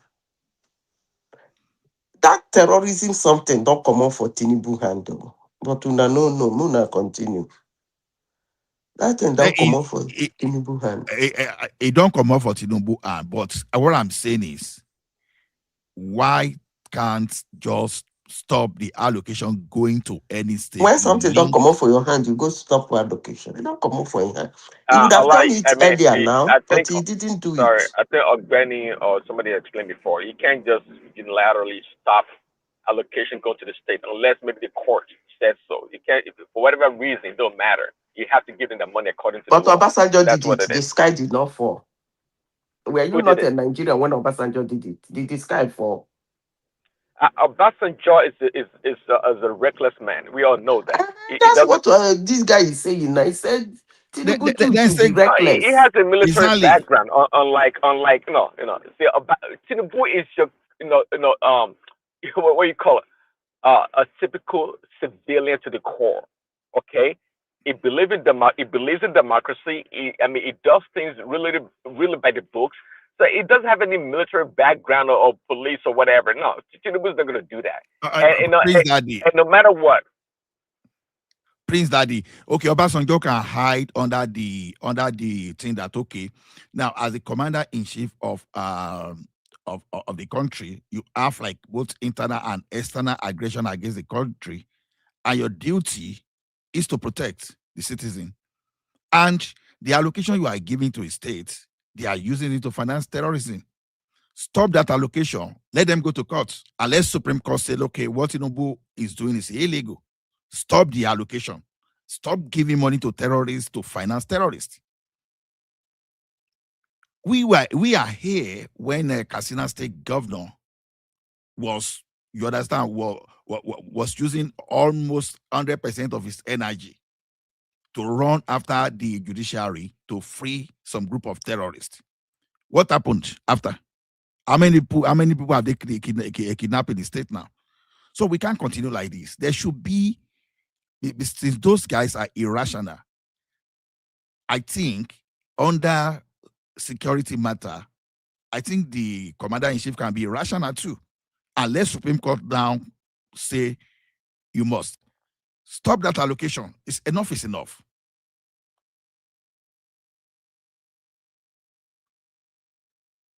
Okay, Bill, I say I don't like this topic anyway. You want him to be as no, so like you have to have a proof. You can't just say by mouth they're sponsoring terrorism. You gotta have proof of it. They gotta take it to the court with the AG You have to go through the legal process. Again, Tinubu can't just unilaterally stop allocation to the states because he I thinks said they're financing Obasanjo terrorism. did it now. Well, forget about Obasanjo now. I mean, we live in Obasanjo. You said no, the word you are using, you said he cannot. And I'm saying you he can. Whether Well, it's if you see, Obasanjo, I'm not sure the law, madam. I'm not sure the law back then. But if Obasanjo broke the law, I'm not sure why should Tinubu be breaking the law too because Obasanjo did it. This is not breaking the law. This is counter-terrorism. Measure. See Ola and Prince. You see, there is it's good you separate these three things. Law, that's the legality. Then you say moral. Then you say power. Most times, I look at the power because we human beings, what we usually use is our power.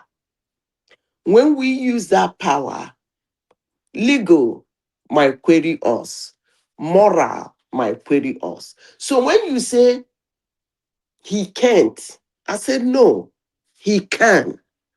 The legal drama after it or the moral drama after it is after he has done it. But can he? Obviously, yes, he can. That's why I'm making reference to Obasanjo. Obasanjo did it for 2 years in Lagos. The sky did not fall. Well, yeah, of course he can. I mean, he can, but the question is, how come if he can, then what is stopping him from doing it? That is the question you should ask Tinubu when you see him. That's why I'm telling everybody, I want the North to continue their shenanigan so that Tinubu will win that election. Because everybody is saying Atiku is going to pick ADC ticket. Everybody, the Northerners are sure that Atiku is going to pick ADC ticket. If that is what is going to happen, then the election will be kind of, I'll be praying for the North to lose their political goodwill. Honestly. Because if Atiku pick that ticket, trust me, Obi might run to another party to pick ticket again. Honestly, sincerely speaking. He's going to run to another But party. Madam, woman was saying earlier that I think Obi may have acquiesced or surrendered to be his VP at the end of the day, even though he's not saying it, nor making it known to his followers. You see, that is another problem. Because the people who wouldn't want Obi to be Atiku's VP in that ADC, I don't think they are less than the people who don't want him. The people who don't want him are not less than the people who want him. I think they're more in number. People who don't want him to be a VP, people who don't want him to be their flag bearer, people who don't want him to be that is the prince. The video one man showed. That is the coded statement the man is making. He's telling you that if Atiku pick that ticket, it's a lot of vested interest. Listen to the man. The man is not putting Obi in the picture. He's not putting Obi in the picture. He keeps saying he's in the queue. He should queue up with others. That's what he's saying. So that means that even the agreement that you don't know these people. You see, Ola, as I said before, what you people see in Obi, I don't think the politicians in Nigeria are seeing it in him. Honestly, if they're seeing it in him, they will hand over the ticket to him. Trust me. Maybe probably they're seeing him the way I'm seeing him. How are you seeing him? How you they see him? How you they see The him? same way Tinubu sees him, personal non-grantor. How? The same way Because this, Tinubu sees him now. Tinubu sees him as persona non grata. but Obi won 2023 election now, according to his people. To you now, he won. To them, he won. But to me and Tinubu, we see him as persona non grata. What part of it is it difficult for you to understand? Have you ever seen Tinubu mentioning Obi before? But he doesn't mention Atiku either. So that He means does. He does sometimes. He responds to Atiku. really? I'm Yeah, not aware. sometimes. During the election, when they were campaigning, he used to attack Atiku. Me, I'm not aware. Can you Yeah, just go and watch their take me to campaign that? now. This thing? He attacks Atiku. That's Obi, he interesting. mentioned Obi once. He didn't even give him the glory of mentioning his name. He said some people will come and be doing warehouse politics, warehouse economies, right? Mm-hmm. That's the only time I remember him saying something that relates to Obi throughout his campaign. So he sees him as persona non grata. That's interesting though. That's why they're not giving him the ticket. Now, what stops them from giving him the ticket? Don't they want to throw Tinubu out of that place? Huh? Ticket is it not when you share your card? Every president has his own card. When they are supporting you, they support you with the card. So you share, Atiku, during the 2023 election, he has already shared his cabinet. Oh. He just felt he will win that election. What gave him that morale? I don't know. Atiku was already acting presidential. Remember, he went to Trump Towers and came back. There is nothing he did not do. Okay? You know that Trump Tower that he went to that he followed the Senate president go there now. So because Obasanjo has been saying, can Atiku go to America, or how did he say that? Okay, that someone said he traveled. And he said to where? Dubai. So who was the Senate president then? I think who? Who was the Senate president? What's the name of that Senate president himself?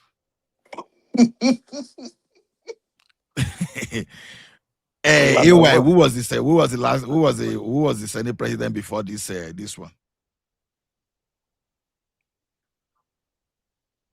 No, AB is because after Saraki was not the Senate president after the first this thing. You understand? It was I think it was 2019.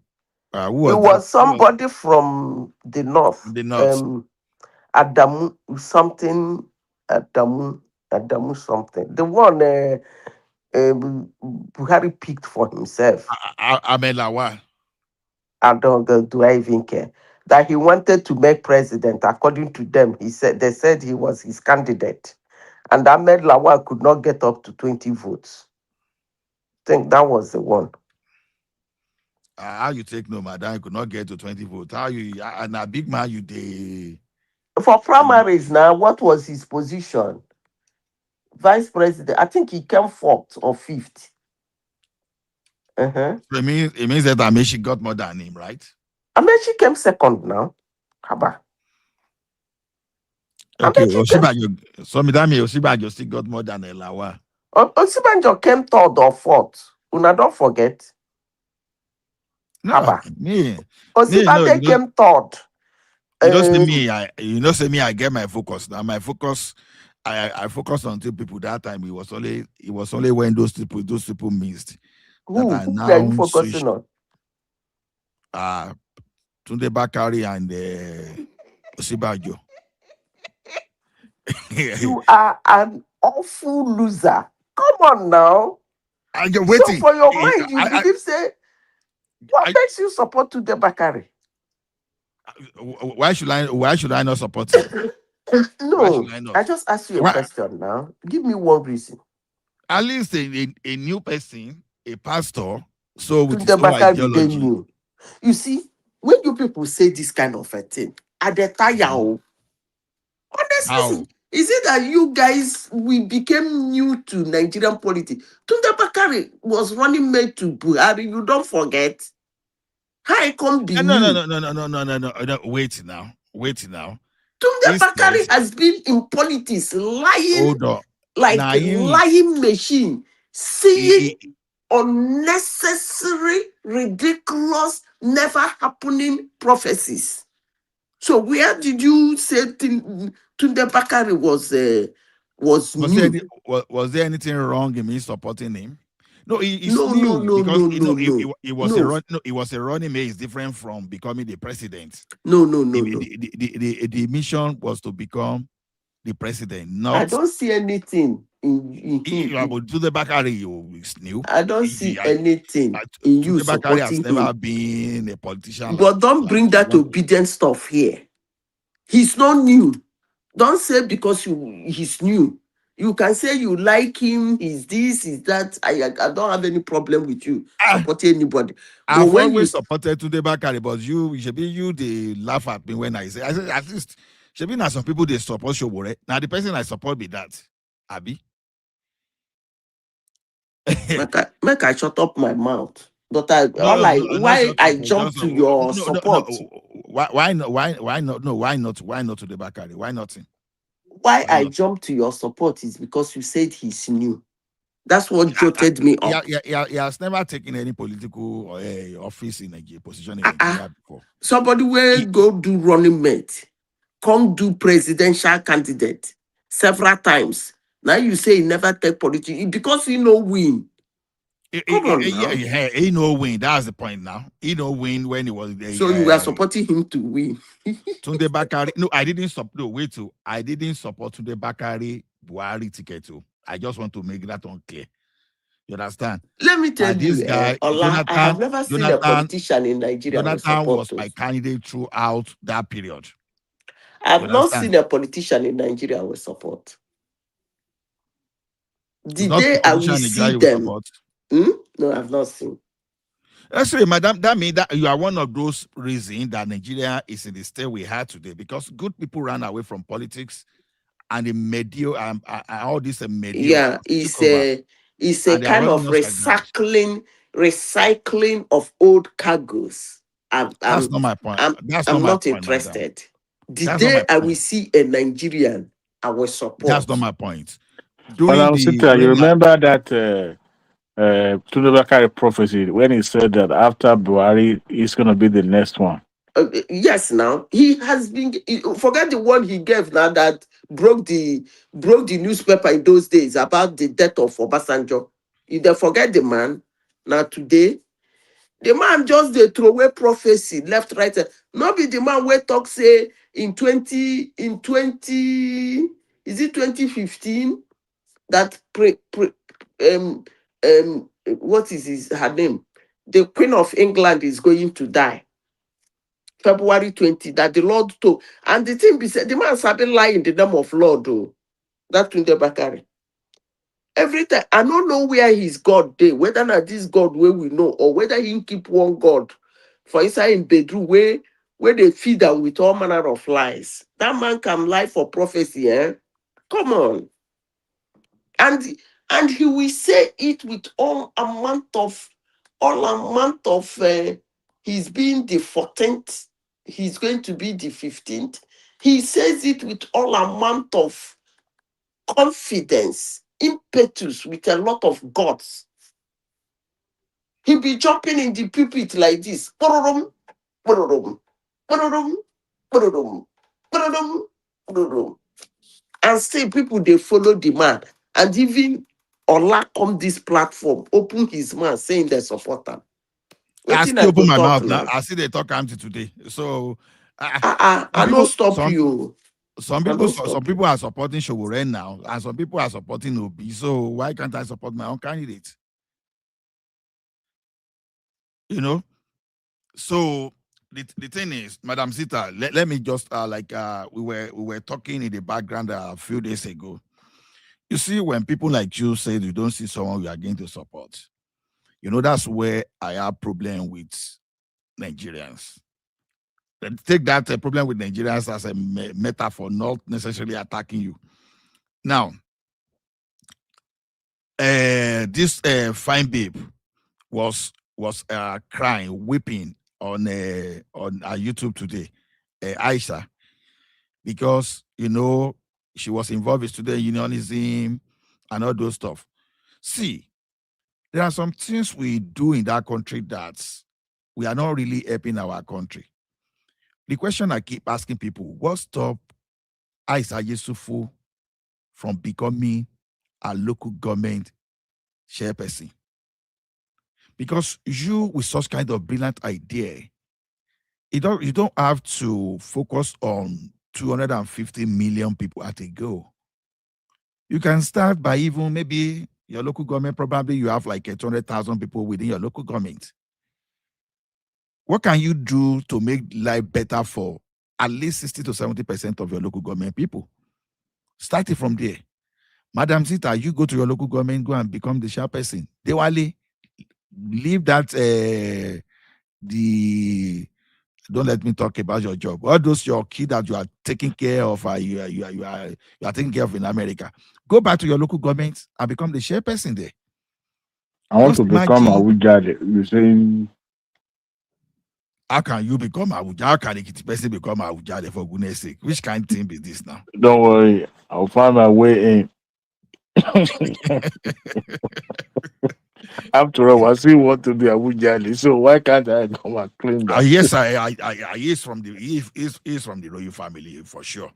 But you now you can become a king in your own village too. So that's just the point, because to me, I think we need to take politics seriously in that country, because if good people are not there, then you find people that are with some level.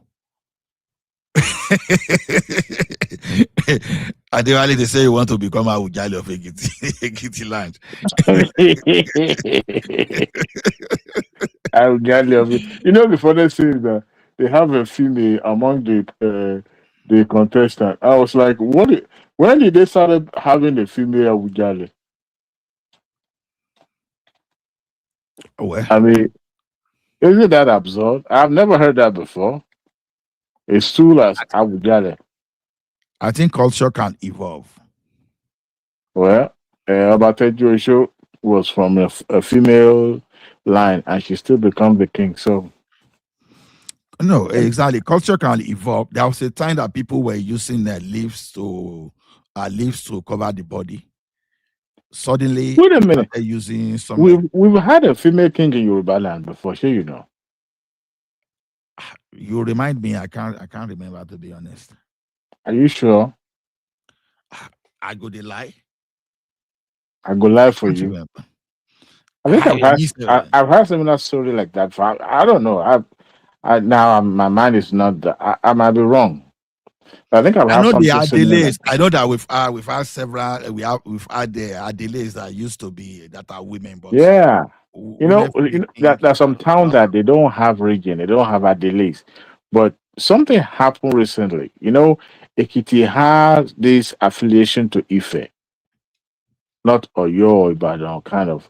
However, there's some towns that we are Ife, Yoruba. Yeah, Ekiti generally are Ife people and Jesha. Now, there's some towns that normally they don't have region. All of a sudden, they change the tradition. For years, they maintain that regency thing, and I was like, so tradition can be just like a snap, like this, but is regents not a king as well? I mean, all the paraphernalia of the office, they are called the whoever becomes the regent. So anyway, I changed the topic, but sorry, go ahead, Ola. No. It's an interesting topic because when you said that, now I just said trying to I went to ChatGPT to even look, because the history you just brought today, I'm not even aware, to be honest. And ChatGPT is actually validating you. For real? I think I've had that kind of story before, but I wasn't sure about that, female. So the princess that contested for Abujales too might be right at the end of the day. They have one princess among the contestants. That means that if that thing was true, that simply means that Yoruba happened to be one of the. Then we are when we are talking of elites, elite region in that country. So should we say Yoruba is at the forefront? Oh yeah, we've always see. Yes. The other day I was listening to. What do you mean, Ola? I mean, compared to places like I don't mention where any tribal. I'm just talking. where places like where Madam Zita is not supposed to talk when men are talking. me, I'm not. See, What kind of a Dagburu are you? But you asked for Basbos now. He's telling you the Basbos we have today. Somebody came here was saying that in Igbo land that women don't talk when men are talking. And I don't know the part of Igbo land he comes from, but I'm from Anuguta woman. Right from the time of the Watas, the Wakuches. The woman is a woman that brought General Hospital in Uguta, which was one of the foremost general hospital in the east of the Niger in those days. So I don't know what part of Igbo he come from, but he made that statement affirmatively. So he's making reference to it. That where he come from, women don't talk when men are talking. And then in the general Igbo culture, there is what they call Umuada. They're actually the decision makers. When the men screw up in Igbo land, it's Umuada that will come and say, you must do this. So I don't know where he come from, but he said what he said. And this. I wonder where that statement was even coming from when we have a very renowned daughter of Southeast like Bianca Ojukwu. I wonder will men be speaking Bianca. And we have the likes of Madam Sita too. We have the like of Madam Zita. We have the like of Dora Akuyele. We have the like. I can't just put that in together, to be honest. Obi that is shaking But Africa generally we have a patriarchy system. So anywhere we always look at, the women. I mean, the men always have the final say. I was actually discussing something today. My wife drew my attention to Minister of Interior visiting immigration office in Abuja. And then he had a lot of complaint about the way things were being done there. He was complaining about delay and stuff like that. But if you look at it, ever since we've been having female in charge of Nigeria Immigration Agency, things has been going on smoothly. If you notice, back to back now, we've had 2 female taking charge. What does that tell you about women in the role of a woman in our society? I believe that if you give a woman a chance, it will make it different. At least just to prove that point that look, I am not just a weaker vessel. I am a force to reckon with. That's my own. No, yeah, you are right. As long as you don't have women like Aisha Yesufu. Isaac, no, that's my friend. It can be my friend, can be my adversary sometimes too. But when you don't have, what's the name of this rat that was stealing the NNPC money? What's her name? Desani.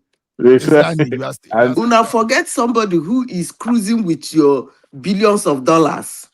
But una want that go to tell una how you making money. I wonder. So I don't understand you, man. Are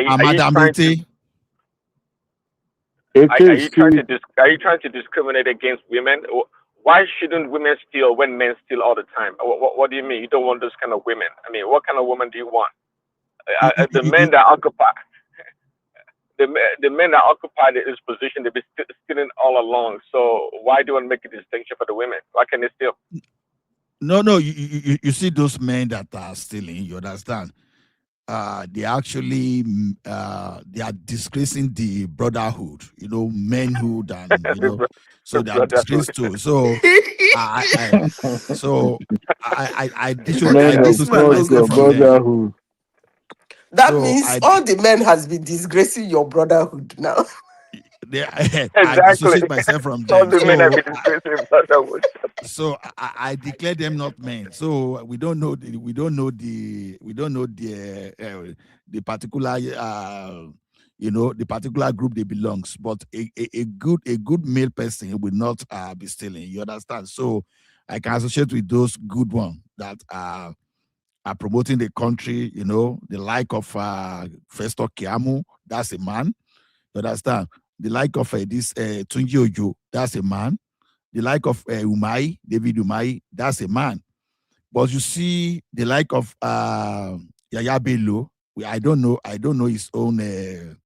I don't know his own whether now male or maybe it's between male and female. I don't know. So a real man will not be stealing from. A real man will behave like a man. A real man will not steal from his family. He will actually make sure that whatever you put in charge is going to keep that in as the real person. So any man that is still in that country, they are just cowards. They are not men. They are not men. So a man cannot steal. Is that what you're saying? A man should not be stealing. A man should be the defender of all the resources, and you make sure you As appropriate if the resources. the blood running in the vein of a man is different from any other species. Okay. You see, as an Ekiti man, you see there's what in Ekiti, we value prestige, we value our, Our names. self-discipline, our names. You understand?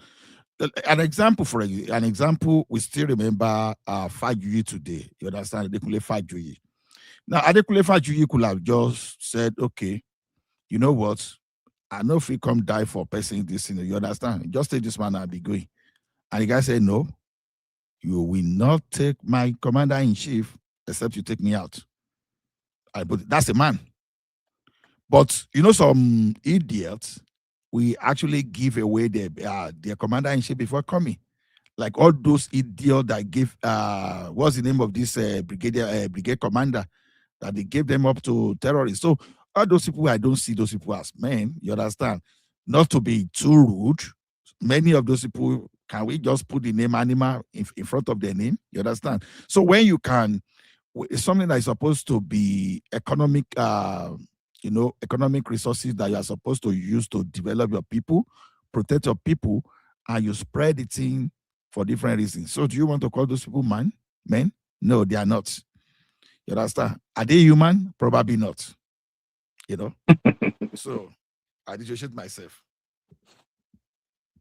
Wait, earlier I was in the comment section listening to one man before I left. So one man was talking about the what's this guy? This Nollywood guy talking about Peter Obi.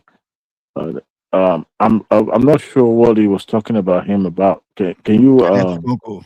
Yeah, Kenneth Okonkwo. Yes, I forgot. I always forget people's name. But as a drama expert, so I expect him to be showing off, talking as if he's reading a script or something like that. The way he's always does on television. What did they say about Obi? Maybe Madam Sita and Prince Daddy know. And I don't know what if AY. Yeah, I didn't really hear the readout, but apart from that, Kenneth Okonkwo, right? I mean, he said before that if Peter Obi emerges from the party, they will support anyone who does emerge. But I mean, that's why the obedience have been on his case. He said he doesn't believe in just handing over the ticket of a party to Peter Obi or any other person for that matter. They have to go to the primaries and they have to emerge. And that's what it said. But today's reading, I don't know exactly what it said about Peter Obi. I think I also read about that statement credited to him too, that he will support whoever emerges. But come to think of it, Kenneth Okonkwo was already in ADC before Obi, and this is someone who blasted Obi before leaving Labour Party. So do you think, the two of them, see them working together, even if he emerges as the candidate? I don't see that happening. And I don't see Obi even emerging as a But candidate of ADC. why are they so sure that Atiku will pick the ticket? I want Because to sound stupid now. no, there's no way Atiku actually play a better role in moving to ADC. Remember there was Sorry, I do. I see a coup. I see a coup brewing against Atiku in that party. Actually, I and see that a would be coup the end. brewing. That would be the end of that party. Then, if that's what it comes down to, so you get because Atiku is going for spoiler now. This is his last call in presidency. So, and if he doesn't Why get did it, you say that? I mean, it's going to be 80 this year. And so? Oh no, please, it's going to be 80. Whether we like it or not, that is a Official factor. age. Well, it's going to It play a doesn't matter vital. now. It Nigeria, does. do they have age limit for It does. presidency? It does. It does. It does. How about And now? and here's the thing. His money is going to play a huge part for him this time around because one, if we look at the area of politicians that are assembled before Obi even joined, or you can start seeing Obi in that peripheral of that gathering, you would see that they were all PDP people. Okay, and the principal official that was selected, not elected, selected, were his own people. The only person is the Adegbeshola, and you can tell Adegbeshola has been very sympathetic to their cause right from the beginning. So, since up to now, I haven't seen a principal officer of that party that you can link to Obi in terms of somebody who worked closely with him. If Atiku chooses Obi, who's gonna then for the first time, maybe in a long time, he has to spend his own money to finance the election and everything else. The people that financed his election the last time are not ready to part with their pocket this time around. I'm talking about Obi. Well, Obi, that's what I'm saying. Obi doesn't spend shishi. So unlike Rotimi Amechina, if he becomes if he's chosen maybe as a VP, he has money to spend. But choosing Peter Obi is not a money maker. I mean, Atiku has to spend his own money. That's a big problem. They were using Obi as a magnet to a sympathizer. These people move without direction. So wherever Obi goes, they follow.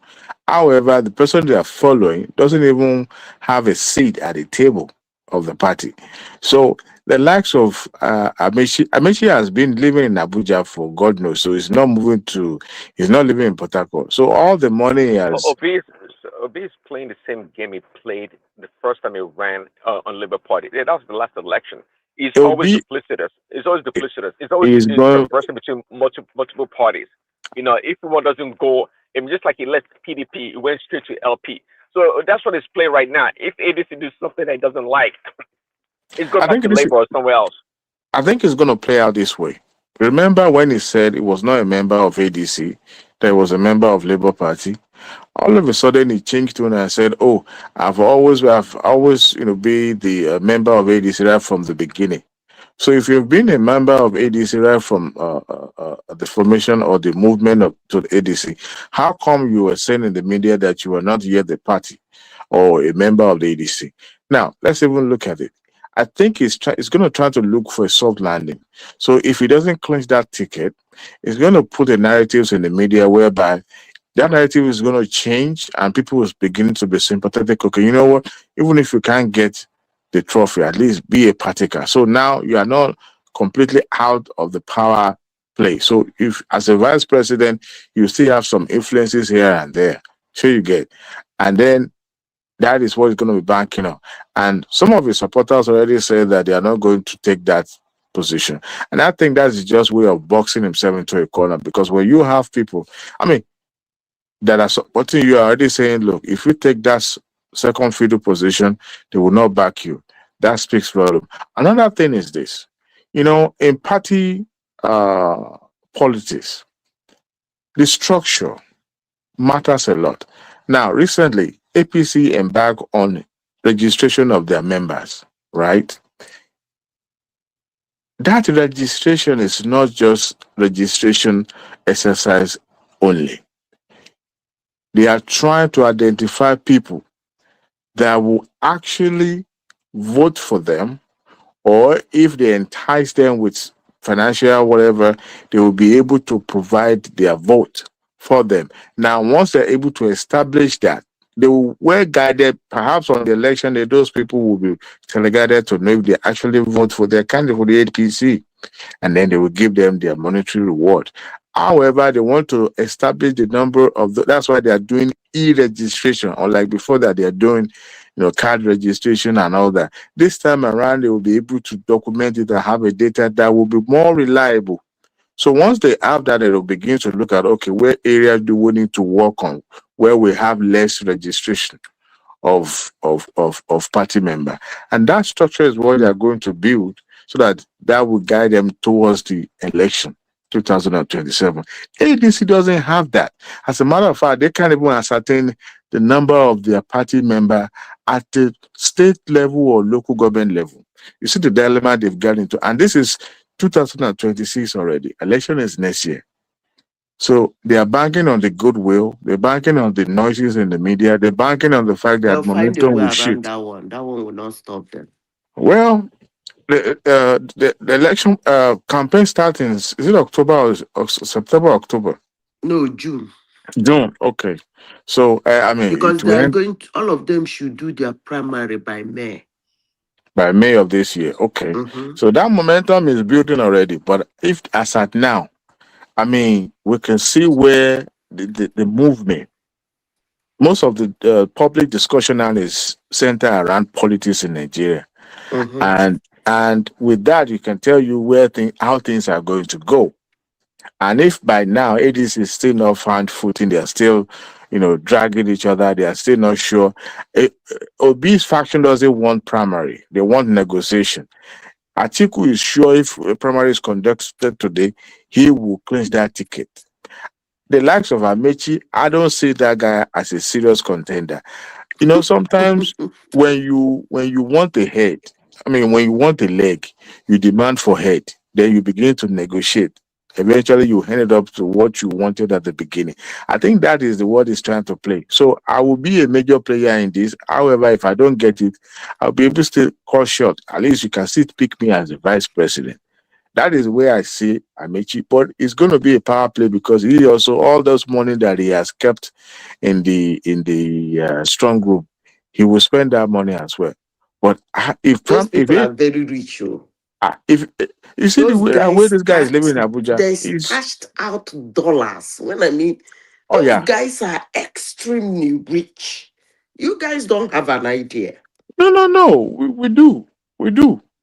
Oh, we I do. like the fact that they keep coming out for election, and I like the fact that they don't win, so that they keep spending the money. You I'm spend your telling you. money during the primary. The general election, you don't spend your money. No, that's what I'm saying now. I like the Okay. fact that they keep coming out to do primaries. I mean, she did in 2023, 9 money.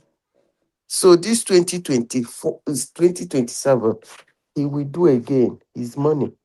In ADC, let's see how that's going to end up. This is No, the but last they shot have of, said in ADC they are going to do primaries now. yeah, and that is going to except they have a consensus this thing before the primary and No, every. you don't do that in a big party like that. Oh. You don't try it.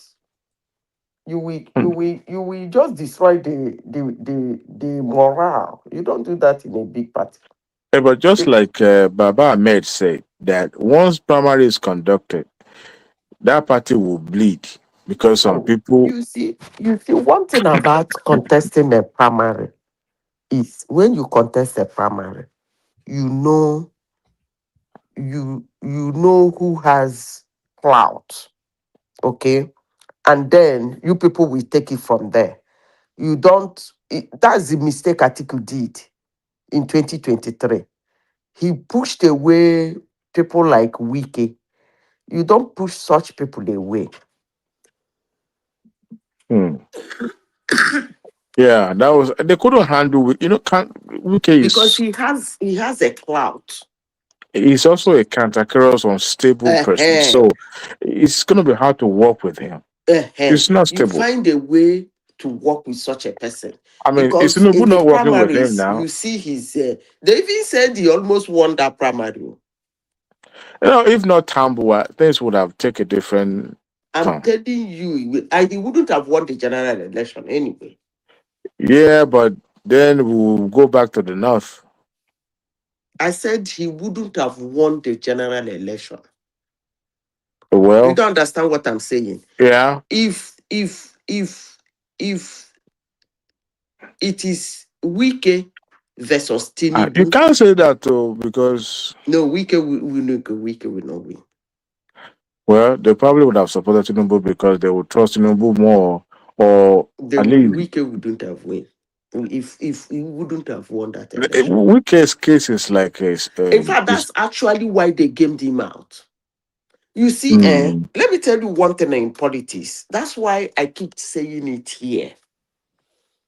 Hate me, like me, I will continue saying it. You will look for a candidate, number one, that have the potential to carry everybody along. That is one. That people will willingly follow. That is two. If these two things are not in a candidate, it is very easy for the party to edge the candidate out. No matter how you think the candidate has potential or have money, that's the problem in politics. You see, Wike has the money, he has the noise, he ready to bulldoze his way. But when they did their permutation, they find out that Wike will not fly. And they went to Tambawal and tell Tambawal, look, if you keep quiet, this guy pick this ticket. It will not fly you. It will not go anywhere. Let's give Tinubu run for his money. Atiku is the only candidate that can make a way. He's known. With that's this party around him, a lot of Northerners will follow him. But with Wike, no. That was why they edged Wike out. Now, the problem they now have is that they edged Wike out. Everybody followed Atiku. They didn't know how to bring Wike back to the fold and manage him. And then he started destroying everything as much as he can. The same thing I'm saying about Obi. When a party notice that you have a clout, you have the money, you can fight, the next thing they're looking at, can you fly? If we put you, how many people are going to willingly follow you? And how many people will you be able to drag to yourself? Very important. The moment they look at that thing, it's not working, they will tell you, sorry, this candidate will not fly. And even if they lose the election, they don't mind, but they're ready to do with other candidate. Do you know what it means for you to be doing an election? Instead of your volume to be increasing, it will be decreasing. You don't know it happened in election. yeah. At You a know, point, listen, at a point in 2023, for people who follow politics, it was obvious Tinubu will win the election. Because as others were winding down, he was winding up. yeah. But people were not seeing it. No, so well, but those who cannot discern how things work. So that is the thing politicians and political parties try to avoid in election. In a civilized society, what happens is that the moment they start seeing that you are winding down, they withdrew their financial support. You will no longer have that money to be booking flights, going to this, because at the beginning, somebody will pay for your whole entourage. That's how it works. Somebody will pay for your whole hotel. $100 million, $100 million, $10 million, $1 million. They're putting in, but they're watching the situation. The moment they notice somebody will map out like 5 million, he said the first 3 months I will give him 1 million. The second 3 months I'll give him 2 million. Let's watch how he goes. They thought 1 million. If he's still going up, I might add more money. But the moment they notice that you are winding down instead of tuning up, bakam, they withdraw their financial support. But in Nigeria, hey, they don't even see it. They will still be shouting, Obi Krerenke, Obi Krerenke, Obi Kre. When they come thought, they say they read the election. So, Madam Yeah, Sita, okay. You know what I will do for you people in this platform? The moment the campaign starts, I will tell you people who is tuning up and who is tuning down. Let me say something. Let me just say something. Greetings, everyone, and thank you for having me. See, the reason why the other one went the way it went was because the opposition were useless, and till today the opposition is also useless. And I don't. You are breaking, oh. I don't know whether it's from me. I don't know. Can you hear me? It's better now. Yeah, the opposition was a problem, not You can hear your fake necessarily. microphone. Yeah, look at that. The opposition was a problem, not necessarily the ruling party. And till today, which is quite unique, isn't it? Till today, the opposition is still a problem.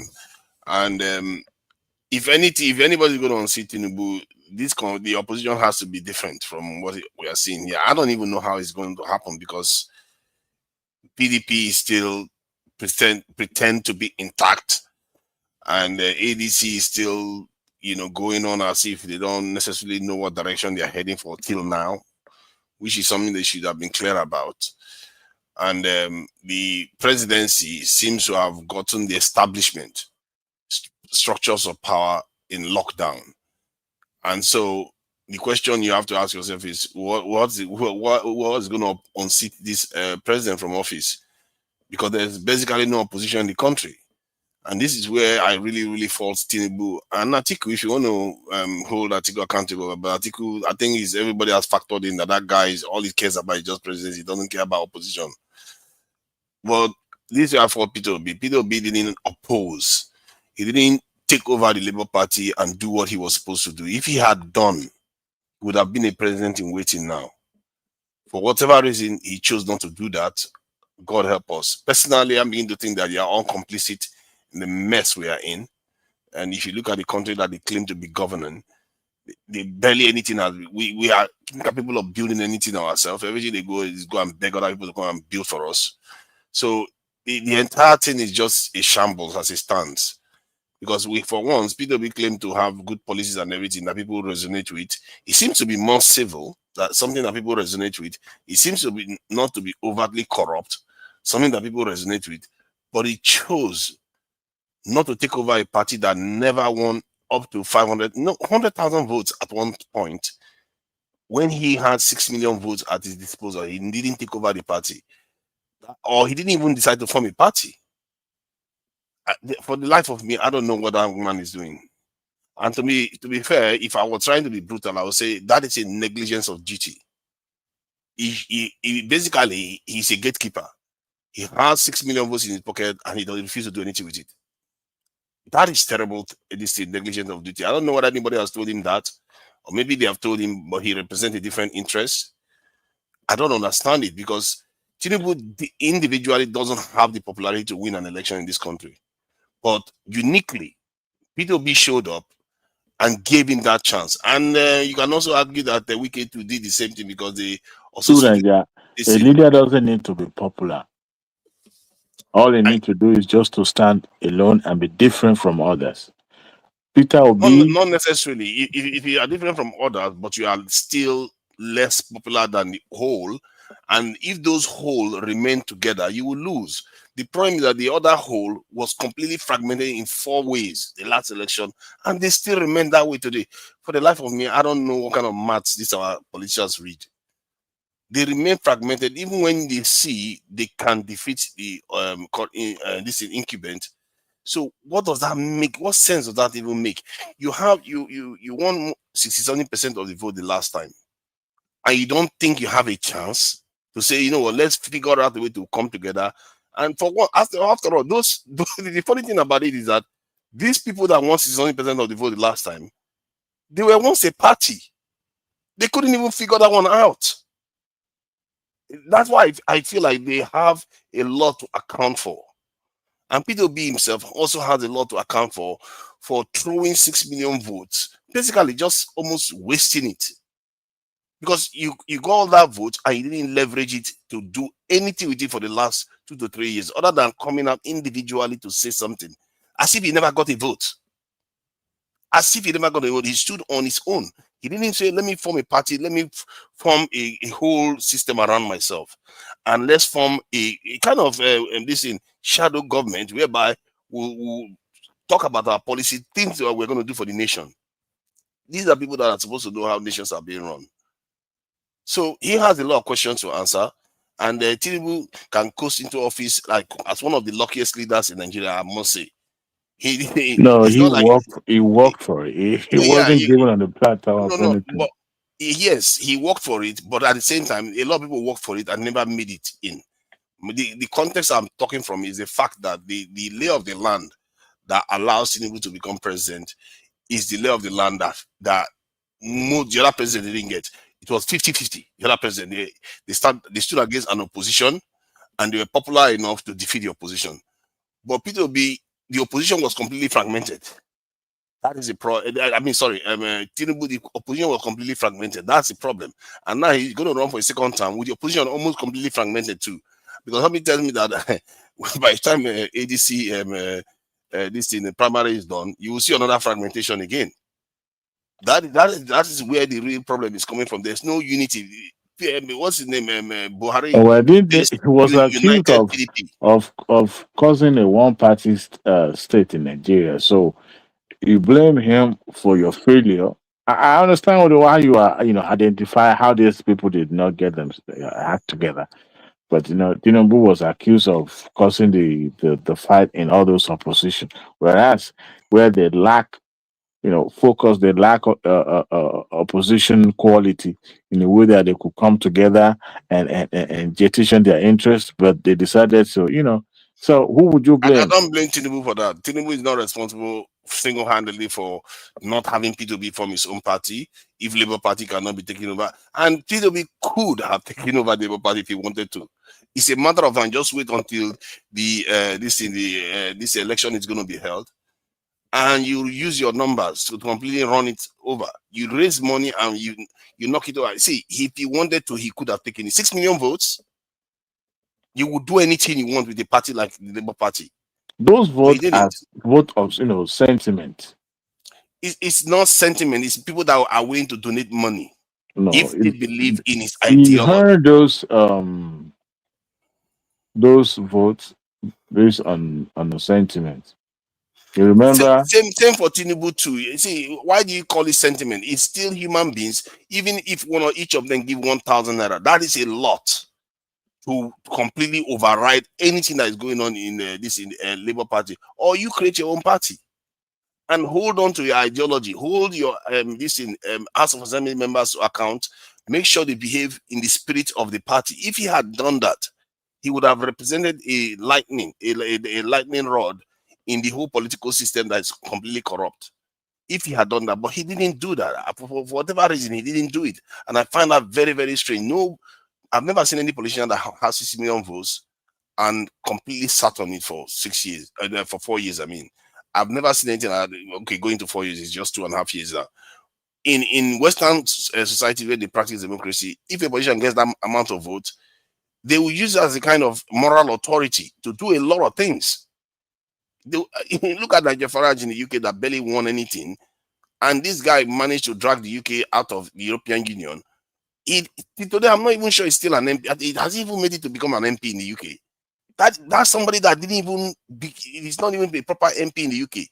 Not to mention somebody that was giving so many votes, former governor of a state in the country, and he just acted as if, okay, he's just now a spokesman that just talks about for himself. and oppose the government. No, you are supposed to really, really push the government. Look at how APC pushed PDP towards the end of PDP's time in office. You have to push them, press them. To be fair, it took Tinubu working with APC to actually finish the job, isn't it? So, in other words, that fragmentation that APC had too, and with the other parties, led PDP to keep remaining in office. And these mumus that came after still haven't learned the lesson. They too want to remain fragmented, and they are not looking at working with the PDP as it stands today. If you want to remove the current incumbent, you have to be united, especially when you have evidence that you guys won 67% of the vote the last round, but they still can't even figure that one out. If they cannot figure that one out, then it's only PDP, APC we are going to get in office. Tinubu is going to remain in office, which means the only opposition you have against Tinubu is basically the Sahel nations. The Sahel nations is what you have, because there's no no, that's the problem. The only opposition you have against Tinubu and most democratic system in Western Africa is the Sahel nations, because the opposition in those parties in those countries are completely decimated. They are completely useless. Maybe only Ghana you can say it's a relatively strong opposition. The rest, Ghana is not. Ghana has been an ally of Nigeria. I don't see Ghana as adversary to Nigeria. No, I mean, Ghana itself, within Ghana, they have a reasonable opposition party. They do fight. They fight the government in office all the time. But in Nigeria, the opposition is basically dead. In Cote d'Ivoire, the opposition is basically dead. Benin Republic, this in Cameroon, all of them. The only opposition that you have now against the democratic system you have in place to remove these incumbents that have corrupted the system are the AES. Those are the only opposition, because the opposition within the nations, they are basically walking like dead bodies. I don't understand it. That's crazy. You know what? Tinubu is going to stab them for funding. They won't have access to money. Watch out. What the question is, whether it's going to be good for the country. All this is that is going on. It's a fair play. If money is the deciding factor, it's a fair play. If it, strip them of money. I don't have any problem with that. I don't have any problem with Tinubu playing politics to win. See, how is going to stifle them of money? It's not always the case that opposition has to be strong all the time. It's not always the case. Sometimes you have a really strong opposition, and sometimes you have a weak opposition. So this notion of trying to blame APC or Tinubu for why Nigeria has a weak opposition is non. I'm not blaming APC for the most part. Prince, I blame the opposition. I don't blame APC. You continue. To Nigeria, see, I support that. I think I supported to Nigeria. Our opposition is weak. See, opposition members, they have a lot to speak about. They are not talking, and I said some of it today. They have nothing to offer. That's a problem. You understand? I just said it today that some states are financing terrorists, but the federal government are still giving them allocation. How can you be giving some state money that we end up? Okay, look at what United States of America, why one of the reasons they refused to sell us a weapon, I stand to be corrected, because they were afraid that those equipments would land in the hand of terrorists. So you were making money from the South. You were not doing anything. You were giving money, and the governors were using the money to finance terrorists. Why the citizens? That's an interesting take, Allah. For United States of America to have left billions of dollars in weapons behind in Afghanistan, to worry about the few change they're going to sell to Nigeria going to the hands of terrorists is quite interesting. We know for a fact that America left billions of dollars of their military equipment in Afghanistan in the hands of terrorists. So what are we talking about here? Are they truly concerned? Are they truly concerned? They're not. They're just trying to ensure that we don't have access to the tools that we need. These people we have been very, very good allies to them. To be fair, Nigeria is one of the most coonish country amongst the underdeveloped countries, and yet we haven't gotten anything from it. And personally, when I look at Tinubu's government, I think we were fortunate to have Obama when the terrorism was beginning. Fortunate or unfortunate? We were unfortunate. It should have been Okay. like people like Bill Clinton or No, Bill Clinton was the same too. Bill Clinton was this. You always needed somebody like Trump. The rest would have done the same thing. Let me tell you why I mentioned Bill Clinton. Okay, now if Jonathan had done what OBJ did, I tell you, they would have. In fact, it would not have come back from ICC by now. You know what OBJ did? It would have gone to under Obama. It would have probably gone to ICC. Yeah. So that's why because Obama just allowed terrorism to develop in Nigeria. They are the ones that helped it. How can you say that, that Obama allowed not just Nigeria, Why not just can you say Nigeria, that also Obama allowed terrorism to? across, yes, Adewale, and across Africa, the Sahel, and West Africa. It is not a job of Obama to protect your own territory. Well, yeah, but is it Obama's job? Was it Obama's job to destroy Libya? Okay, yeah, Libya destroyed, but guess what? You have power over your own territory as well, so you can as well defend yourself. So why did you allow that to happen? Now, let me ask you then. Let me ask you. So, for us, you say we are responsible for ourselves. So, but for us to do that, we have to kind of defy American will, because America is the one incubating all these terrorist organizations. After all, they have a massive military base. This is That's an assumption. You are not sure of what you're talking about. They confess to it. What else do you want? Who confessed to it? Who said an American senator confessed to this already, that they were funding Boko Haram and terrorist groups. That is true, Adewale. You know, Adewale, you can defend Obama, but when it comes to Obama and Africa, don't defend him. Don't defend Obama. You know, Obama was the number one. By the way, I wanted to ask you this question, Big Daddy. Hey, so Maduro got picked up. All of a sudden, the what do you call it? The narcotic movement stopped, and there's no more bombing. Is that what is going on? What did you expect? They just wanted to remove him from office. You see, honestly, this man that's part of the steal plan. the oil. That like means they do to you've other not been countries. following what is happening. No, I'm being sarcastic here. Hold on. I want to correct something. Since they picked Maduro, they've bombed 4 other boats. And they have seized a lot of their vessels. So what are you saying? When did they bomb? Anything. They didn't bomb anything. I haven't heard them bomb anything. Check una they use to Niger. They use check your information. Go check now. Okay, Since they pick Maduro, have they bombed another vessel, another boat? I didn't hear about that. Go and check now. But at the end of the day, we all know. There's no bombing I can see.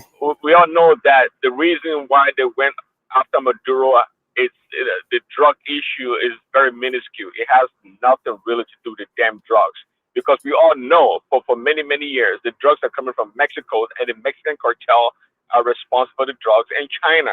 So why would he lie that?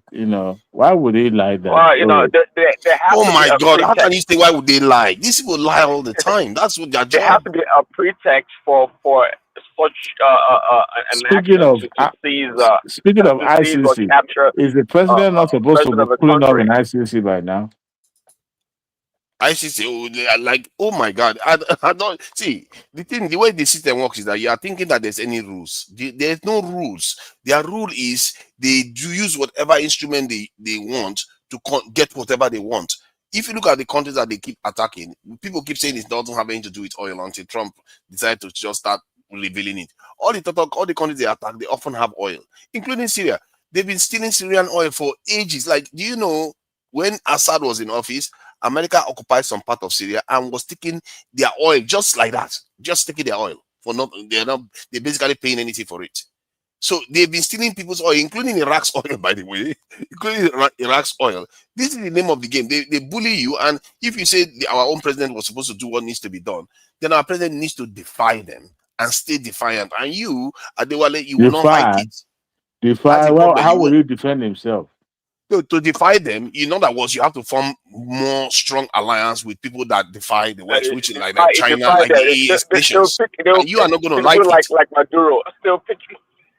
No. More The thing alliance with is that who? easy to They'll picture. pick him up It is like that easy to Maduro. More picture this thing alliance with Tinubu. who? More alliance with rivals of the West. That's what And you who need are the to fight rivals this of the Nigeria Hey, will West? turn hey, to North Korea. what has the China rivals of the done? West What has includes Russia done? China, Listen. Russia. What? Yeah. Yeah. Hold on, guy, hold on. What has Russia done or China done for To Maduro Niger, lately or Assad lately? to Niger, You remember the regime is to still in office, Niger, by the way. Yeah, go to ahead. Niger.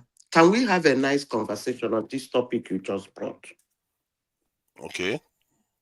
You said they should form alliance with Yeah. the haters of West, right? Yep. And who are they? They include India, this in China, Russia, North Korea, And Iran. you think if they form alliance with them, they will deter America from doing what they want to do? Oh no, it won't deter America. They So will why the sanction you. alliance? The reason for the alliance is that you will have to go through the long wilderness process that you Who need will go to through get the out of long the problem. wilderness process? That's what I mean. Like when Adewale was talking about President Tinubu, why that are we not responsible for our own this insecurity? Why are we not doing? Why are we worried about America? That's what needs to be done. We have to go through the wilderness. If you don't do that, they will not let you. So far, they've shown that they will not enable Let me us tell you to something. develop. To Niger, I've been saying this severally on this platform, and I will continue saying it. You see, military is not in drill. That one is called show. Military is not in combo show. Military is in power. Now, let me run you down for you. United States, I may say, these catastrophes, they jump in and out. It's actually for people like me that follow what they do. They are actually testing their weapons. That's why they are ever ready. You cannot be forming alliance with a country. I remember most of us do salivate about China and what they have done in the military and how they're going to face United States and how United States cannot dare them. And when I hear people say that kind of a thing, I usually do laugh. Because you are trying to pair a country that have not fought a large-scale war for 48 years with a country every minute of every hour of the day that are testing their weapons. They see their logistic gap, they see their training gap, they see the capacity and capability of their weapons. They go back, they develop on it, they move again, they launch. And somebody somewhere is building Chinese objects, building massive thing, having massive navy, having massive effort, having that has never been tested in a large-scale war. And when you ask some people, they will tell you, do you know that Russia does not have aircraft carrier? This Russia that, when people talk, I just laugh. This Russia that people come here, Russia is super, super power. I mean, the mainstream media are doing their job. They earn their money because those people screwing trash in mainstream media, they earn fast salary. Their fast salary come from all this lobbying No, to screw Sita, you watch trash. too much of Fox News. Huh? Don't worry. Do you know? I don't even watch any of them. Do you know that Russia do not have aircraft carrier? Because I they know don't most of need it. They don't need it. They have okay, submarines. they don't need it. They have submarines. They have nuclear submarines. And US don't have submarines. Yeah, You see? but why would Anyway, you need an aircraft carrier when you you know have what I that? will advise you? You are speaking now. Since you don't want me to continue, let me end it because that's what people usually do. When you get yourself soaked in mainstream media like Fox News, CNN, you watch all of them, and they gloat on how China is going to kick the ass of United States. You come here to screw your plan. But let me say this. I don't have any, I respect you people's opinion on the haters of West. More especially, I respect your opinion on the haters of United States. But the only thing I will leave here is that hate them, like them, they hold it for now. I don't know about the future, but as we speak now, don't dare them. Yeah, Whether because you're China, we whether have a you're lunatic Russia, in the office that is running the do show. not try it. Period. So But what I are you will what advise say? you too, No, since what you are you trying like, to say? Are you trying to say that those countries don't pose any serious opposition to the not West? in the military, not with military, any other thing they Uh, can, you can have an edge. Listen to me, like China. When China, US, which that US is trying to move away from, apart from trade, which US has bastardized, this their new president has done a lot of damage on China. And the propaganda is still going on. China is still claiming that their economic growth, their trade growth is high. Maybe I didn't do economics, they did economics, but that's okay. You have an age. What you do to United States is to have an age over them, not military age. You can't have military age over United States. Forget it. You know, China hasn't gone to war for a long time, and America can't just test their capability because I tell you Hold this, on now. Let me it finish. is I've finished discussing on that. Believe it or not, I don't care. Edge doesn't necessarily mean military. China is the only country, every country has rare earth anyway. China is the only country that refines rare earth in large quantity. United States do refine. They have one in California. They have one in, I think somewhere is in Alaska or somewhere. I can't remember, but they have 2 refineries. But China is the only one that pollutes their environment. They hold 90%, they refine it. So that's a big edge they have. They can use it to go for business, not military. I repeat again, not military. Don't go there. okay, let me say something. See, the Chinese may not have been to war to their own credit because they they are the type that win a war without even firing a shot.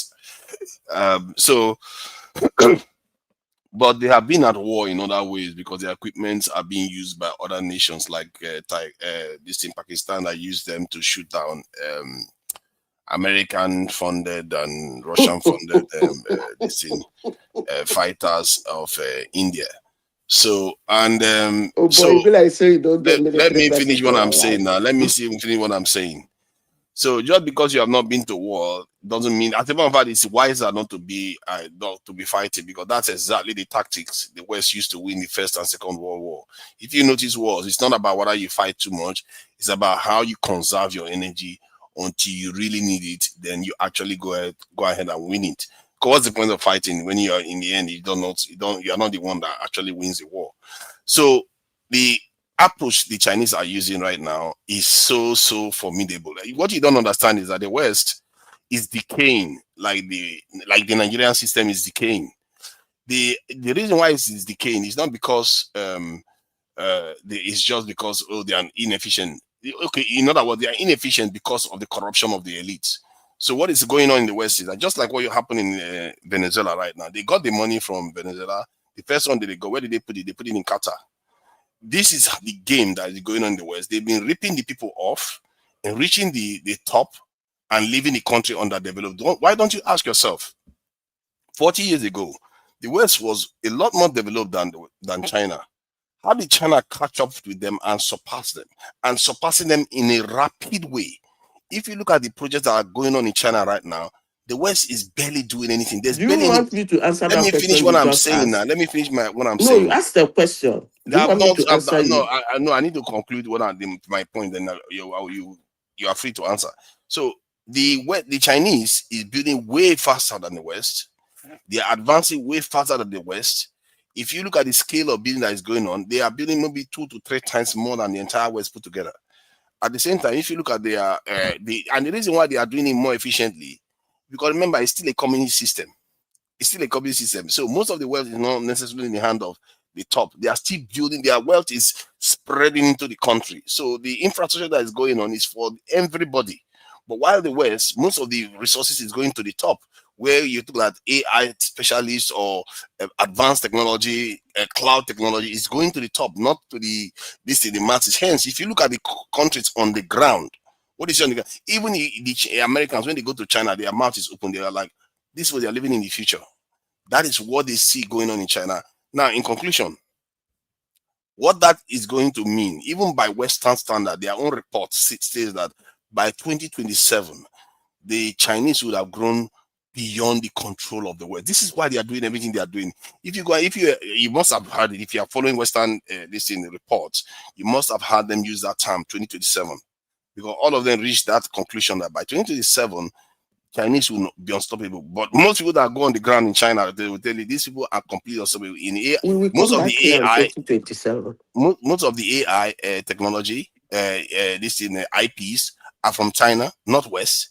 Most of the advancement in Where do you get all these things from? So these are facts. These are not made up. Go and check it. Just go to Google. From the Sky News. Go to Google. And no, even if it, and remember, Sky News is a Western news channel. It's not a Chinese news channel. It's a Western news channel. What are you arguing on? What are you arguing on? I don't know. I don't know what she's arguing on, because it's a fact. Go and check the scale of development. You are asking. When you finish now, we'll answer you people and go away. If I like talking rubbish. If you take into account the number of engineers that are being produced by China every year, it surpasses that of America more than fivefold.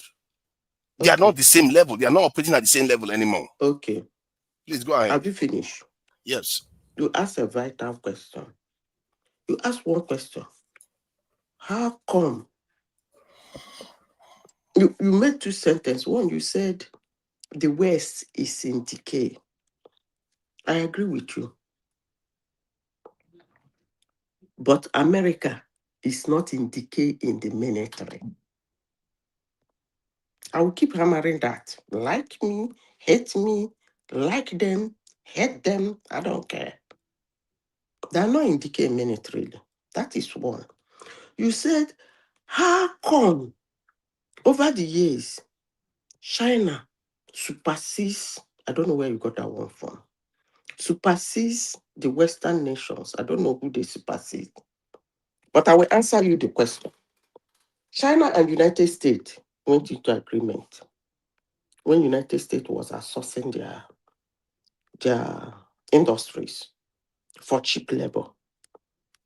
China was asking for the Intel. That was the agreement. If you listen to them when they quarrel, the rare earth comes in, they use their rare earth for an age. And what is the age? The age is not reduce my trade tariff. No, the age is you will continue giving me the Intels. That's all.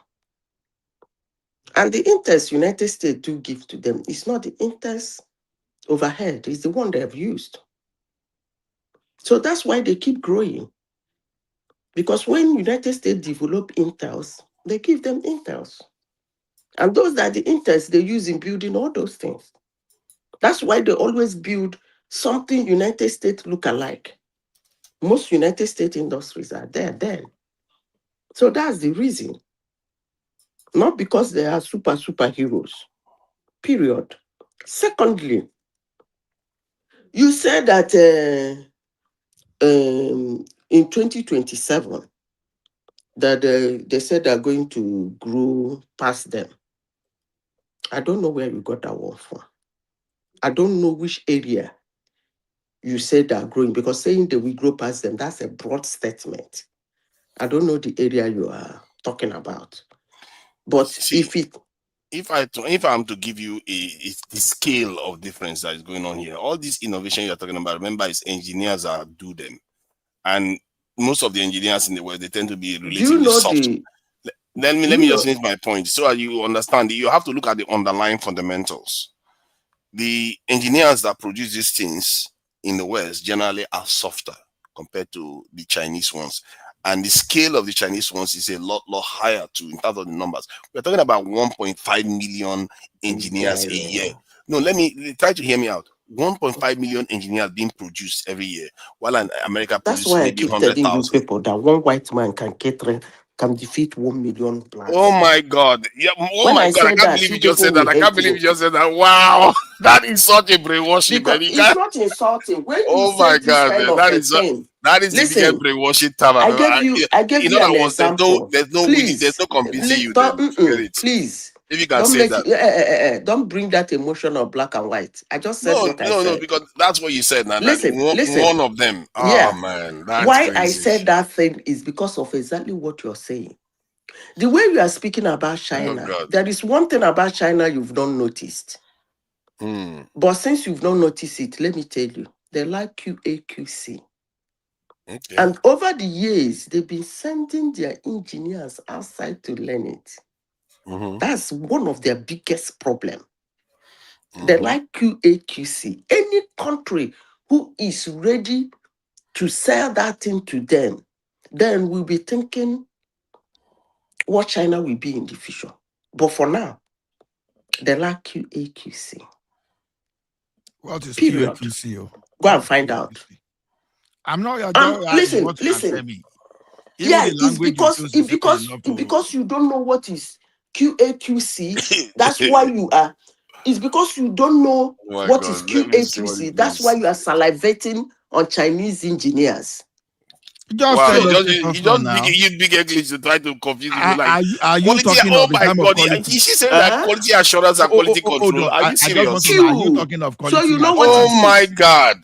So you Oh know my what God, it that is. is the reason why one No. point something million engineers can't function. You know, Zita. I like to brag very well. You understand? I like to brag very well, and I'm going to brag again now. You know, I have a black belt of 6 Sigma. So what are you talking about? Oh my I like bragging. I said they like Who went and QAQC. gave you black belt? Say Jesus Christ. They lack quality control and assurance.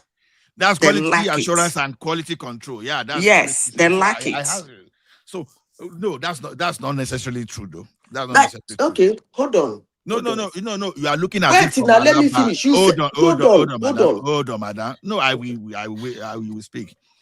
You are looking at it from the concept of Nigerians going to China and demand for quality that meet our market. No. China will give you the quality you request for. Okay, That's the hold on point. now. Okay, go ahead. I don't want to go to what some They people actually said. have better things Hold now. on. If you look at their cars, they've Hold already on. started dominating in vehicle Why does manufacture. it, when I mean, if you understand what is QAQC, you will understand that under QAQC, you talk about operability, maintainability. Yeah, China has higher ones now. Oh, really? Yeah. The Chinese, let me give you an I example shouldn't of be doing this argument with let you me give you an people. example that they have higher ones now. One, the Chinese have started doing a driverless car for a while now, than the West is struggling to even get going You are on. not understanding That takes that oh is my the God, that takes shining regulation. objects I keep talking about. Hold on. That takes regulation and that takes quality. This is the QAQC, like you like to say. It takes that to get that done. They started doing even. They also started doing air taxis. They have air taxis in their cities now, whereby they can use drones to carry They somebody said from they one can't point build to anything. another. No. I don't No, understand it's not. what your argument is Then doing. why did you use QAQC? You brought QAQC I into didn't it. say Hold on. they can't build anything. When they show you that their QAQC is higher, you pretend as if that's not what you're talking about. Let me tell Madam Zita something. You see, we are talking of a country that is using automated and robotic production these days. Now, see, in a country like that, in most cases, you just need to set that your quality assurance, which is a process. You know, quality assurance is process focused, while quality control itself is product focused. So you drive from quality assurance to that quality control, right?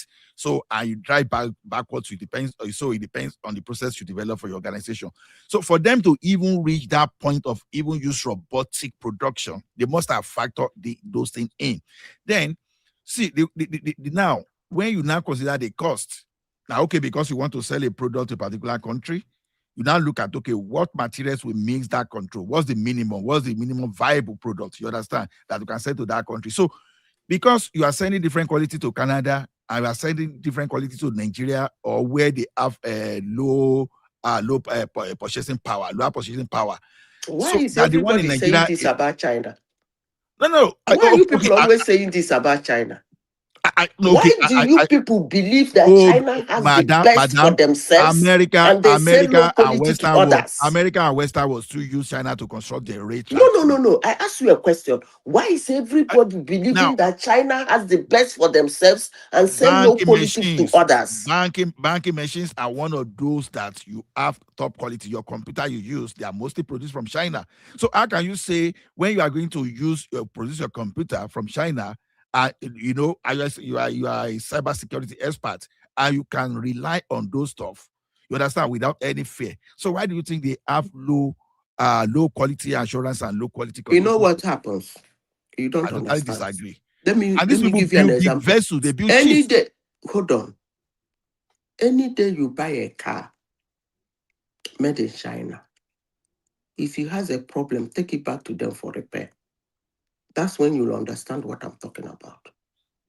I rest my case. No, madam, see, you putting a strategy to sustain your business does not necessarily mean that. Okay, let me give you an example. What is the I service two strategy products. now? Hold on, madam. I serviced two products in the past, Lenovo and Dell. Now, when you repair Lenovo, you have to we call it rebranding. You call it rebranding. So you have to sometimes reload the firmware, and you put the serial number, the different type of number, just to the different tag to recognize that. But Dell, if you change the motherboard, you just put it, you just go ahead, no problem, no other wahala. Now, you see what the strategy Lenovo is using is this. This argument shows that you people are not monitoring what is happening. No, I'm just telling you from the tech world.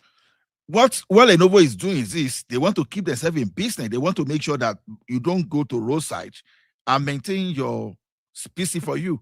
But Dell doesn't care. If you like, you can give it to roadside, because once you change the motherboard, you don't need to rebrand. You don't need to reload any jargon. You understand? So that you try to keep yourself in business. It does not mean that your quality is not okay, because we are talking of country of about 1.4 billion. What's the population of China? Over 1 billion people. So these guys, they want to keep themselves in business, so they will do everything, you understand, to keep coming back. That is why you will see Samsung manufacture today. Before you know, in the next 2-3 years, they produce another one. As you are going to see S22, the next one S23. When will the S finish? It will never finish, because if those S finished, they will never be in business.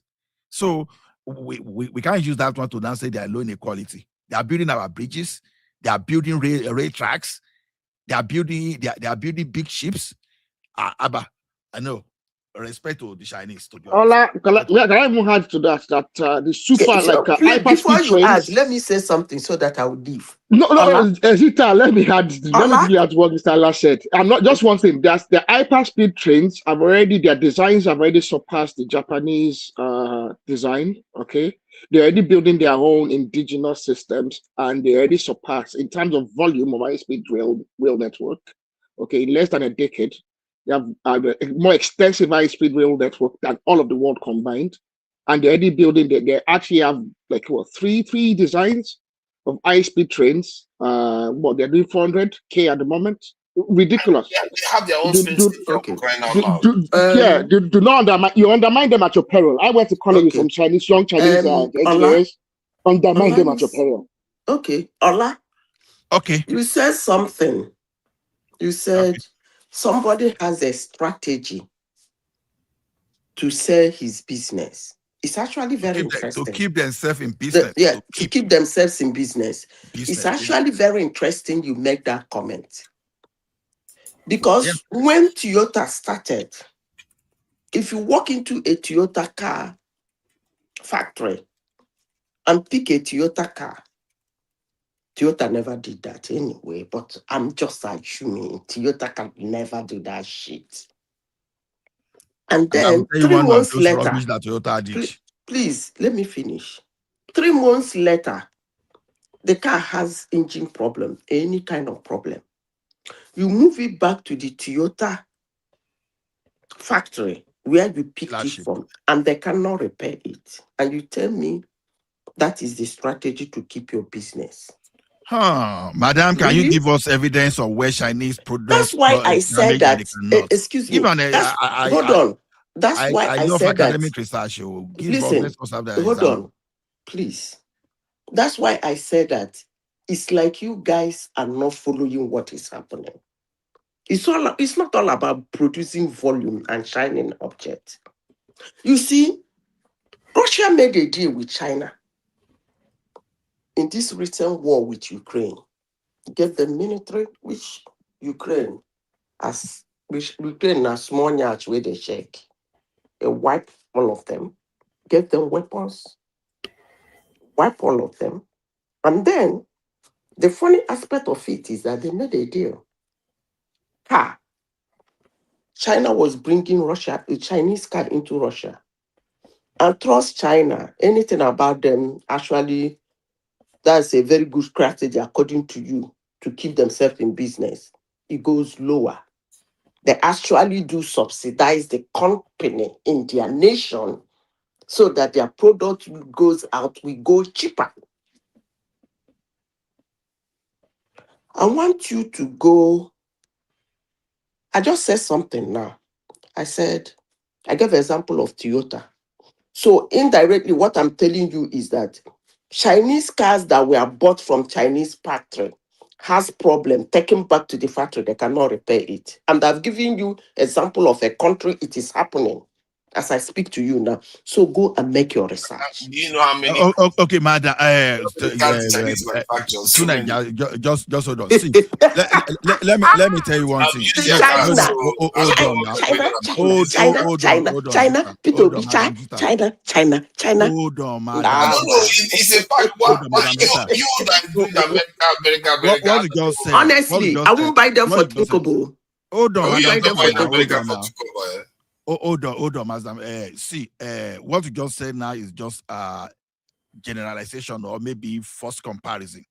See, you can a company, no matter okay, look at Boeing, for example. They have a brand of a particular Boeing that has given problem for a while because this man of blessed memory, our dear Professor Pius, you understand? Then that thing that happened in Africa, I think about 6 years ago or thereabouts, about 6 or 7 years ago. Look at that Boeing. They find the tough time even correcting the error there. You see, sometimes factory can produce something and they can have some kind of batch error. That you have a batch error and you start running around. It's not these are part of operational hazard. And part of what they call the, they don't break well. Now, bye-bye. You can even have a part you link into cost of quality. You understand? So the thing is this: the fact that you have a car that they took to a factory, they are struggling to correct the error, does not necessarily mean they were useless. So it happens that way. You know how many times Toyota don't recall to say, okay, we have problem with our transmission, we have problem Unlimited. It's a VW, BMW, all of them do major recalls now. Even the diesel, this is scandal that are called. And now the VW diesel scandal. And now the Audi and VW brand diesel issue. I think she has surrendered and apologized. But is it not an engineer as well? Why is she speaking like this? I don't know. I don't know how you can compare. I don't know whether she's an engineer though. No, I think she's an engineer. I think she's an engineer. She mentioned before. I think she either did chemical or she's an engineer of some sort. Anyway. Let me just ask something. Hey, hello guys. What are you guys discussing? Who allow father in here? How are you even here? Why did you allow to Nigeria to this place? No, the guy now hacker now. He just hacked. They don't discipline. They don't discipline to Nigeria the other day. I heard it now. I heard it when they were disciplining the other day. Every day, yeah, that remain on discipline. See, there's something that's very If you are obedient now, can you be disciplined? There's something going on in the world that you guys need to observe. Because what I observe in the West is that they are decaying, not because their country are falling completely apart in terms of infrastructure. No, now political correctness they cause there for them. What China is revealing is that the West is very, very corrupt. Because China, it's not because they are not corrupt, but the West is far more corrupt, because that is why the Chinese are kind of sailing ahead of the West. The West should To be more. Niger, it is the inevitable result of democracy.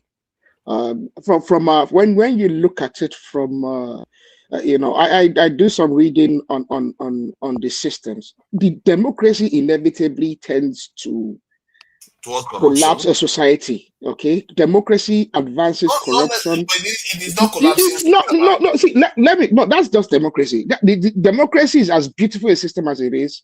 This is the tendency that it actually furthers. It furthers corruption. It furthers political and social instability. And democracy also limits, because democracy sometimes limits the best ideas from coming to the top. Okay, because like one thing about democracy is the fool and the intelligent. Okay, the informed and uninformed both have an equal say. Well, logically, democratically. So and that is one of the failures of democracy. The West is failing because of democracy. Simple. At the base level of it, that really is the simple. Yeah, I know what you are saying there. The Western, especially the American democratic system, is very adversarial. It's not conciliatory. It's not very consensual. It doesn't encourage it. And so it's arrogant by saying you want jail system. So no. See, that's a problem with us. We have this idea that it's democracy, or it's this form of democracy, or for instance, do China have a democracy? They yes and no. The question you should ask yourself, arrogant, about why democracy to start with? Why democracy? Because alternative is very costly, because a transition of power from one's leadership to another or regime is far more destabilizing to most societies than a democratic system. See, the one thing is this: when we look at some of the nations that have made very, very rapid advancements, okay, between the 70s, the 80s, those some of these countries that Nigeria looks at and say, oh, we used to be on par with them before, and they suddenly moved on very quickly. You see that the period within which they had very rapid advancements was a period we had constant leadership. Let me finish now. That's not the reason. No, let me finish, Mr. Allah. They had constant leadership. They had one track. One of the problems when you have a consistent transition is this. Okay, look at Nigeria. Okay, as much as we have advanced, even you, Mr. Allah, you begrudge the fact that someone called Buhari spent 8 years in office. Okay, you begrudge the fact that in 2031. Okay, some of the fiscal policies of this current administration might be undone by someone that comes from this and that comes and because. So that is one of the things about democracy. When you have a constant leadership, you talk about Malaysia. Okay, you talk about the period in which they had rapid growth. Yes, they now have a democratic system. But even when you look at some of the corruption in Malaysia in recent years, you see that it's because of the constant change of leadership and democracy. When this like the thing I just said, this is the form of Western American, especially because that's what most countries have been advocated to take on. That form of democratic system, it's problematic because it always leads to, even in the United States, when you go around the country and you go to state, you go to towns, you see that there's actually a lot of towns that are actually failing. There's a lot of towns that are indebted. And when you look at it, you see that a mayor came around that was corrupt. You said democracy because I have my own observation around the reason why. Not democracy necessarily, but this form of democracy. Because the problem is everybody has this concept. I asked you why democracy, because that's the question I asked you. Okay, look at it this way. Now, what do you think is the problem? The problem is the formation of the country themselves can be a problem. Okay, look at the country that are developed that we are talking about today. If you see the demography, they are mostly countries with one particular ethnic group that are dominant. You know, in most cases, you find those dominant countries ranging between 65 to 90%. So because there won't be this inter-ethnic group like Nigeria, where we have 3 major dominant group.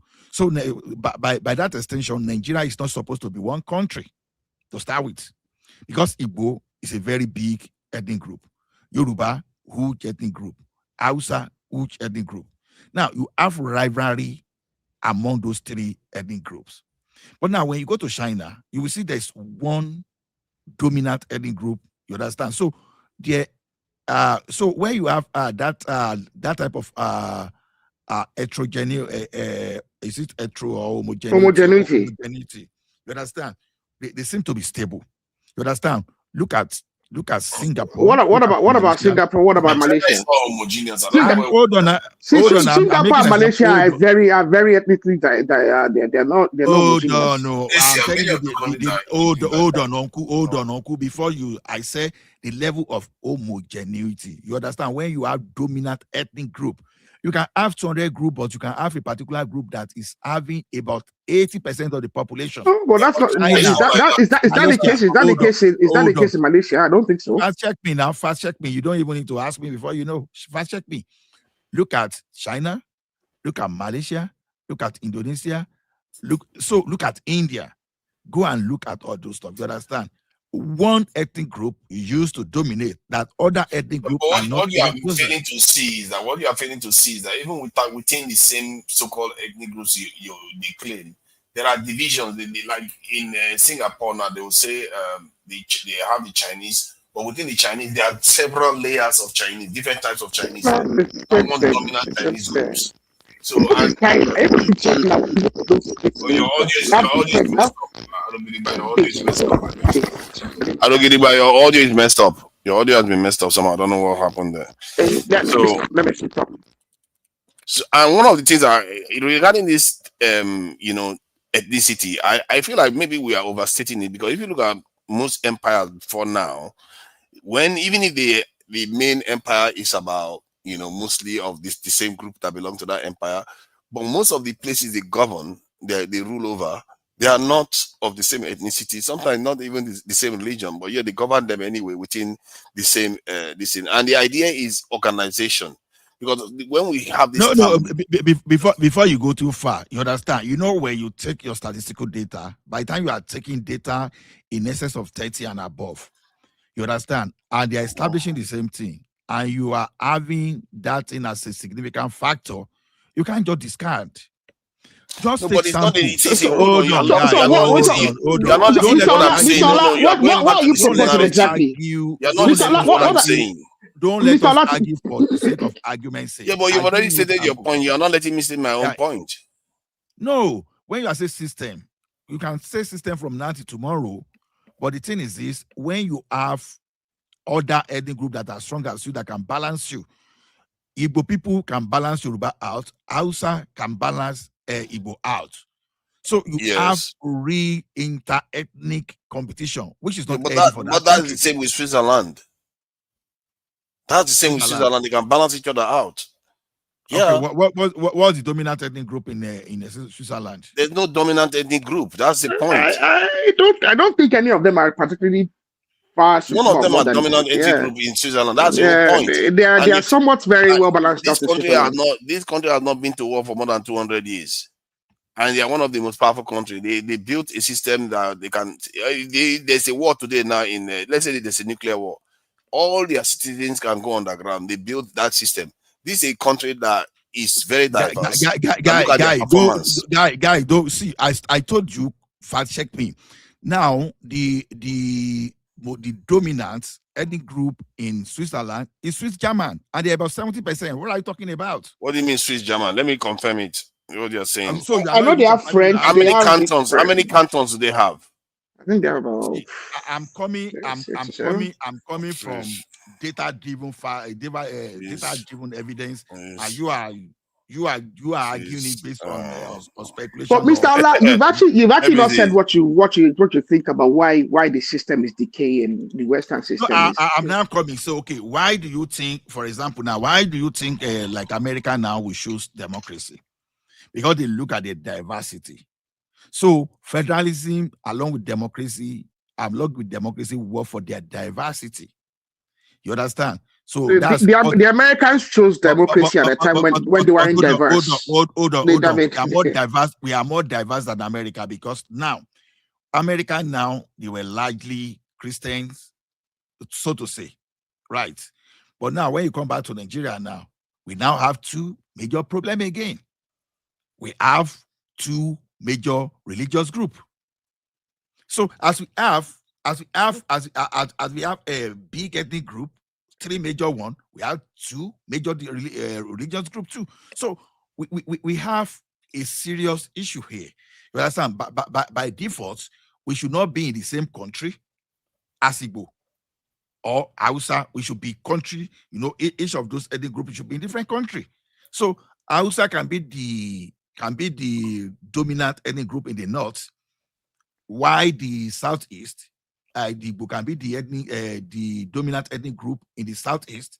You understand? If they like, maybe they want to add south, but the fact remains that they are the dominant group there. Then Yoruba come to southwest. Yoruba is the. If they like, hold on there. If they like, they can. I mean, that's a very wicked statement, Mr. Allah, to say that. I was expecting that. I was expecting the that's very dismissive statement, Mr. Allah. You people are the problem of the country. Now, to be frank, that's the problem of the country now. I mean, hold on. You are just corroborating what I said now. Hold on. You have not said anything different from what I'm saying. Don't forget, the Midwest. The reason Midwest was created was because of the oppression of the majority group, the Yoruba, against the Midwesterner. The reason why some Cameroon, that's not Cameroon, true. hold on, that's a fact. That statement is not hold on, let me finish. Hold on. The reason why part of Cameroon actually left Nigeria was because of the oppression of the Southeast. Why the Niger Delta was also agitated to leave the Ojukwu-led Eastern group.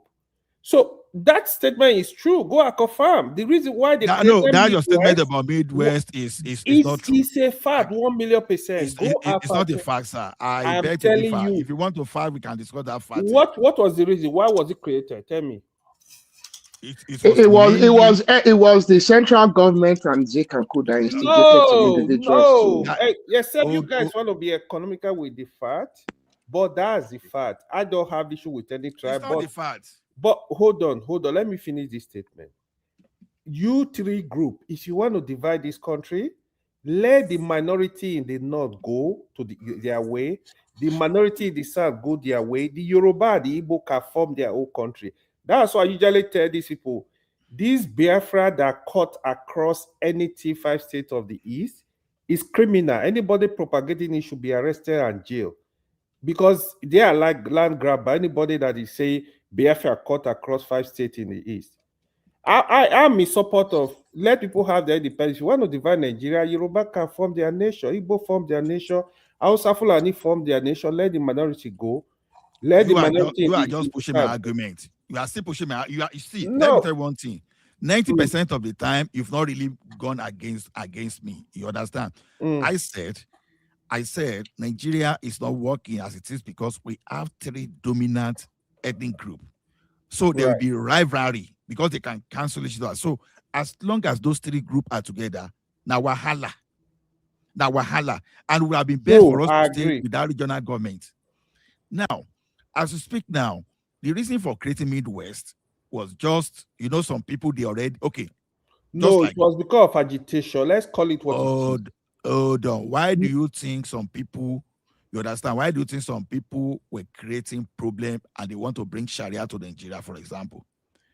Those guys, they have another agenda entirely. So the reason Midwest was created was another agenda.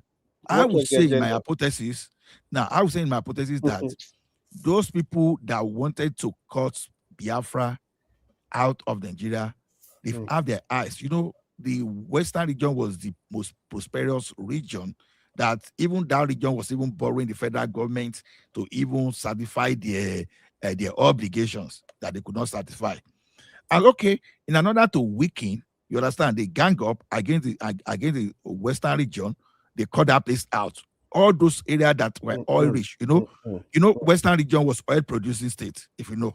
So they cut all those oil area off. Now, the same people that wanted to take over, this is just a hypothesis, so you can have your this, you understand. Now, they went What to do you mean the end of Western state. region was oil produced state? Which Western region? Where was Delta? Was Delta State not part of Western region? Okay, I get what you mean. Now go ahead, yeah. So they cut that place off now, and they look at all those minerals and oil-rich area. They now cause, okay, this place is Biafra. You understand? Now you will see from the 1960 scoop what happened. They went back to the unitary system. The politician from those regions, they miraculously escaped. You understand? Why other regions, they suffered pain. So this thing has always been the kind of dominance. You understand? Dominance. In the modern world we have today, the dominance is coming from another group entirely, which is now. Yeah, because hold on, Ola. What you are saying is true. The reason why you are seeing that dominance today is because the three major tribes, none of them is innocent. They are all bullies. So when you give them power, they push every other person away. That is what has been happening in Nigeria. Like a lot of my Igbo brothers that are crying today, when you go to history, when they had the power, they bully other people too. So I'm not even surprised if they get power today, they will do the same thing. Hausa get power, they do the same thing. Yoruba get power, they do the same thing. So this is Nigeria we have today. That's why we're looking for somebody that will be a president of Nigeria, that will look at the whole country and look for a way to get things done, not because it's from certain group. We can't have that. But if for any reason Nigeria needs to divide or needs to restructure in some ways, no minority group should be attached to any major three group. It's unfair, and they will never get justice. Now you are just, for when I told you that those countries that develop that have less problem, you understand? I told you that the homogeneity of the ethnic group there is very high. Look at China now. There's what they call I don't know, I can't speak Chinese, but there are a group called Han Chinese. They make up about 92% of China's population. Now, meanwhile, we are talking of a country with about 55 ethnic groups. But there's a particular group that's not done. You understand? But Han Chinese is made up of 92%. Look at where the president comes from now today. You understand? They are from that group. Unlike Nigeria, look at Nigeria now, where Hausa is the major ethnic group, but Fulani are the one ruling. But so these people are countered by Yoruba and Igbo. That is why today, that fight is so strong that we concentrate on Abuja, that we forgot that even that development that we are even looking for is in our local governments. Yes. So we focus on that Abuja because the power is in it's in Abuja. That's the problem with Nigeria. It is not entirely true. It's very true, 100%. No, I understand what you mean by power is in Abuja, but when I say it is not entirely true, is that the power in Abuja does not stop your local government to develop. The only thing is this: maybe you have power to develop 100 things, you are able to develop 70 or 80. You see, and Abuja is holding the remaining 20. That's it. But Ola, now, you see. See, I think let me add to this. Let me add to this. I think let me Ola is hiding. Come on. up. You've been talking now. Come on. No, 30 seconds. I round up, though. Trust me. What I'm saying is this type of concentration in Abuja was there under UPN. Was even there, you understand, to some extent, under the old system. But Awolowo was able to develop. Lagos today is developing despite all those restrictions. Thank you. So, yeah, the point I'm making is that most of these nations you address as homogeneous, many of them were not homogeneous when they formed as a nation. That's something you have to understand too. They were relatively disparate people that fought each other and coalesced around one this thing identity over years of integration. Because like now, when I'm in the UK now, they have different nations in the UK. Even if the English dominated right now, the English that you see that you call England is not one. It's not one England. Like you have the Cornish people, you have the people from the this thing, the Midlands, and you have different groups within England itself that you cannot argue that they are the same. Even their accents today are very, very, very different in different areas. It tells you that they have different origins, but in time, because they've been together for such a long time, it appears as if they are the same. As a matter of fact, if you look at Scotland today, people will mistake Scotland. today, No, let me British finish my make up point about now. 80% Let me of the finish my point. population. Let me finish my point. See, some people will even mistake Scottish people for being English today because they've been so integrated into the English way, and most of the time when Scottish people speak, they speak English. So people don't even associate Scotland with their own original language anymore. So what you are looking at is you are looking at the finished this thing, more like a finished this thing, the product that has come out, and now you are looking at it. But if you go deep into that China they're calling China today, that you call Han Chinese, they are not Han Chinese. If you go beneath it, you see different groups within there too. If you are doubting me, check it. You will see that. No, sorry, just give me 10 seconds. Don't miss it. Ekiti is Yoruba. Ogbomosho is Yoruba. You understand? As we have Ife Yoruba, we have Oyo Yorubas. And we are all Yoruba, so you can't use that one. But whether you like it or not today, you still call us Yoruba. That is exactly what you are talking about. But your Yoruba identity is loose. The only reason why you call yourself Yoruba because there's a geographical location where some people coalesce together and then they just decide to call themselves Yoruba. But within that Yoruba, this thing that you are calling Yoruba right now, there are bordering groups that speak that used to speak a language that is barely intelligible to the Yoruba, the main core of Yoruba, like the Oyo Yoruba that that's not Yoruba people true. speak. Stop No, that. you know don't that know is Yoruba. true. You know that is true. Stop You pretending. don't know. I don't know why people will pretend. you know my ethnic group? Hold on. Will you know my ethnic group more than myself? I don't know. I know enough about linguistics to know that that is what But happens. what you said is true. Now, lie, is that not true? Let Tola. He knows now. If you check between don't Edo now, argue, I can bet right now. Okay, let me bet right now. Let me bet right now to show you that I'm correct. Let me bet. No. Let me say this one 15 seconds like you did before. 15 seconds like you did before. Let me hold on. You your tribalistic mindset. Let me talk. See, I can bet you right now. I can bet you right now. Hold on now, just to prove me right. I can bet you right now. If you go to Edo State and Ondo State, there will be a group between them that seem to share something very similar. Go and check it. Yes, that's true. No. Look at him pretending. Hold on. AY. You see, this man, when it's convenient, he will talk of data. When it's not convenient, he starts. I just gave you data just now. I just predicted it just now. Hold on. See, let me tell you something. You understand? There's one musician. You understand? Okay, it is common. There's a group called Ipiakoko people. They sing in the Ekiti diet. But when you look at Ipiakoko, their own diet, you understand?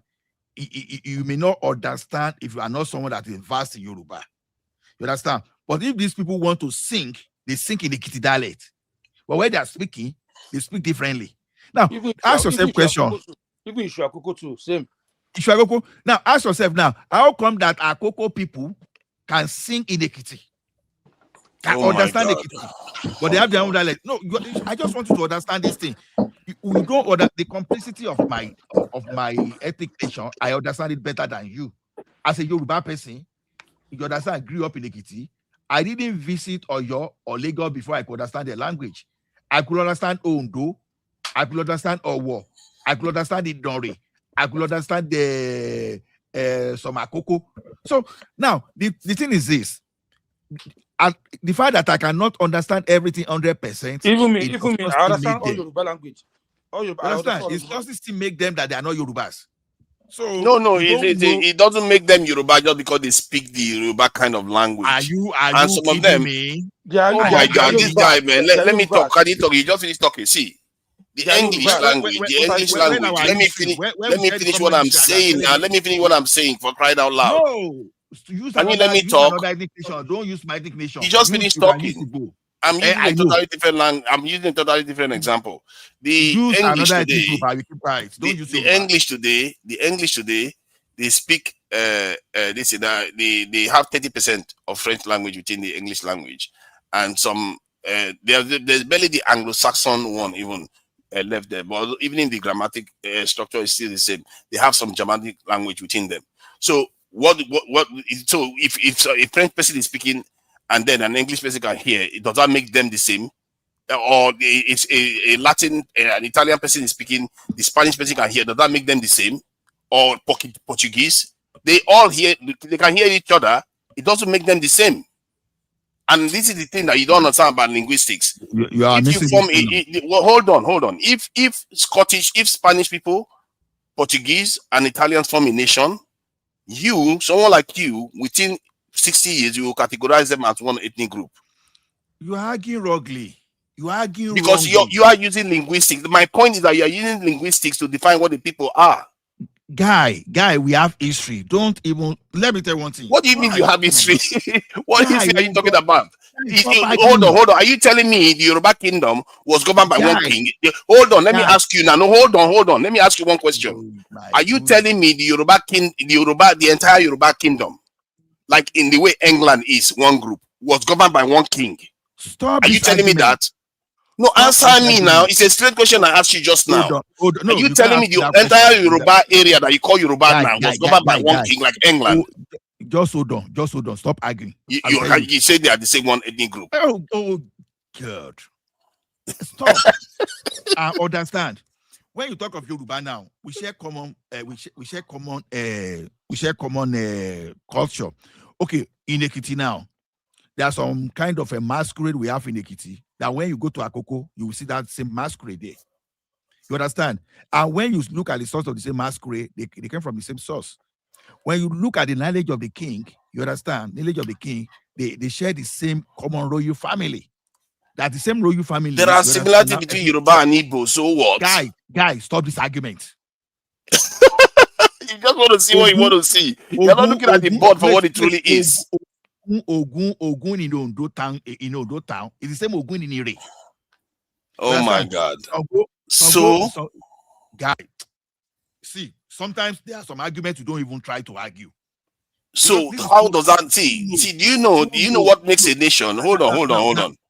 What makes a nation of a people is generally they have one ruler. Go to another language because I cannot even tolerate this one. You just argue what you don't know and you see one thing. Okay, like England, if you want to compare England, you are saying England is the dominant group in the United Kingdom. What makes England unique is England had one ruler that governed the entire England. You cannot say that with your other DC group. You can say maybe, okay, Yorubas have different tribes within what they call Yoruba. British have about 70% of, let me see, British make up about 80% of the entire United Kingdom. You mean England? England, not British. The entire thing is British. England makes up 80%. United Kingdom generally, they have about 80% of white British. White British. What are you talking about? Yeah, they have 80% of white British and around 70% of English people within the United Kingdom. You know, this your linguistic involvement you are talking about. I nullify that because you have to look at culture. Forget about linguistics. Now, let me give you the list of countries that are exist the way you are talking. Because I think your postulation was that no nations don't exist the way Nigeria exists. I wanted to give you a list of countries that exist like that. Stop first. You can't say because Nyash now is now in advanced learner dictionary. I want to be using that one. You can borrow some other languages and mix to yours. That the fact that the British people borrow some languages from French does not necessarily mean that they are French people. It does not necessarily. Okay, Nigeria. Because they mix with the French. That's why they didn't borrow it. Yoruba Alafia, for example. And so the Yoruba mix with other groups. The Yoruba is part of the Volta language groups. It's not Yoruba language. They make it look like Yoruba just came from heaven.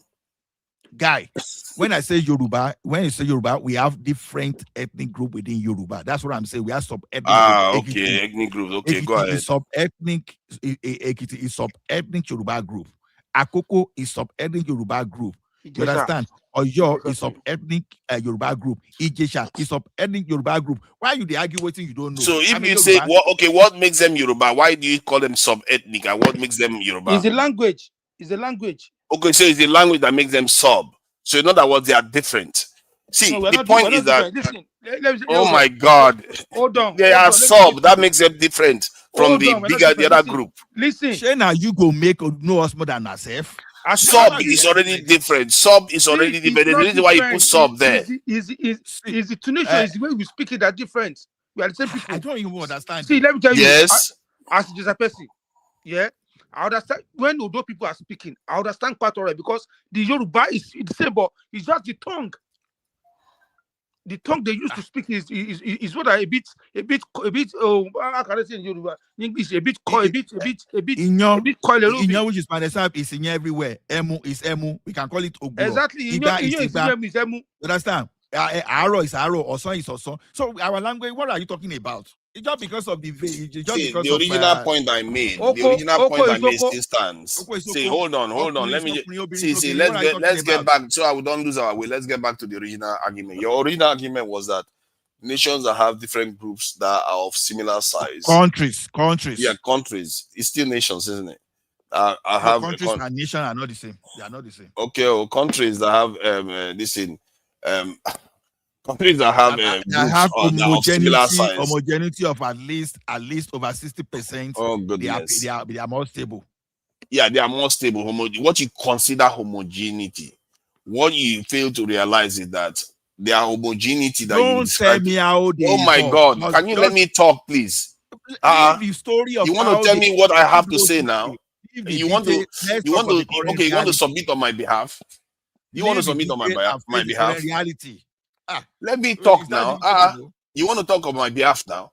See, what you consider homogeneity is not true, because there are differences even between those groups. Like if you look at Somalia now, they are supposed to be homogeneous, but because there are differences between them, they fight each other like a cat in the bag all the time. And even if everybody tells them that they are the same, they speak the same language and everything, but they are not the same.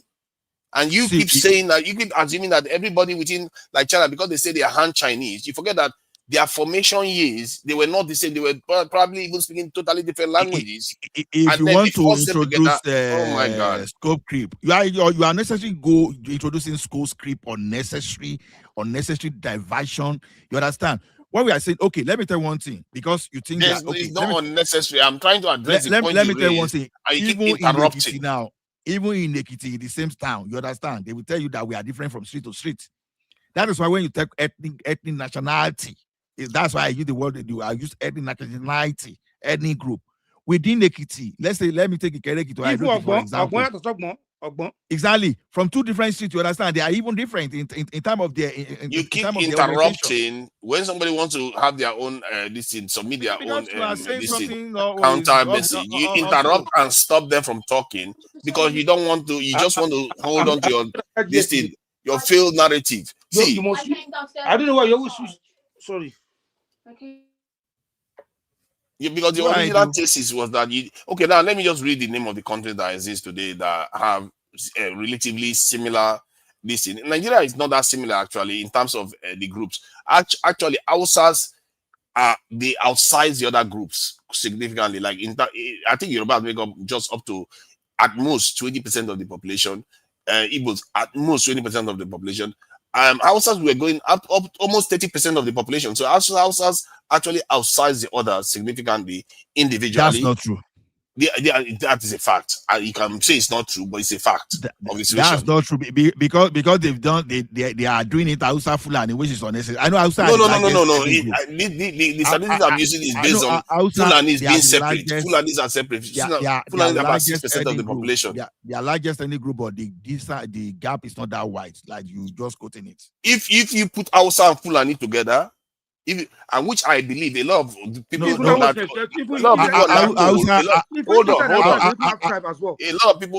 A lot of people on that census claim to be Fulani that has make up to 6%. But if you really check it, you find out that they are mostly Hausas. And if you include that too, the Hausa population will even increase. I don't know where you got the idea. Hausa are not up to 4% larger than Yoruba. So don't. No, they are more than 4% larger than Yoruba. I can assure you, they are way more than. They dominate the north. The language dominates the entire north. That should tell you something. Are you saying Yoruba dominates the entire south? What is this man talking about? The Hausa language dominates the entire north. So is it because of the language now? No, that tells you their influence in the north, the size of their presence in the north. That's not true. They don't speak. They don't speak Hausa in North Central. Kwara don't speak Hausa. Yeah, but their language is the dominant one in the north. Most people if you go to Abuja now, most people speak Hausa language. Even people that are from the south go there and speak. I know people that speak Hausa language fluently. Okay, So, predominantly, Yoruba. Yoruba used to sing. No, they don't. They don't speak Hausa at all. Part of Kwara, there are Hausa plan. There's no part of Kwara. No, their language is dominant. Yorubas are not the same size as Hausa. I don't know why you keep making that mistake. They are not the same size as Hausa. I don't even know the argument. Why did we even cross to this argument? Because your argument, you are the one that is making that one dominant group has to be at the top. I've already told you that Hausa, Igbo, and Yoruba, they are not even supposed to be in the same country because they are too big. Oh my God! To exist in the same country.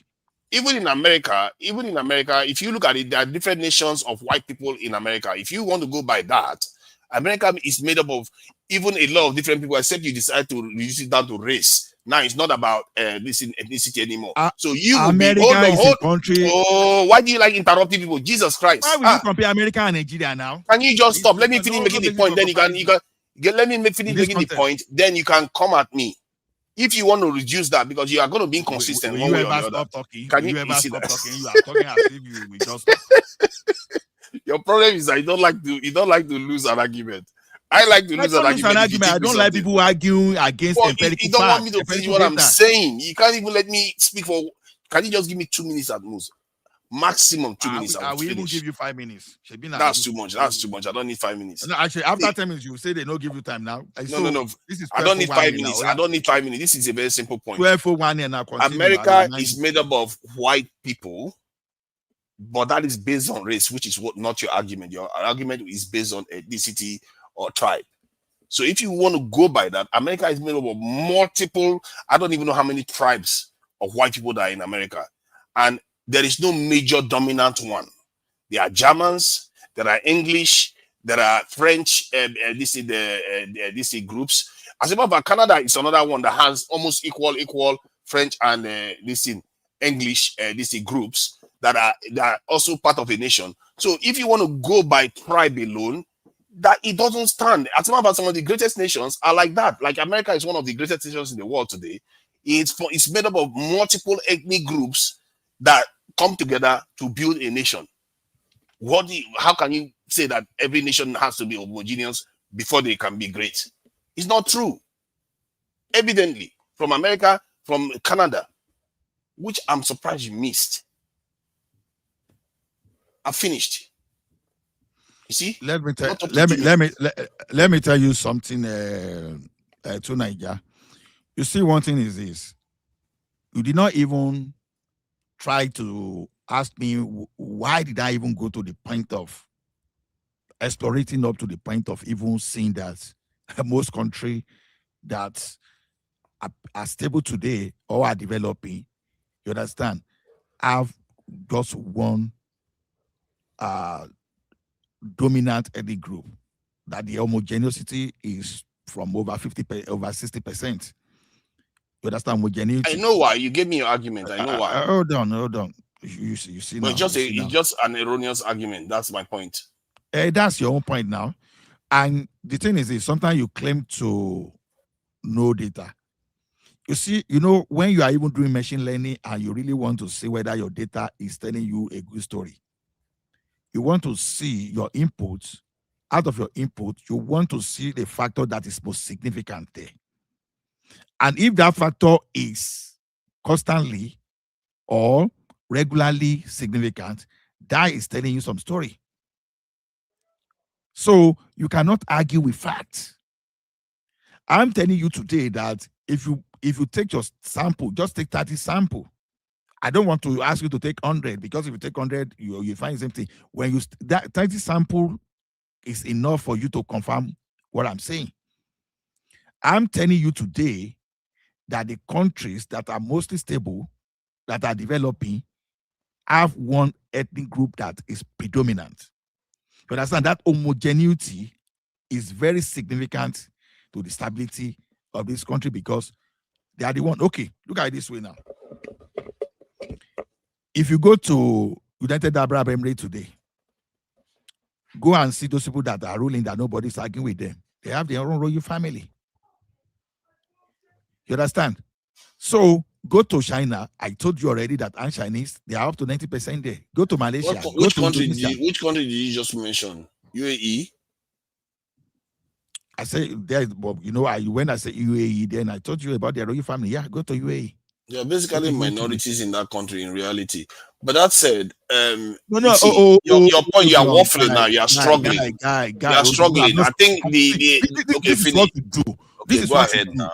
Go ahead. I will let you. You don't know something, and there's someone standing trying to tell you. No, because you are waffling now. You are waffling. You are not making the strong point you used to make before. Because you see the inconsistency with America and Canada. Your argument doesn't stand. Guy, I'm coming to that America and that Canada. Okay. Now that UAE you see, you understand, they have foreigners in UAE more than the indigenous people. You understand? They build for foreigners to come and work and prosper in their country. Right? Okay. If that's what you want to go in that UAE. Address America and Canada. Now, America, the white American you are seeing today, they are not the original owners. They are the Fulani of those days that went to conquer people on their own land, and they started bringing people in. So these guys, they went to that place, they brought their own people to dominate. So there's no basis for comparison. Compared to Nigeria, where we have indigenous people that existed right within their geographical location, that the British people just forced merge us together. The same thing Canada. So those land of immigrants, you can't compare land of immigrants to that place. So now those people that form Canada and the US that you see, they were immigrants. They fought each other and they agreed right from the beginning, and they are bringing people of their own type to that country. You understand? And the fact that they are all immigrants, they already agree on how they were going to run things.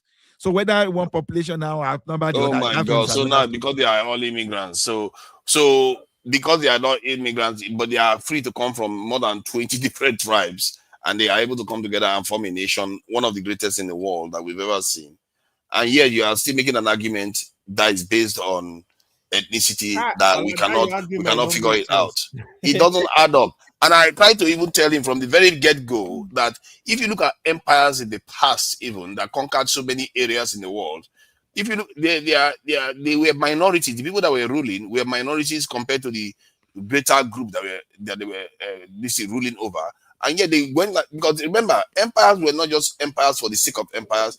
The people that they were ruling over too were also gaining from it because of the homogeneity in terms of the system that they put together. If it's a economic system, if it's a defense system, whatever they put a system together that the people, the client states gave from. And yet some of them last for thousands of years. But hold on, please. Some of them last for thousands of years. So what does that tell you? It tells you that whether people can come together in any in a formulation that you want. The trick is to find a working formula that actually is stable and that can meet the interests of those people at the time that they existed. Please go ahead and find the formula. I told you already. The formula in Nigeria is to find a representative system. You want to argue academically without getting anywhere. No, but if what I'm saying is false, if what I'm saying is false, you can dispute it. Hold on. I told you what is already working in a place, but you are terrorizing. Nothing is America you are talking about. I decided also not give to you Somalia. I decided not to go the route of that dominant any group in America, even though we know that whites of European descendants are the dominant group in America. Even see, let me tell you one thing. At the particular point in Canada, based on race. Now, if you want to change that, then Nigeria is one race. Then we should just go. Nigeria is even more united from that point of view. Guy, hold on. The Canada you are arguing because that's why you don't go in that direction. You know, you know little about Canada. There was a time that there was a kind of conflict to the point that even the English-speaking Canadians they started deporting the French-speaking Canadians. They were deporting them. So you don't. So you see, these are the issues that you don't know. But I don't just Yet, want to but unnecessarily yet go they are hold. still a better nation than Nigeria. Don't let us. They are still a better nation than You know one Somalia. thing. You know in project management is what they Ghana. call scope creep. You like it's like you like scope creep very well, so that we'll be. I'm not creeping anything. I'm the one that is trying to hold your feet to the fire. Don't jump around the place. I just said the countries that are working today, you understand, they are mostly, you understand, they are countries that have one dominant ethnic group.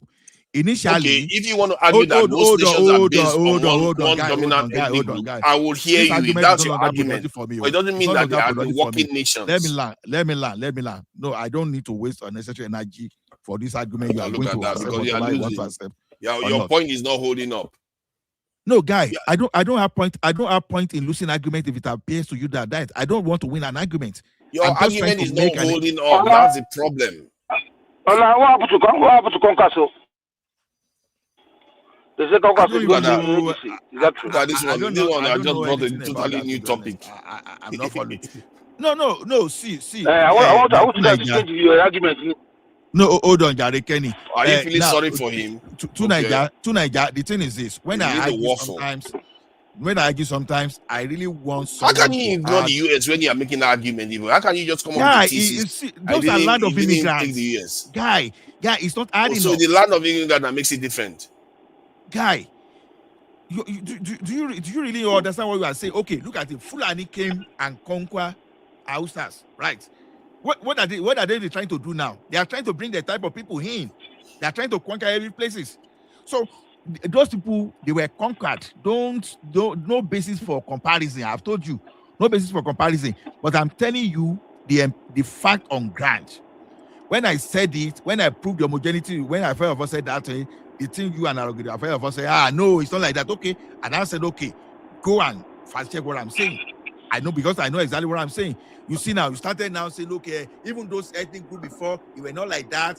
You even jump to the point that you are now defining what Yoruba is to me. That you want to tell me the Ekiti, you want to be telling me that the Ekiti, Oyo, and all those Akoko, Egba, Ijebu, you wanted to be telling me how they were not Yoruba, that we were forced to Yoruba. Like, seriously? How is that supposed to be an argument? That's just an argument of someone that is desperate to win instead of learning. I'm not saying they are forced to be Yoruba. I'm saying that they became part of the Yoruba group.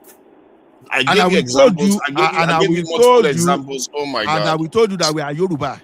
We told you that we are Yoruba. You can self-identify as all you want, and all I'm telling you is that people can be different even if they sound alike, like the Spanish and the Portuguese and the Italians. And I also give you the example of the Somalis that speak the same language and everything, but they are very, very divided too. My point is that it is the structure you create, the people and the challenges they are facing at the time. Like if you look at the Swiss people now, the reason why they came together, they didn't like each other. They are just as suspicious of each other as Nigeria, even if some of them are smaller. That's why they created the system that they created. You have to be smart enough to create a system that works for people. You see why your argument is not holding. Since you like school script very well, I will even help you advance it. Even in the same family. Even in the same family. I don't want to scope script. Even in the same family, a twins born the same day by the same father and the same mother. You understand? They are different. Of course. So that's the level of school script you are going to. So no, because if you want to say that, then that is true. But my point is that to win an argument. No, see your argument. Okay, if you want to make the argument that we told you that Ijebu, Ijesha, Ekiti. If your argument is that, yes, we are telling you that we are the same people. Well, you want to tell us that is not different. See, no, that's not my argument. The original argument was that nations that do well are nations that have one dominant ethnic groups. That is where I disagree with you. If you had made the argument that most nations today in the world are based on nations that have how are you disagreeing? I would have said true. That is true. You don't even no. I would have said that is true. But you hold on now. But your argument originally was to try to say that Nigeria is not meant to be together. That's why you made that argument. And I'm trying to tell you that argument is baseless because you skewed the results you skewed your argument based on nations that have one major ethnic group that are doing best. Then I brought all these ones that are also doing very well, that have multiple ethnic groups, and Soon then I as also that- brought the one soon that as have that, single if ethnic group Ola but said- are not doing well. That is how If I Allah said dismantle your Nigeria meant to argument. be together, that's true. We are not meant to be. We are not meant to be. We are not meant to be together. See, in the south and the north, we are not the same people. I'm telling you, See, that I don't want to be in don't Nigeria. worry You are about. you are- See, you are let me tell arguing you with me. that. Let me tell you, Kenny. If you are worrying about that, if that is your biggest problem, then you don't have a problem in this world. If you are busy worrying about, they are not the same people. You should be looking at the world you are in today. They are all ganging up against you. They are all forming alliances left and right, ganging up against the rest of the groups of the world. They don't care what ethnicity they are from. They don't care what race they are from. And yet you are here worrying about tribes. We are of the same race. We should be ganging up together and figuring out how to deal with the challenges you face today. But you keep worrying about you keep worrying about ethnicity all the time. Allah, Ethnicity argument is not going to get you anywhere. It's just going to make you a loser. It's not going to get you anywhere. Your problem is this: you just want to jump all the scope. You don't want to restrict your scope, and that's a big problem. You understand? When you don't restrict the scope, you are not going to have I'm actually okay. At first, I wanted to expand it to empires, but I brought it back down to your own level of argument because you were trying to say that a nation that have majority ethnic groups, one majority ethnic group, are more prosperous and they function better. That's our problem. That's the context you made the argument. Stable. They seem so. They are moving forward. They are stable. Yeah. Yes, that's your argument. That's our problem, and I'm trying to express to you that that's not necessarily our problem. That our problem is that you are busy. You are busy thinking about that. Why you should be finding a solution to your problem? And I challenge you that you did not even ask me how did I arrive at my I did ask you, and you gave me the reasons why. You gave me the reason why. You gave me China as an example. You gave me multiple examples. I've made my own research, and you are to tell me whether you've made your own research or you are just guessing. No, I didn't. I don't have to make my research when the answer is already there. Hold on. I made my own research, I formed my hypothesis, and I used data to validate. That's why I could tell you that, okay, you have to have a certain percentage of homogeneity. You filter the data. You didn't include the US in that data. You didn't include multiple European countries in that data. You filter the data, and that's why you got to the wrong results. Hold on, mister. Have you ever had what they call cost of dimensionality before? Have you ever heard of that? Because you say cost of dimensionality. You are basically talking about cost of dimensionality. Have you ever heard of that? I've not heard the term itself, but I think I understand what you're trying to say. Okay, I want to tell me you know about that. So, do you understand the concept of overfitting and underfitting? So, when you are saying that, so when you see that you should include America and Canada, you want me to overfit. I've just told you what. Actually, you are overfitting. That's exactly what you are doing. You are the one that is doing the overfitting. You are constructing the information. Yes, you are constructing the information to reach the conclusion you want. You omitted other information that will actually give it more validity. You omitted them. You are the one that is actually overfitting it. Let me ask you a question. Did you actually do a data? Did you actually do something on data? Am I wrong in what I'm saying before you start telling me anything? Am I wrong in what I'm saying? No, I want to decide you that did it. You thought you can confuse me with technicalities. But am I wrong in what I'm telling you right now? Did you do anything on data at all? Let's be honest with ourselves. Did you somebody. No. See, I don't care what you ask me. Tell me I'm wrong, and I will prove it to you that I'm right. We'll check it online. Did you do anything on data to start with? See, I will let you to imagine that I'm God. I know everything. Imagine that I'm God. Let me tell you something. You just need when you have data of up to over 66% that can validate something, you are okay. You don't need to go to 100. When you are coming to 100%, all those things you want, like include America, you understand. You are overfitting. What's the population of America? That is not overfitting. You are the one that is overfitting. Guy, hold on. What's the population of America to the entire global population? That you cannot exclude America if you want to exclude America from there. But it's not only America, though. You didn't admit. Hold on. Did you factor in Somalia? Did you factor in Sudan? That is one ethnic group that is fighting each other right now. When you want. No, you didn't factor them in, did you? Guy. When you want to do you don't need all. I said once you can pick like 30 data points, you are okay. You don't. So not when you pick only the information that favors your argument. That is what they call overfitting. No, I simply I stand to be corrected. I humbly conclude that you know almost zero about data. Oh my God! I can't believe you just said that I knew zero. I literally corrected you and said you are the one being overfitted, because if you were not overfitted, you would have had more varied I data just asked so you. that it will I actually asked you. give you Do more you know what accurate they cause? results. I asked you. Do you know what they call cost of dimensionality? I If you know get what they what you call, mean. I've not technically heard okay, that time please properly, but I explain to me. have an idea of what Explain you to are me. saying. Explain to me. What was the meaning of cost of dimensionality, and what purpose does it serve when you are trying to when you are trying to use data, you understand, to prove a scenario. So your cost of I think the dimensionality cost of and the purpose. dimensionality has something to I can't be very, very certain. It could go in the direction of either costing more resources to be able to achieve more accuracy because of you add more dimensions to the data, or it could go in the sense that if you want to lose dimensionality, you lose accuracy. So which one is it? Are you going for? So is that Look at that, he's struggling. no, is that what your ChatGPT If is you telling knew you? what you were saying about, you categorically tell me whether I'm wrong or right. But you are scared of saying anything because you are Is afraid that I'm wrong in one direction or the other. Because you quickly Google from ChatGPT and you are speaking. Oh my God, don't worry. You speak about things you don't even truly understand. No, you speak about this things you don't argument is truly not understand. productive. I think I don't want to continue with it. It's not productive. Let's Okay, just move something fine. It's all right. You have surrendered. I accept the apology and you have surrendered. No, I see. I don't have problem in surrendering, especially when the person I'm talking to is not adding any value to me. See, I don't have a problem with that. To be That's fair, okay. you should agree. See, I can concede to you that most nations in the world. Don't concede. The purpose is not to concede. I want to concede to you now in the point that I don't have to win. No, I don't have to win. It's not about winning. It's not about conceding. I'm just trying to acknowledge some point, and I want to make clear the parts that I disagree with you on. If I win the argument, you are not adding anything to me. So let's use another. Both of you are losers. None of you win. Oh, look at that. Look at that. Of course, everybody lose.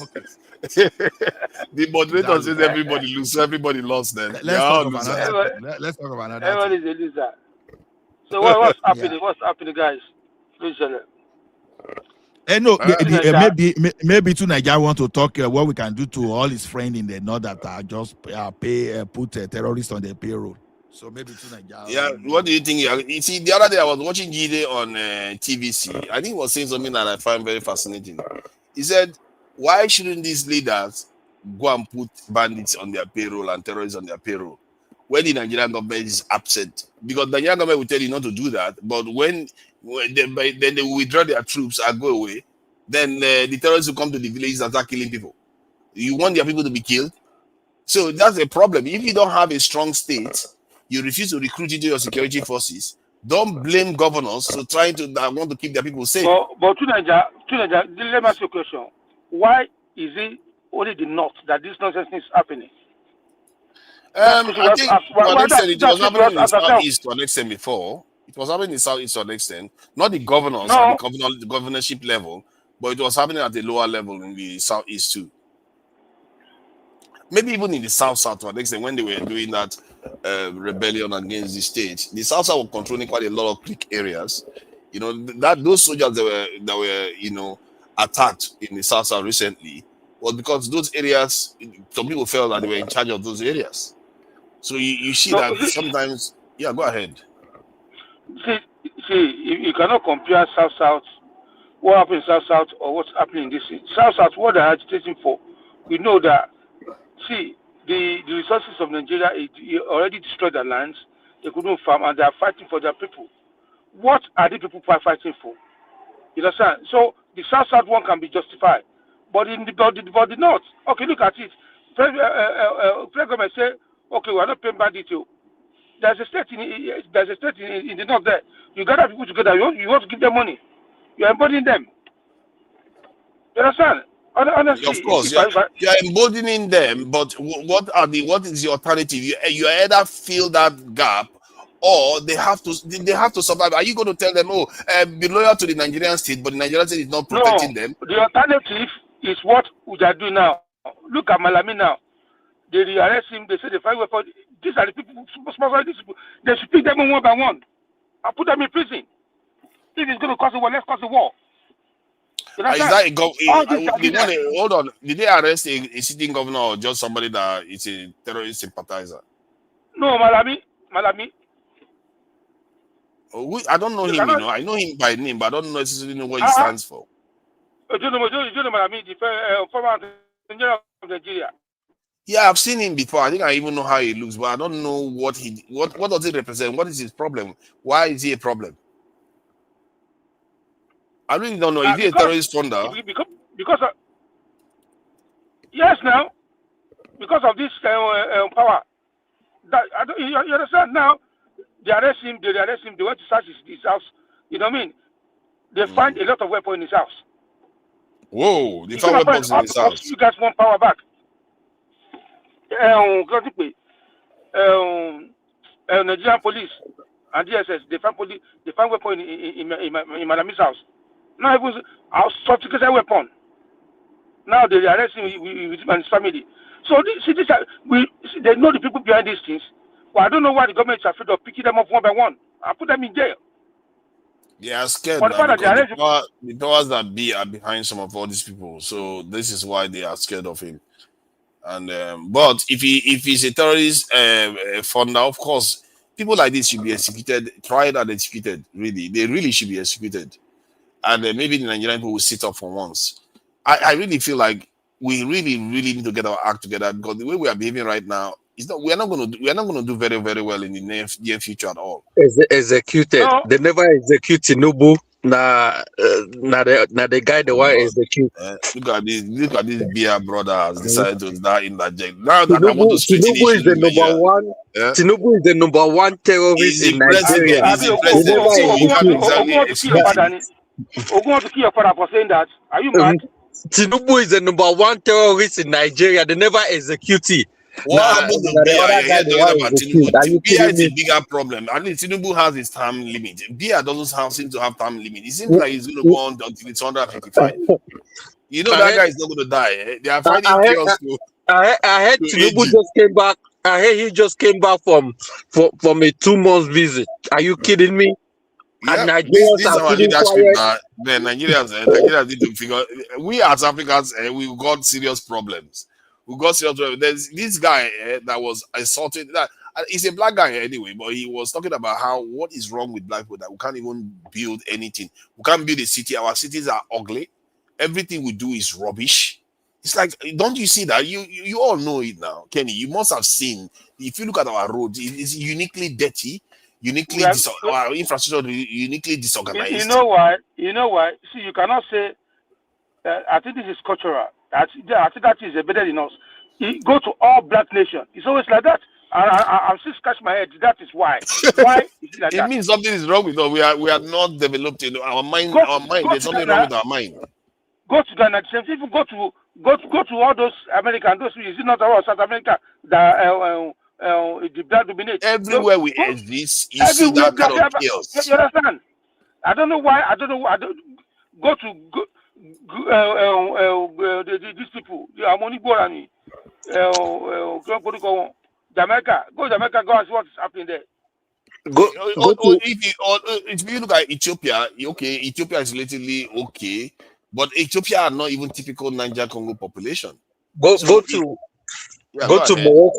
Morocco and see how they disgrace the black, because the IQ of black people in Africa is, you cannot compare to light skin or white people. It's like day and darkness, for real. I mean, we are actually. That's not correct. What do you mean the IQ you can't compare? No. You see, the nation has taken care of that. That is a session now. You see,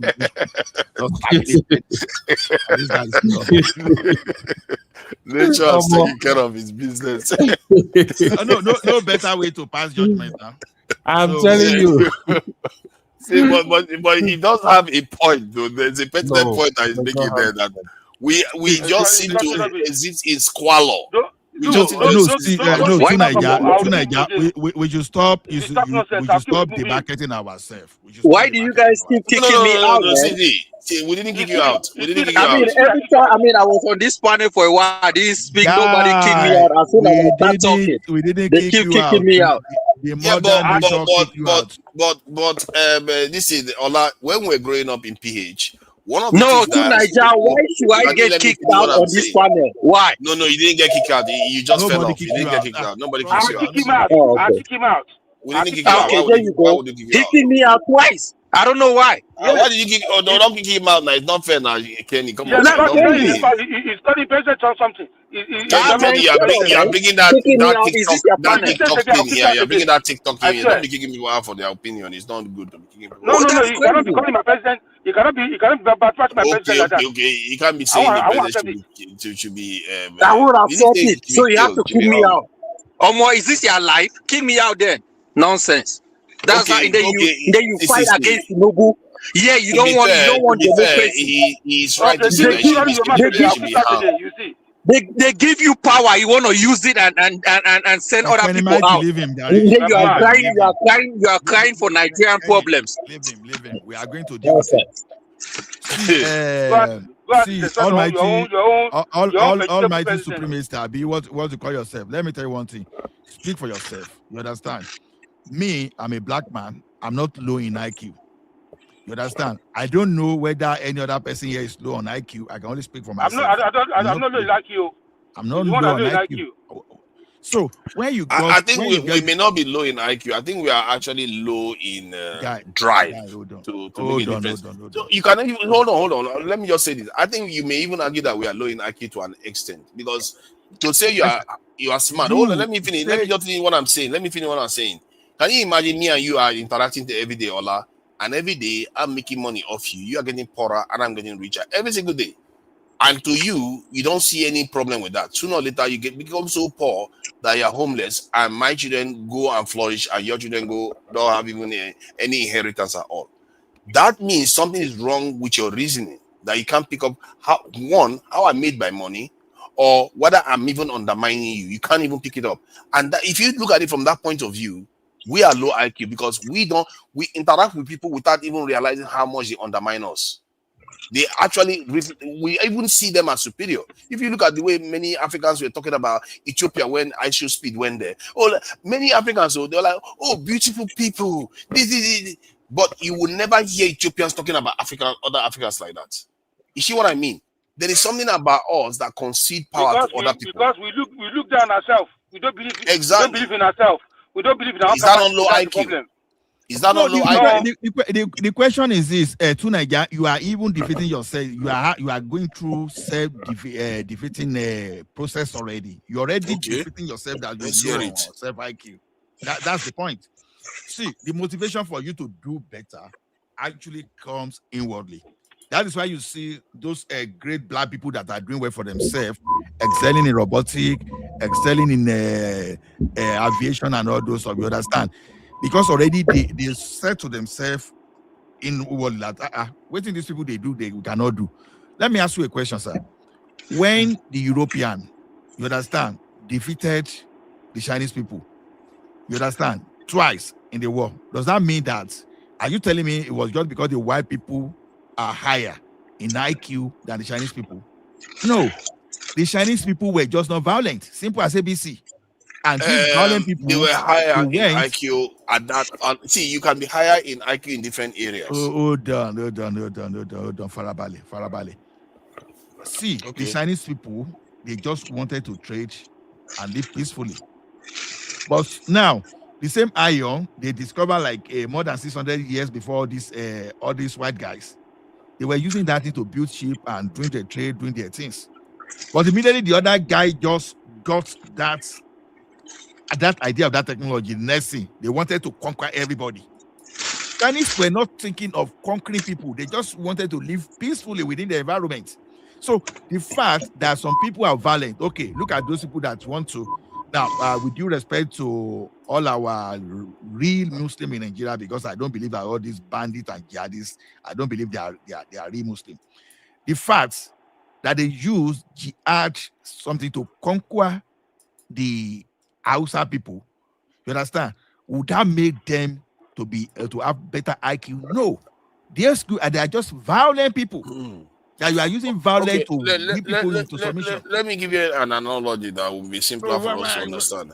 Let's say today, you are aware snakes exist in this world, and tomorrow you see a snake. Even if you want to believe that, not all snakes are poisonous, you see one, is it not logical for you to think twice and say, you know what, I have to be cautious about this thing. I need to, even if I'm not looking to just kill it, I'm not looking to, insinuate that it's poisonous, but I need to be cautious and protect myself by not engaging in a way that snake could harm you. That is my point. It doesn't have anything to do with whether the Chinese are more advanced or not. In their interaction with the West, they should have been more clever about it. They should have known that there is a danger, because they are aware that violence exists in this world. It's not like they are completely unaware of it. They inflict it on their own people too at that time.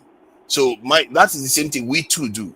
We are aware that it's violence. We are aware that people take advantage of each other. We are aware of slavery. We are aware of all kinds of heinous things that is possible to do to human beings. And yet the way we interact with other people, we pretend that part of our brain switches off somehow. In other words, we are harming ourselves deliberately or subconsciously, more like subconsciously. But in a way, is that not a form of IQ deficiency? If you are self-harming, that's IQ deficiency. No, that's not that. See, let me tell you one thing. What you don't understand about this psychological warfare is this: people condition you to what they want you to believe. Even you go to your religious sector today, that is why some religious merchants will make you think that paying tithe will make you prosper without you thinking of working. So now, when they are telling you that you're low in IQ and you are accepting that you're low in IQ, then you are defeating yourself. Have you asked yourself a question? You and Oyibo, you are in the same class, and others are in the same class. But in that same class, you are able to perform better than them in the same task they are giving you. If you are so low in IQ, why will you even be able to even compete with them? And don't forget, within the society of those Oyibo too, you have those people that they have mental challenges, they're on the street, they cannot even do whatever they are doing, they are not thriving in the same environment that give them everything on the platter of gold. But you that you are coming from somewhere, you are able to excel above them. So that is telling you that this thing has nothing to do with IQ. No, it does. It just have to do with disruption. I think I will coin a new name for it, because I don't know the actual name officially that they call it. It's more of an existential IQ. I think existential IQ has something to do with your ability to survive. In other words, your ability to negotiate your way in this world. Hold on. Like I told you now, for example, the fact that you have some Fulani group that are terrorizing Southwest, Southeast, South, and everywhere. Now, but because people are not responding to them, does that make those people that are not responding low in IQ? No, it's just that your nature is not just violent. It still means that you're deficient in the IQ in that area. That aspect of survival. See, Jesus Christ. Just because you're peace loving doesn't mean you have a high IQ. Okay. Let me tell you something. Now, you are aware that okay, if you go with violence with these people, you know that you invested so much in your life. You maybe probably finish the first degree, have the second degree, and you have one rata criminal that maybe did not even finish primary school coming with you with something, and you know we have some people backing them up. And when you want to, and yeah, you small, this if don't go too long to Nigeria. Okay. For the fact that you're a smoker, I'm not a smoker. Does that make me a low IQ person? I'm a smoker. It makes me no, it doesn't make you a low IQ person, because my smoking is not necessarily it's a harmful thing to me. No, hold on. My smoking is a harmful thing to me. No, the analogy is not the same. My smoking is a harmful thing to me, but warlike people, it's not harmful to them. If anything, it gives them wealth. That's what I mean. The Western people were warlike, and they are very, very tactical in terms of their negotiation with people. So it enriches them. It's not like smoking that does harm to you. What the other side is doing is where the self-harm is, because I've seen a sci-fi program whereby a very, very peaceful, loving kind of alien race kind of people, very, very peace loving, but they have very, very advanced defensive technology. So the people that are warlike came to them thinking that they're going to be able to intimidate them and all that, not knowing that this world were more advanced. They are already foreseen what they are like and everything else. So when they tried to attack them, they found out that these guys were way ahead of them and didn't even show them half of their power. My point is that even if you are peace loving, you still have to have the existential IQ. I think, was it not Dave Chappelle that used this term? I think, which is the same. He said, you have to be a lion. You have to become a lion so that you can actually be the lamb that you truly are. You have to be able to survive. Because to be fair, that's your number one, what they call it. If there's a law in this world, survival is your first one. And that existential IQ is essential. And if you lack it, it's a big problem for your people. That's just the fact. Who is this LFT? I've never seen him before. Who is LFT? Hey, Papa. Hey. Oh, look at that. So, you keep changing your thing. I couldn't tell who you are today. We don't know where you're from, so don't ask me where I am. We don't know what part of Nigeria you're from either. Oh, look at me. I know where I'm from now. I'm in Nigeria. My tribe is Nigerian tribe. Go ahead. Enough, I beg. By the way, He's from South now. He's from Delta State. It's from Mali. But anyway, seriously, Papa, so who is the greatest Nigerian artist of all time? Is he Fela or Whiskey? Come on, man. That's not even close now. Come on, don't do that. I guess there are two different types, but Fela, I think, stands out. Fela is not just a musician. Come on, he's beyond music. He went beyond music. So Fela stands out. No, but I'm just sticking to music. I don't give me the beyond, just music, not the activism. How can you compare Fela? How can you compare Fela with Whiskey? Can Whiskey play any instrument? Is that one a musician? Whiskey, though, before we condemn, I hear what he's asking. Whiskey had more penetration. He penetrated most parts of the world. But you cannot say it's only him that did it. Rema contributed to it. Others contributed to it. So Fela is a different category altogether. Listen. When I talk of musicians, they're just singers. They don't know even clear from G major, from anything. They don't know music. All what they do is BT, good morning. Now you are the wait for. I've been waiting for you since. Go to studio and sing. Is that one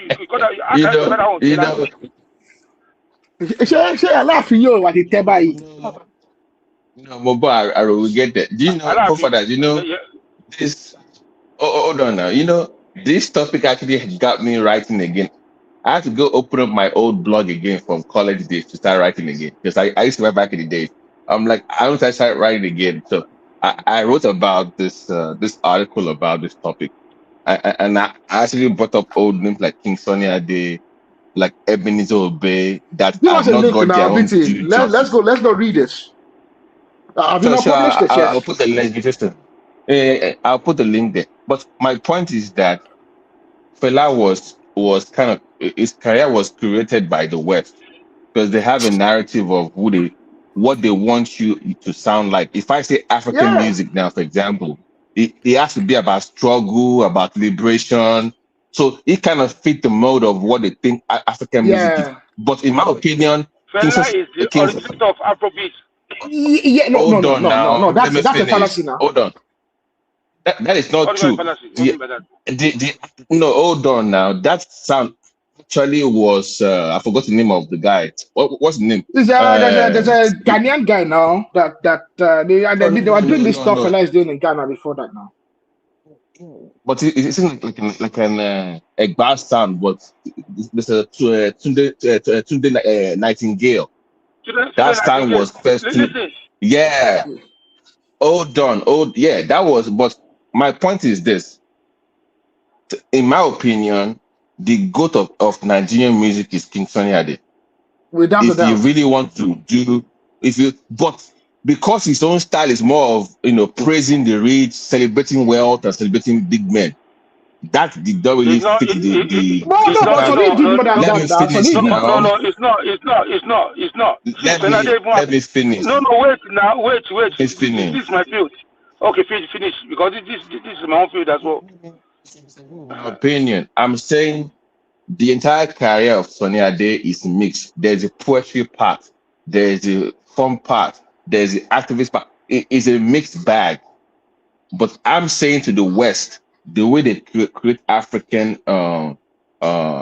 music genre, they are doing it now with Burna Boy and all these guys. It's the same thing that you're seeing right now that was done to us 30, 40 years ago.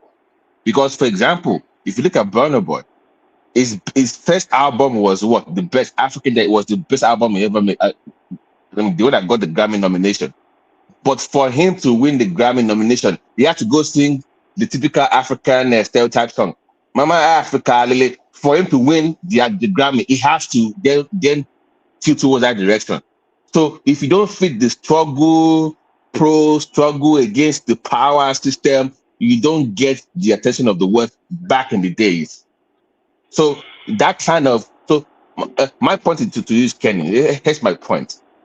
I'm not saying that the West did not leave Fela like it was a bad thing. I'm saying my issue is the exclusivity of this elevation.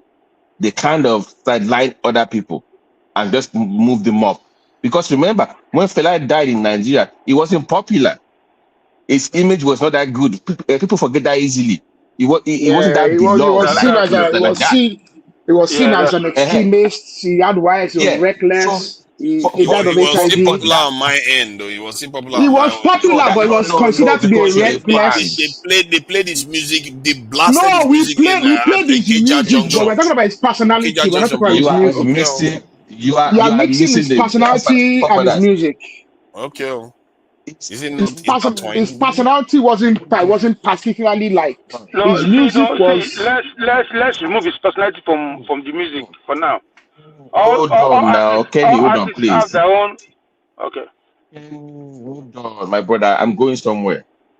The right to publish Fela's music or life story was bought by the West. We don't even own the rights to his music.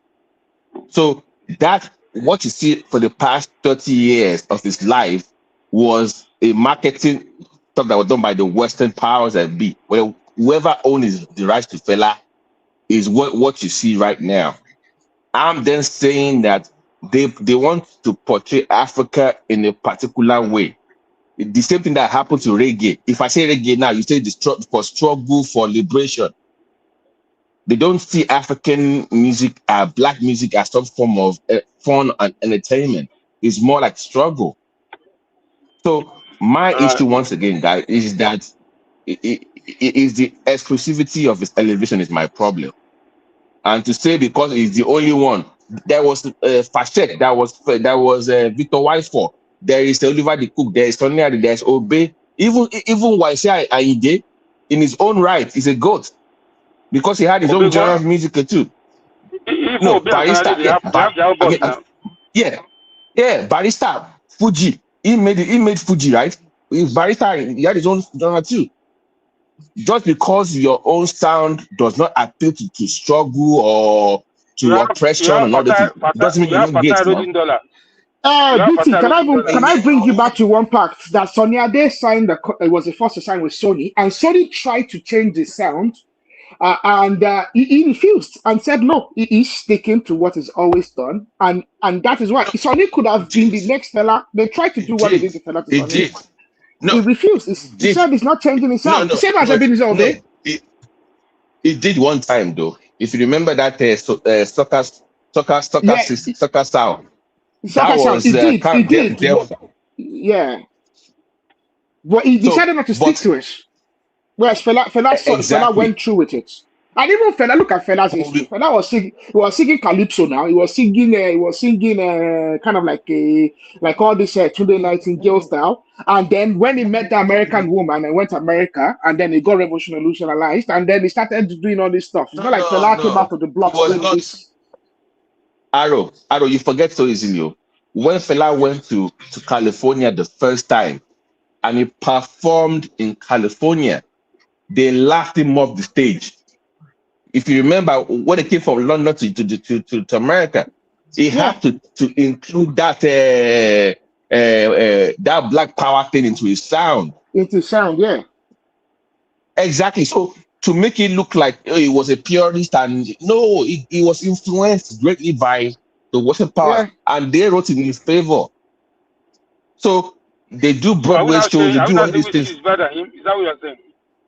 I am not saying that. Like if you ask me now, who is the best rapper or what, I would say Tupac. But if you ask the younger ones, they'll tell you it's Lil Wayne, all these new artists. It's not generation at my point. Everybody has their own. You can't say they are wrong because they choose somebody beside your own dad. That's so true. my Even point BT, is that BT, that your Tupac self, that your Tupac, even BT, that your Tupac self is questionable to me because there's someone like Rakim. So I mean, exactly. Or Nas that are actually better. But to now say, Shehu always doing this, nobody else, it's a fella or nobody. What do you mean it's just your dad? The other people too now. That's my issue with him. Like, what do you mean it's only your dad? See, that you don't expect Shehu to be praising somebody else when his dad is involved. You know, so I don't blame for that. But the mistake is making it. You cannot compare yourself with fella. It's wrong. Did not. It did not. It was somebody calling at your, like saying that no, fix my issue. You can elevate your dad, but doesn't mean you must downplay everybody else. So Shehu has this habit of praising his dad while derogating everybody else's achievements. Just say fella was great. That's all. Don't say nobody else. Nobody is better. Don't do that. Just praise your dad and leave it at that. So if you are downplaying my career now, my brother, you are wrong in that aspect. See, you as you say now, if my son and your son start together, and they say who is the best among them, are you going to choose my son for your own son? No, you choose also that your son is the most handsome and is the best, regardless of nobody. No. You understand? So I don't blame him for standing by his father. No, nobody bought the comparison. He was the one that was doing the comparison. Whiskey was not the one that brought the comparison. What we should have done, yes, if he's the one bringing the comparison, what we should have done is, you should afford fella, you should have faced the guy himself, that even you are better than you. You say, what have you done? That one is all. No. This is the point people are telling Shehu. Shehu tends to use his father as a shield to abuse people. So if he wants to abuse you, he will say, Fela. They like forget Fela, discuss your own career. Stop using Fela. So the issue that the man Shehu always uses his dad to defend himself against abuse. Ogbeni, forget Fela for a second. Discuss your own career. That is the issue. No, but see, that his father is still giving him money, so he's at least because the royalty they are paying to him. All lies, not true. They are not making any money from Fela. Actually, Sean does okay. Sean does okay. Sean only does toured Europe. He's always perpetually touring. Sean actually has a good band that does a lot of tours. I mean, I agree with BT that Sean uses his father as a defense. But with Frank, Sean does very well for himself when it comes to touring and performance. Now, does he leverage his father? Yes. I mean, he only just played Cork. He played the Cork Jazz Festival just some months ago. Oh, forget him. The real guy that actually doing well in that genre is Femi Kuti. Femi is the one that actually took the dad that held off for his dad. Shehu is not on Femi's level globally. Trust me when I tell you, Femi Kuti is a different level. He's different. On his own, he's trying now. He's trying because he's not the one singing. No, I know, but stop using your dad as some kind of okay. if Seun does not mention Fela Kuti for 1 year, nobody will care about it. Trust me, nobody will care about Seun Kuti. Don't forget Fela. Nobody will care about him. But that means he has something to talk about, and he has a name to to pass out to. You know, for someone like me now, am I going to mention my father's name? Who know him? I'm not going to leverage on that. I know, but you are asking young kids that are barely 19 years old who is the GOAT. All they know is Wizkid now. They won't even say the band. They won't even say P Square. They won't even say Two Face. They don't even know what Two Face is. They don't know. They know. Wizkid should have done better than that. That is horrible. Not. Listen to me. I think why people think Femi is not doing very well. I think it does more of show than recording album or recording a track. So I think he goes to that center to play, just like Lagbaja now. You know, Lagbaja. He did tour. Sheun has some. I think these are guys that are very organized in the sense that I think Sheun now, for example, he has some stuff that he pays monthly, that earn a monthly salary. So I think the way he structures his own, go to his own show center, display there, and go for international tour. So I think it's not like recording artists, like recording music. Maybe that's why people think it's not doing well. I think it's he has an album too now, but he's a good guy. It's very occasional. It's not a major. Yeah. You know, some people release album just to tell you that you know, there are so many musicians that they don't base their own on record, that they base themselves on shows. You understand?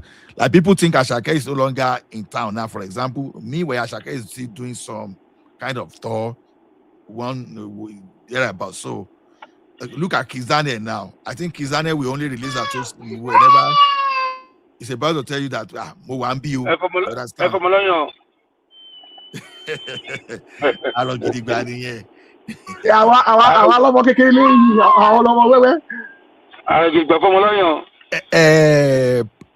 Babati, what are you going to do about this? Your governors that pay terrorists on their.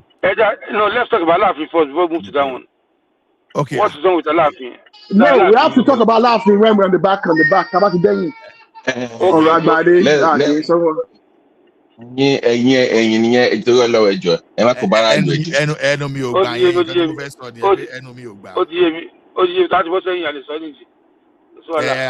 I'm about saying in 4 minutes. I'm in that class. If you tell you run with it, push last. What?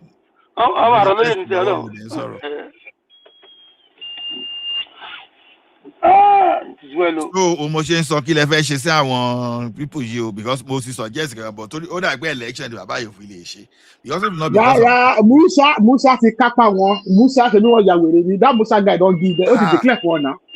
Nǹkan tán ṣe fún àwọn ọmọọṣẹ́ wọn tẹ̀, nǹkan tán ṣe fún àwọn ọmọọṣẹ́ wọn lẹ́nu ọjọ́ mẹ́ta yóò máa lágbára o. Wọ́n ṣe clear terrorist hideout ní Borno. Oh my goodness. Building wọ́n kó caterpillar lọ bẹ̀ ní, in fact èyí tán fi machine kíní amọ̀ tank wọn ó dànù bẹ́ẹ̀. Hi man. They're trying. You see, it's like this our Air Force. They should have used this thing for a very long time. You know, these people were using drone to attack the military. They were using drone, but the military two drone. The terrorists, they use drone in our country. Ola, did you see that video of the attack helicopter just literally blasting them out of the guys were just literally just pounding them. They just attack. And the thing about the attack helicopter, well, that was shooting like big, like those are big, like 50 BMG rounds. 50 BMG rounds. So imagine like just shooting 50 BMG rounds, just literally just 20 years away.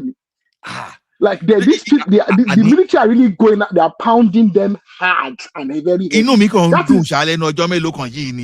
are rooting them. See, now you know the propaganda that Iswa propagated the 3 days ago. You know, after the military defeated them, They just went online to go and release one fake information. You understand? Whereas the military recorded their own counter. You know? So the thing is this. Yeah, gone bundle like last week now. They tried to attack a military position. Those ones they ambush them. They not power be.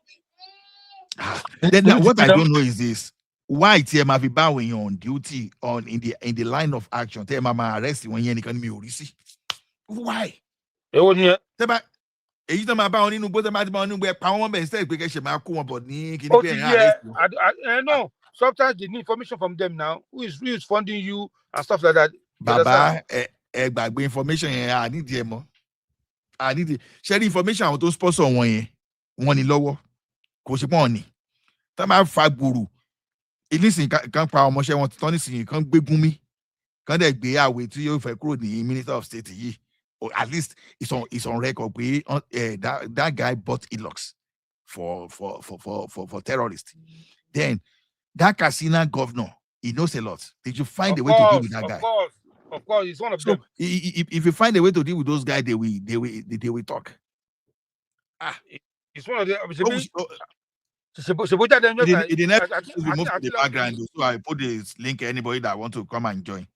Yeah, no matter for the next 6 hours. So anybody that want to join, come.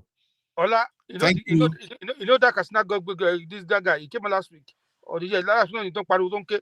They want to arrest me. I'm still governor. I have immunity. Even don't mind them. I say yes. All you're crying. Let me quickly move on to the background. Yeah, thank you everyone for sharing the session with us. And I know we've learned from one another. So. I will be expecting you to join us tomorrow when One Man Went to More lands. Thank you, everyone. See you later. Goodbye, Baba Kenny. Yeah, so one